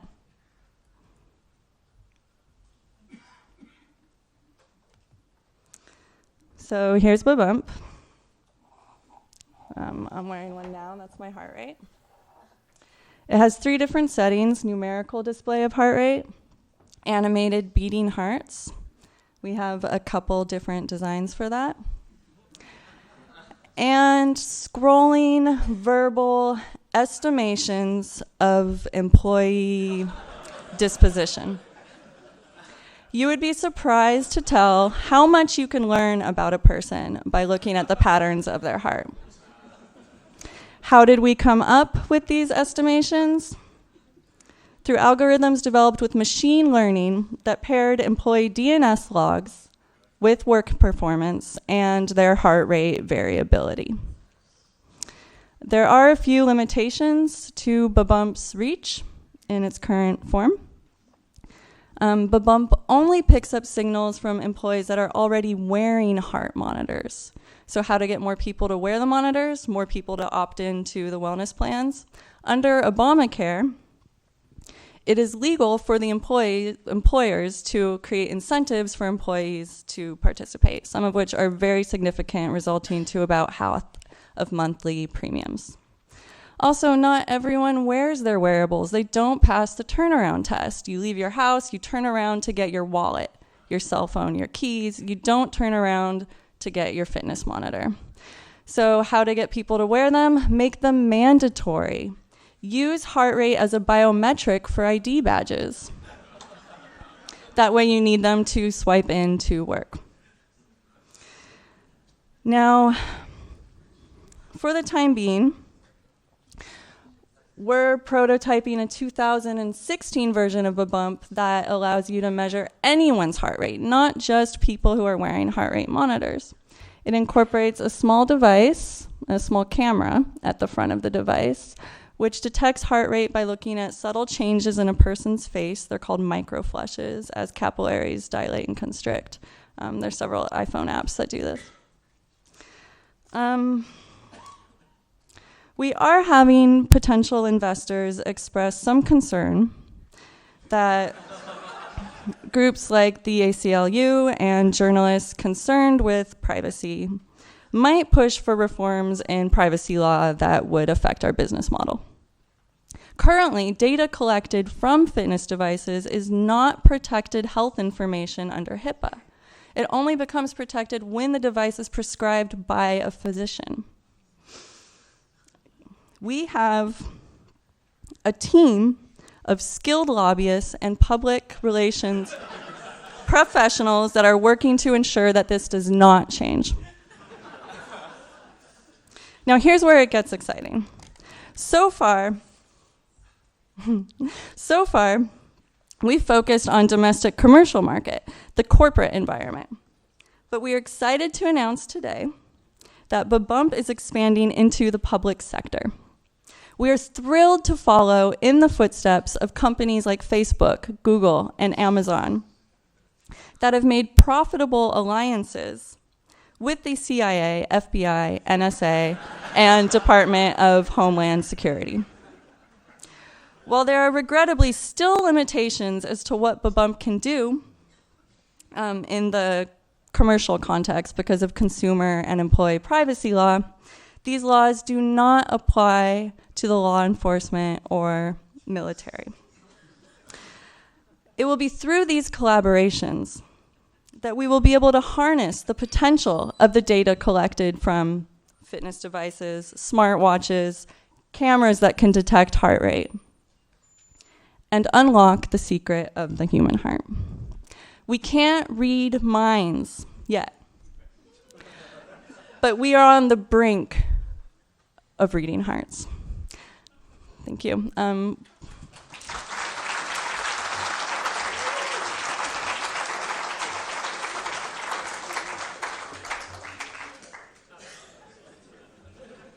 We'll be at the open house at Department of New Media in Satardia Dai Hall this afternoon if you have more questions.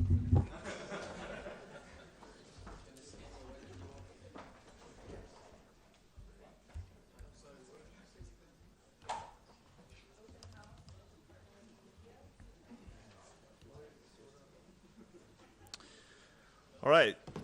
I am going to be talking about Quasar, a high-performance time series database. I am Michael Anderson. I work in software-defined buildings, advised by Professor Culler. What is Quasar? So essentially, Quasar is a database that offers something that existing time series databases don't. Firstly, much higher performance and scalability. Secondly, a fixed response time for any query interval. 5 months, 5 minutes, doesn't matter, we can get you back an answer. And thirdly, it provides a bunch of essential features that we needed for the complex analysis we were doing. So firstly, let me back up the need to invent something new.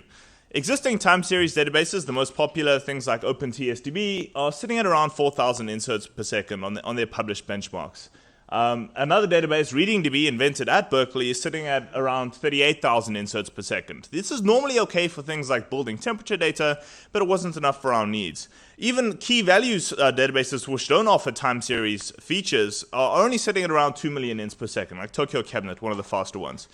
So even in addition to this, we have problems where there's insufficient precision on these databases. 32-bit timestamps were not enough for our needs. And as I said again, we're missing the core features we needed for our complex analytics. So what motivated the need to design a new database? The Microsynchrophases for Distribution Systems project has given us a bunch of these devices that we're deploying around the state in distribution systems that measure power data. And they output extremely precise and very dense data at 1.4 kilosamples per second per device.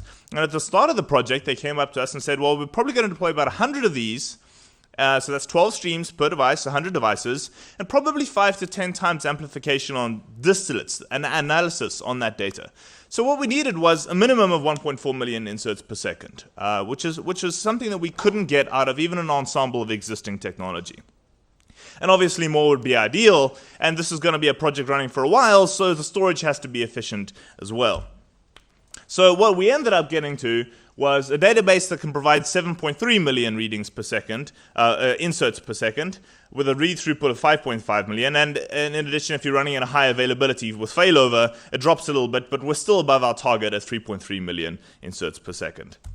And in terms of storage efficiency, we managed to get it down to 5.4 bytes per reading. It's a third of what the raw size was. And as you'll see later, we store a bunch of statistical information to meet our other goals. So this is including all of the overhead that the database has to achieve its other objectives.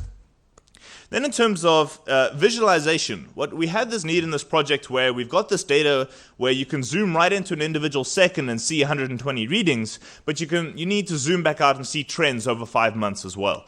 And working with this kind of high density data is just tricky. We couldn't find any visualization platforms that could work. So when we developed one, what we needed was the ability to say, a screen has 1,000 pixels, I need 1,000 statistical points of my data over any window, and I need it fast enough that the visualization is responsive.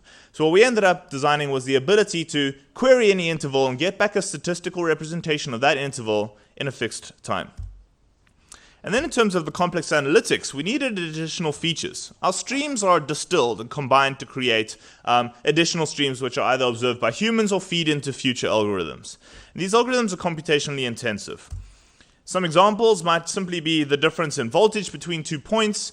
It might be phase differences, so changing phase over time will give you frequency. And when you calculate these, existing models use streaming through a set of analysis engines, which is not really that stable, and there were a bunch of other methods, but nothing really satisfactorily solved this problem.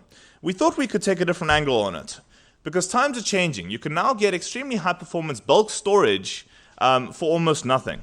So the angle we took was, if you can pre-compute these distillates that you're going to want to visualize later and put them on an SSD, you get bounded latency. It's really hard to do this in production. Why? Because your results have to be correct, and even though you have multiple servers, you need to guarantee that whatever changes on your inputs are going to percolate through to the output. Servers may crash, researchers may rewrite algorithms and deploy them on production without any warning to the developers, but you still need to make sure that all the data trickles through. We achieve this by creating this virtual data structure with a K-tree where any write trickles through. It's a copy on write tree, and I can now, using this data structure, determine what has changed between any 2 generations of the tree. It allows me to now say, irrespective of any server restarts, any failovers, or any faults, I can say exactly which ranges need to be pre-computed to give me a consistent range. So I get eventual consistency in the face of failures. And I can also go back and view the database as it was at any point in time, which gives me the ability to reproduce my research. So in the end, we basically produced a time series database with 3,500 times the performance of the generally used one and 350 times the performance of the best in class. We get fixed response times, and we get a version storage with diffs between any 2 commits in the database. Thank you.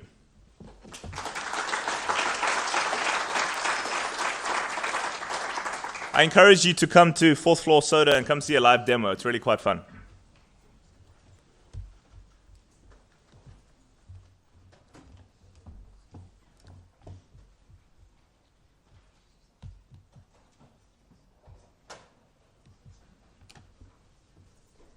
Okay, hello everyone. My name is Ruxi Jia. I'm the second-year PhD student working in CREST Lab.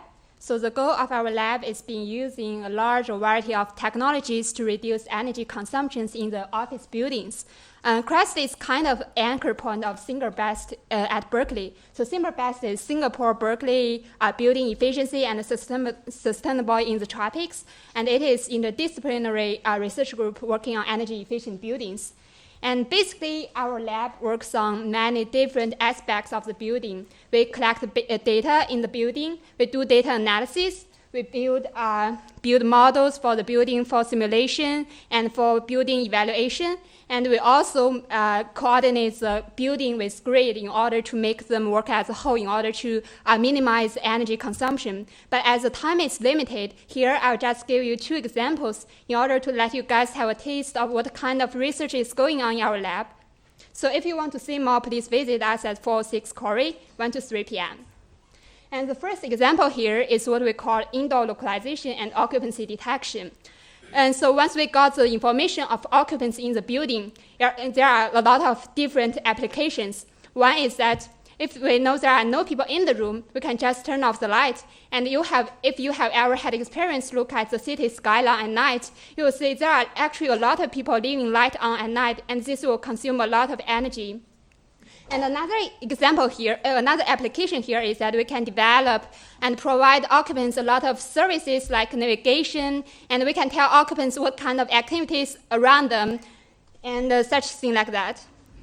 And unlike the outdoor case, we can use GPS to tell us where is the nearest Starbucks. However, GPS doesn't work indoors. So we need to explore a lot of different technologies to do the indoor localization. Here is an example. We explore the acoustic features of different rooms in order to differentiate them. So the idea is that you might have experience to listen to music at a very professional hall or just at home. The quality of music is very, very different. And we approximate the room as a linear and time variant system. And we want to summarize these different auditory sensations in the room impulse response. So here we develop a room impulse response measurement system on your laptop, which basically use your loudspeaker to transmit the sound and then use the microphone to measure the response. So by some deconvolution technique, we get the room impulse response, and we extract some features for the classification algorithm to tell us the room labels. And this actually works amazingly well. And as you can see here, up there is the true location, and on the left is the estimated location given by our algorithm. And the accuracy can be given by averaging all the diagonal terms of this table, and the accuracy is about 97%. And there is another example of research, a very fun project going on in our lab. It's called social energy game. So the basic idea is that we want to implement the game theory in the office building, where each occupant is a game player. And we want to make the whole building as open market. In order to achieve this, we mount a lot of very accurate power meters at each seat. And we also develop this website where each occupant can log in and see their real-time power measurement. And each user can also tune the light and ventilation level individually. So here is the mechanic. Every week, occupants vote for their thermal comfort, and at the same time, building manager give back them some incentives like some money. And if occupants want to increase their comfort, they need to sacrifice some chances to win these rewards. And as this circle is running, we are trying to find some equilibrium where the total cost of energy can be minimized, whereas the comfort of occupants can still be guaranteed. And here is the result. As you can see here, as the blue line shows, after the game is implemented, the energy consumption is actually reduced. And I want to say of these projects, I joined work with Singapore researchers. And if you want to know more details, you are very, very welcome to our lab, Crest Lab. And thank you very much for your attention. Thanks.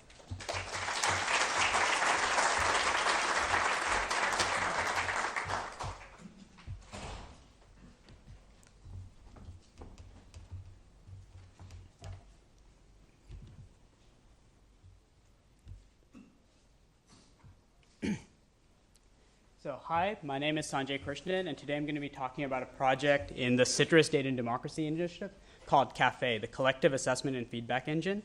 And I put out a provocative subtitle, this is using machine learning to improve democracy. So we've all been told that the government is increasingly disconnected from the citizens. But if we as citizens want to give feedback to the government, what avenues do we have to do this? As trivial as this may sound, opinion polls are actually one way to do this. Elected leaders pay a lot of attention to opinion polls, and this is because they do have a few advantages. They have really good scale, they can poll a very large group of people, and they have statistical significance on the results, but the problem is they fundamentally have a narrow scope, that the interaction model is kind of top-down. An elected leader really needs to know what they're looking for, and they can't ask an open-ended question. So this is why some people prefer town hall meetings. But on the other hand, this has exactly the opposite problems of the opinion poll. That while it's transparent, you get a personal interaction with an elected leader, and it allows for open-ended dialogue, they fundamentally lack scale. A town hall meeting of 100 people can easily become unruly. So we at the Citrus Data and Democracy Initiative believe in the age of big data and social media, can we do better? What is there that we can do? Well, who are we kidding? Social media, as it is not suited for this task. We all know if politicians open up the floodgate to Twitter or Facebook, they're just going to be deluged with inappropriate, irrelevant ideas. We all have that one friend on Facebook. So the question is, how do we make this process constructive?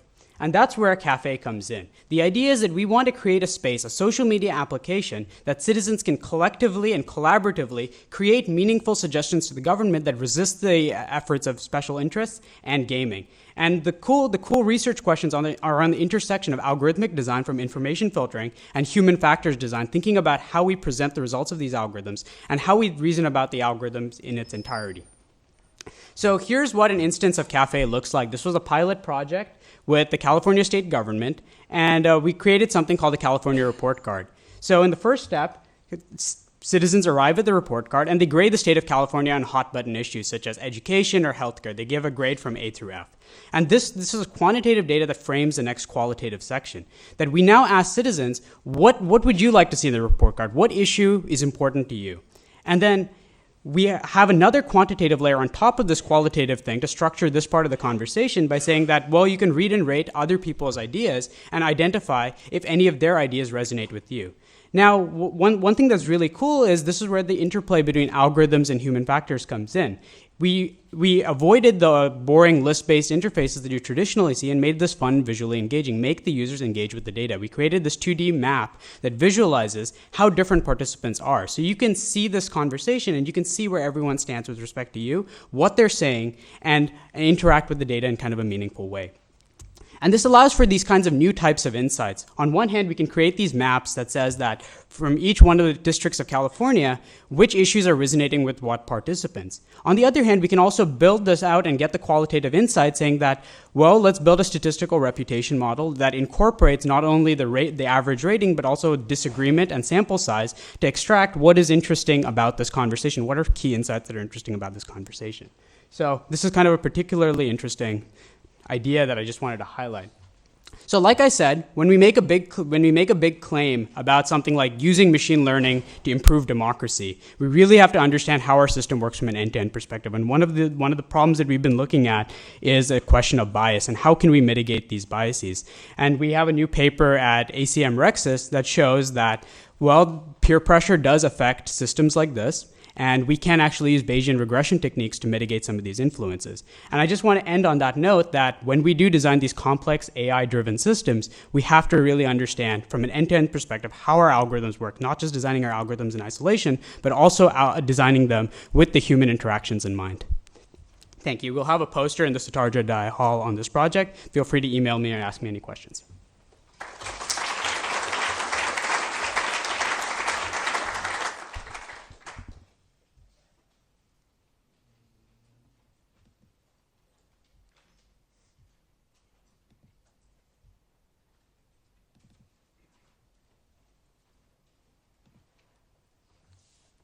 Okay, hello everybody. My name is Tianshi Wang, and today I'm talking about computing with phase logic. So once upon a time, when computers were still made of vacuum tubes, in 1954, John von Neumann filed a patent describing a very different computing paradigm. Instead of encoding logic values 1 or 0 as voltage levels, like 5 volt or 0 volt, he encoded them in the phases of oscillating signals. In the same year, Eiichi Goto from Japan came up with the same idea, and he actually built circuits to implement his idea. He called them parametrons, and they are essentially filters made with inductors and capacitors. Using parametrons, Goto built computers that could operate with phase logic. Compared with vacuum tubes, these computers were said to be cheap and reliable, and they were once popular in Japan, but only for a while. We all know that vacuum tubes were quickly replaced by transistors, and the transistors kept becoming smaller and smaller. But Goto and von Neumann's phase logic computers had to use large inductors and capacitors for building the filters, and these are components very difficult to miniaturize. As a result, their ideas quickly went down the drain. While on the level logic side, with the scaling of transistors characterized by the Moore's law, level logic has been dominating logic computation for many decades. So the story of computing with phase logic seems to have ended. However, Moore's law is not doing so well in recent years, and it has encountered many obstacles in noise and interferences and in power dissipation. So alternatives to this conventional computing scheme have to be explored. And in this context, we take a fresh look at Goto and von Neumann's phase logic ideas. Our research shows that instead of using these filters made with inductors and capacitors, we can use oscillators for building phase logic computing. And here, a lovely picture of a metronome swinging between left and right. It's just to give you an intuitive idea about what's an oscillator. Our research has enabled a wide variety of oscillators for computing, including those in CMOS, in MEMS, optical ones like lasers, and other nano devices like spin-torque oscillators. Many of these are nanoscale. They oscillate at very high frequency. They can be integrated, and they consume very little power. And the mechanism behind using these oscillators for computing is injection locking.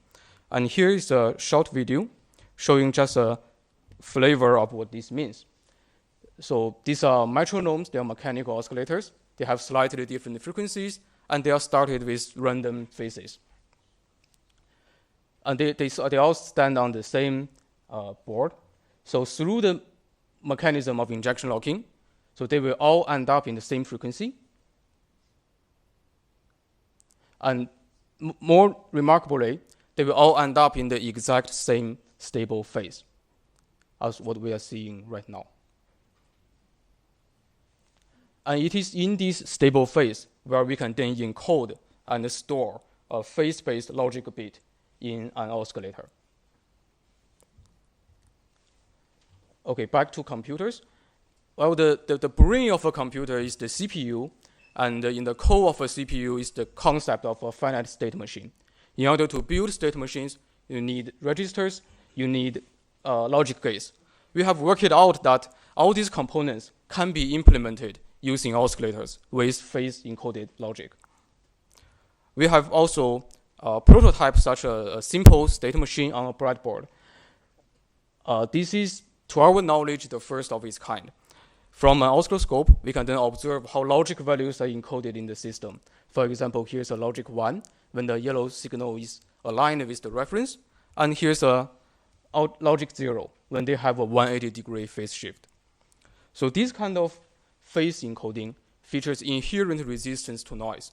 People have known this in communication for many decades, and with our work, we try to bring these advantages to computation. And also, with the nano oscillators that are available today, this kind of system offers potentials in very low power operation. And all these have made phase logic a promising alternative to explore. Well, this is the end of my presentation, but we believe the story of computing with phase logic has just begun. Thank you.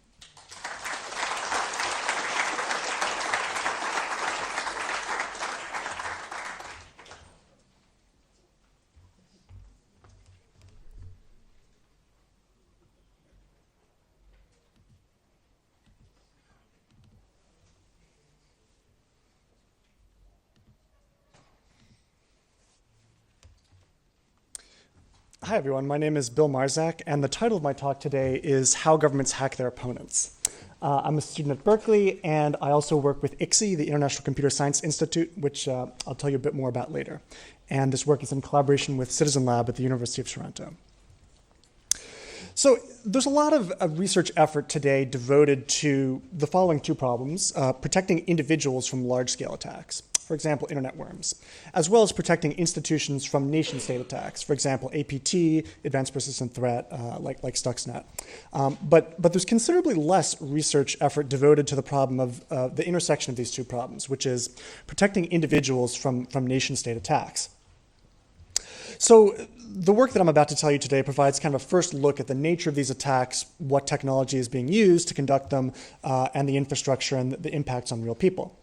So I'm going to talk to you about this in the context of an event you might have heard of, which is the Arab Spring.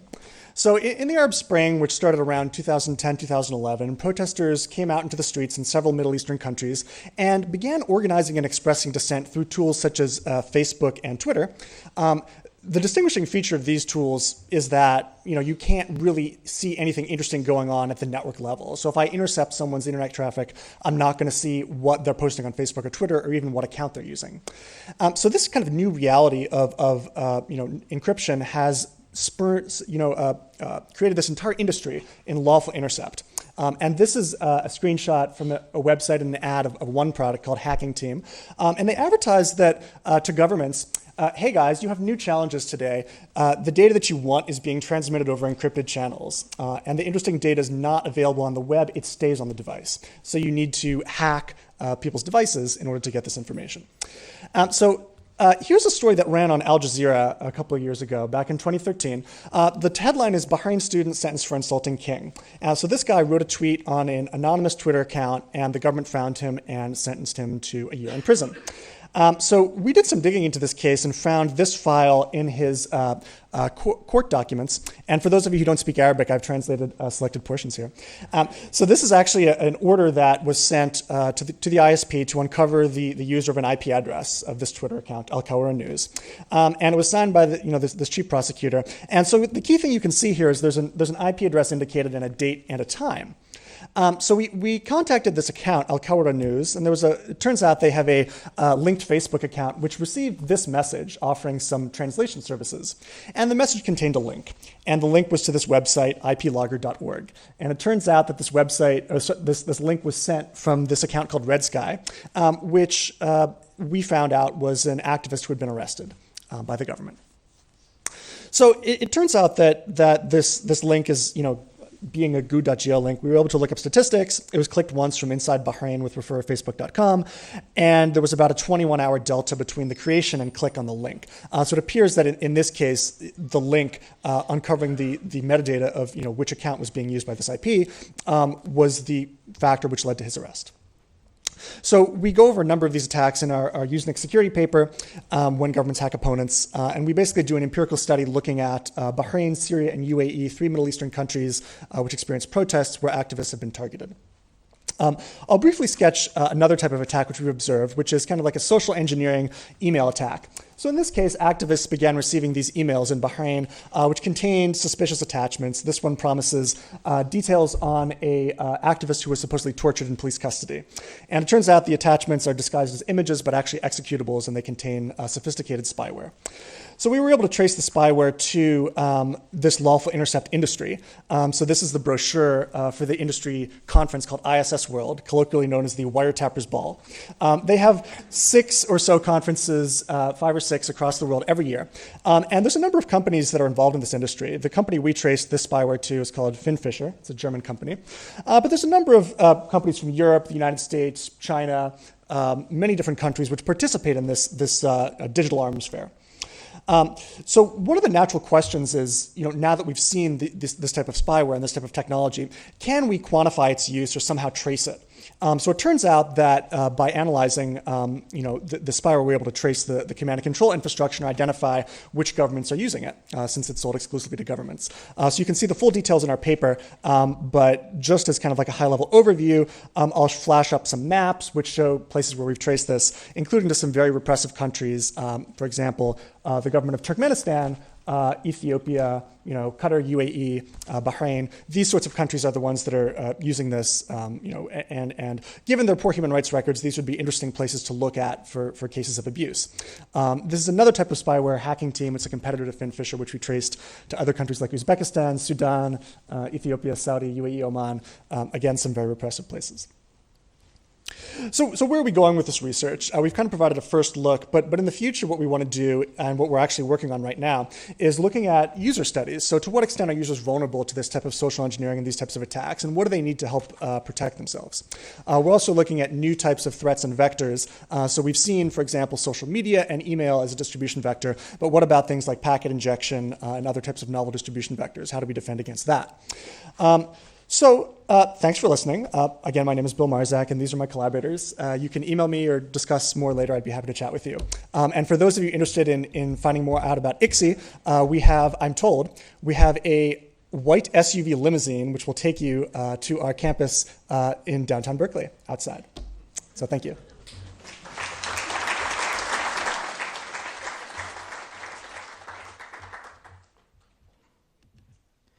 Good news is that I'm the last presentation. Hello, everyone. My name is Yunsup Lee. I'm a graduate student at the Spire Lab, and today I'm going to tell you a little bit about RISC-V. So what is RISC-V? It is a new, open, and completely free general-purpose instruction set architecture, an ISA developed at UC Berkeley. And an ISA is the hardware abstraction to the software. It's the language of the machine. So it was originally designed to support computer architecture research and education, and it is now BSD open source to the community. V stands for 5, which means the 5th RISC project from UC Berkeley, following RISC-1, RISC-2, SOAR, and SPUR from UC Berkeley from the 1980s. The reason why it's especially exciting for me to do this talk today is because later today at Soda Hall 330, there's going to be a RISC-1 plaque ceremony recognizing the importance and the impact of the project. So that's really exciting for me. So for obvious reasons, I'm very excited about RISC-V, and whenever I go to someone and say that you should adopt it, the first reaction is this: well, ISAs don't matter. So, eventually some people go on and, talk about their thought process, and basically what they're saying is most of the performance and energy running software on a computer is due to algorithms, application code, compiler, operating systems, microarchitecture, circuit design, physical design, and fabrication process. And some people go even further and say in a system there's also displays, radios, DC converters, and sensors and actuators. But wait a second, ISAs do matter because it's the most important interface in a computer system, and it is known that there's a large cost associated to porting and tuning all ISA-dependent parts of the software stack. And it is also known that there's a large cost to recompile, port, and make sure all your ISA-independent parts of your software stack works on your new ISA as well. So, and, it's ironically, most of the cost of developing a new chip is, developing software for it. And most big new chips these days have several ISAs on them. So, if the choice of the ISA doesn't have much impact on the system's energy and performance, and it costs a lot to use different ones, why isn't there just one industry standard ISA? So that's the RISC-V project's goal, to become the industry standard ISA for all computing devices. We want to be the last ever invented general purpose instruction set architecture. By the way, this video is recorded, so let's see. So just to give you a little bit about the RISC-V background, to give you a sense on how we're going to deliver that, in 2010, after many years and many projects using different ISAs, such as MIPS, Spark, and x86 as the basis of the research, it was time to look at a new ISA for the next set of projects. And the obvious choices were x86 and ARM. x86 is impossible for a small research team to implement because it's too complex and there's IP issues. ARM is mostly impossible because it's also complex and there's a bunch of IP issues too. So in summer 2010, we started a 3-month project to develop our own clean slate ISA, and only 4 years later, we released the frozen base user spec. But of course, on the way, we done many tape outs and several research publications as well. And it turns out there's already some people who took a leap of faith. It turns out the first RISC-V core has already shipped in a commercial product. Commercial RISC-V microcontrollers will appear in silicon later this year. India has started an extensive program at IIT Madras to develop a complete range of processors, starting from microcontrollers all the way to HPC-grade processors. The low-risk projects in Cambridge, their goal is to produce open-source RISC-V-based SoCs. A US EDA company called BlueSpec is also implementing RISC-V designs in their synthesis toolkit for their customers. It turns out there's also a very significant ecosystem around RISC-V. For more details, please check out riscv.org. Just to give you some highlights, we already have the full GNU toolchain, GCC, glibc, GDB, LLVM compilers, Linux. We have 3 software implementations. We also open sourced our Rocket Chip SoC, System on Chip Generator, which is capable of putting down some in-order processors and out-of-order processors in our Hwacha vector unit. And also, by the summer, we're planning to come up with a RISC-V consortium or like a foundation to promote, standardize, and protect RISC-V, the instruction set architecture. So if you're interested in this, please come talk to us. So I'm going to quickly throw a test chip that we built, which is a result of our SoC generator. It's a 3mm by 6mm chip fabricated in IBM 45 nanometer process. It consists of more than 75 million transistors, which are used to build a dual-core RISC-V processor with vector accelerators, a megabyte of SRAM memory structure for testing, and also monolithically integrated silicon photonic links as well. So if you're more interested in this and want to learn more about it and also want to see Conway's Game of Life running on our actual chip, come to the Aspire Lab. It's on the 5th floor of Soda Hall for live demos from 12:45 to 3 p.m. Thank you so much.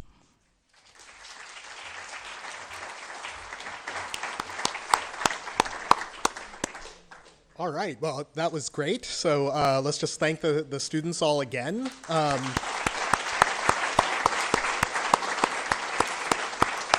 So a couple of announcements before I send you off to lunch. So first, putting on bears is a big effort, and a lot of the effort is taken on by the staff, particularly the staff of the external relations group. And so I'd just like to thank all of the staff that have contributed to this, but in particular, Adelie Chan, Jenny Jones, Miyoko Tsubamoto, and Josephine Williamson, who really served to put this whole event together. So thanks a lot to them.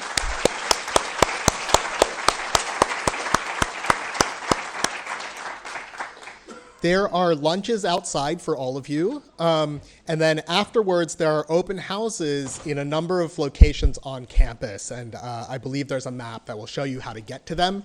Please check them out. Students will have posters and demos there. And then at 3:30 p.m. in Soda Hall, there will be the plaque ceremony for RISC-1. I believe all of the people who contributed to the original RISC-1 project will be at the ceremony. So be sure to check that out. Thank you all very much.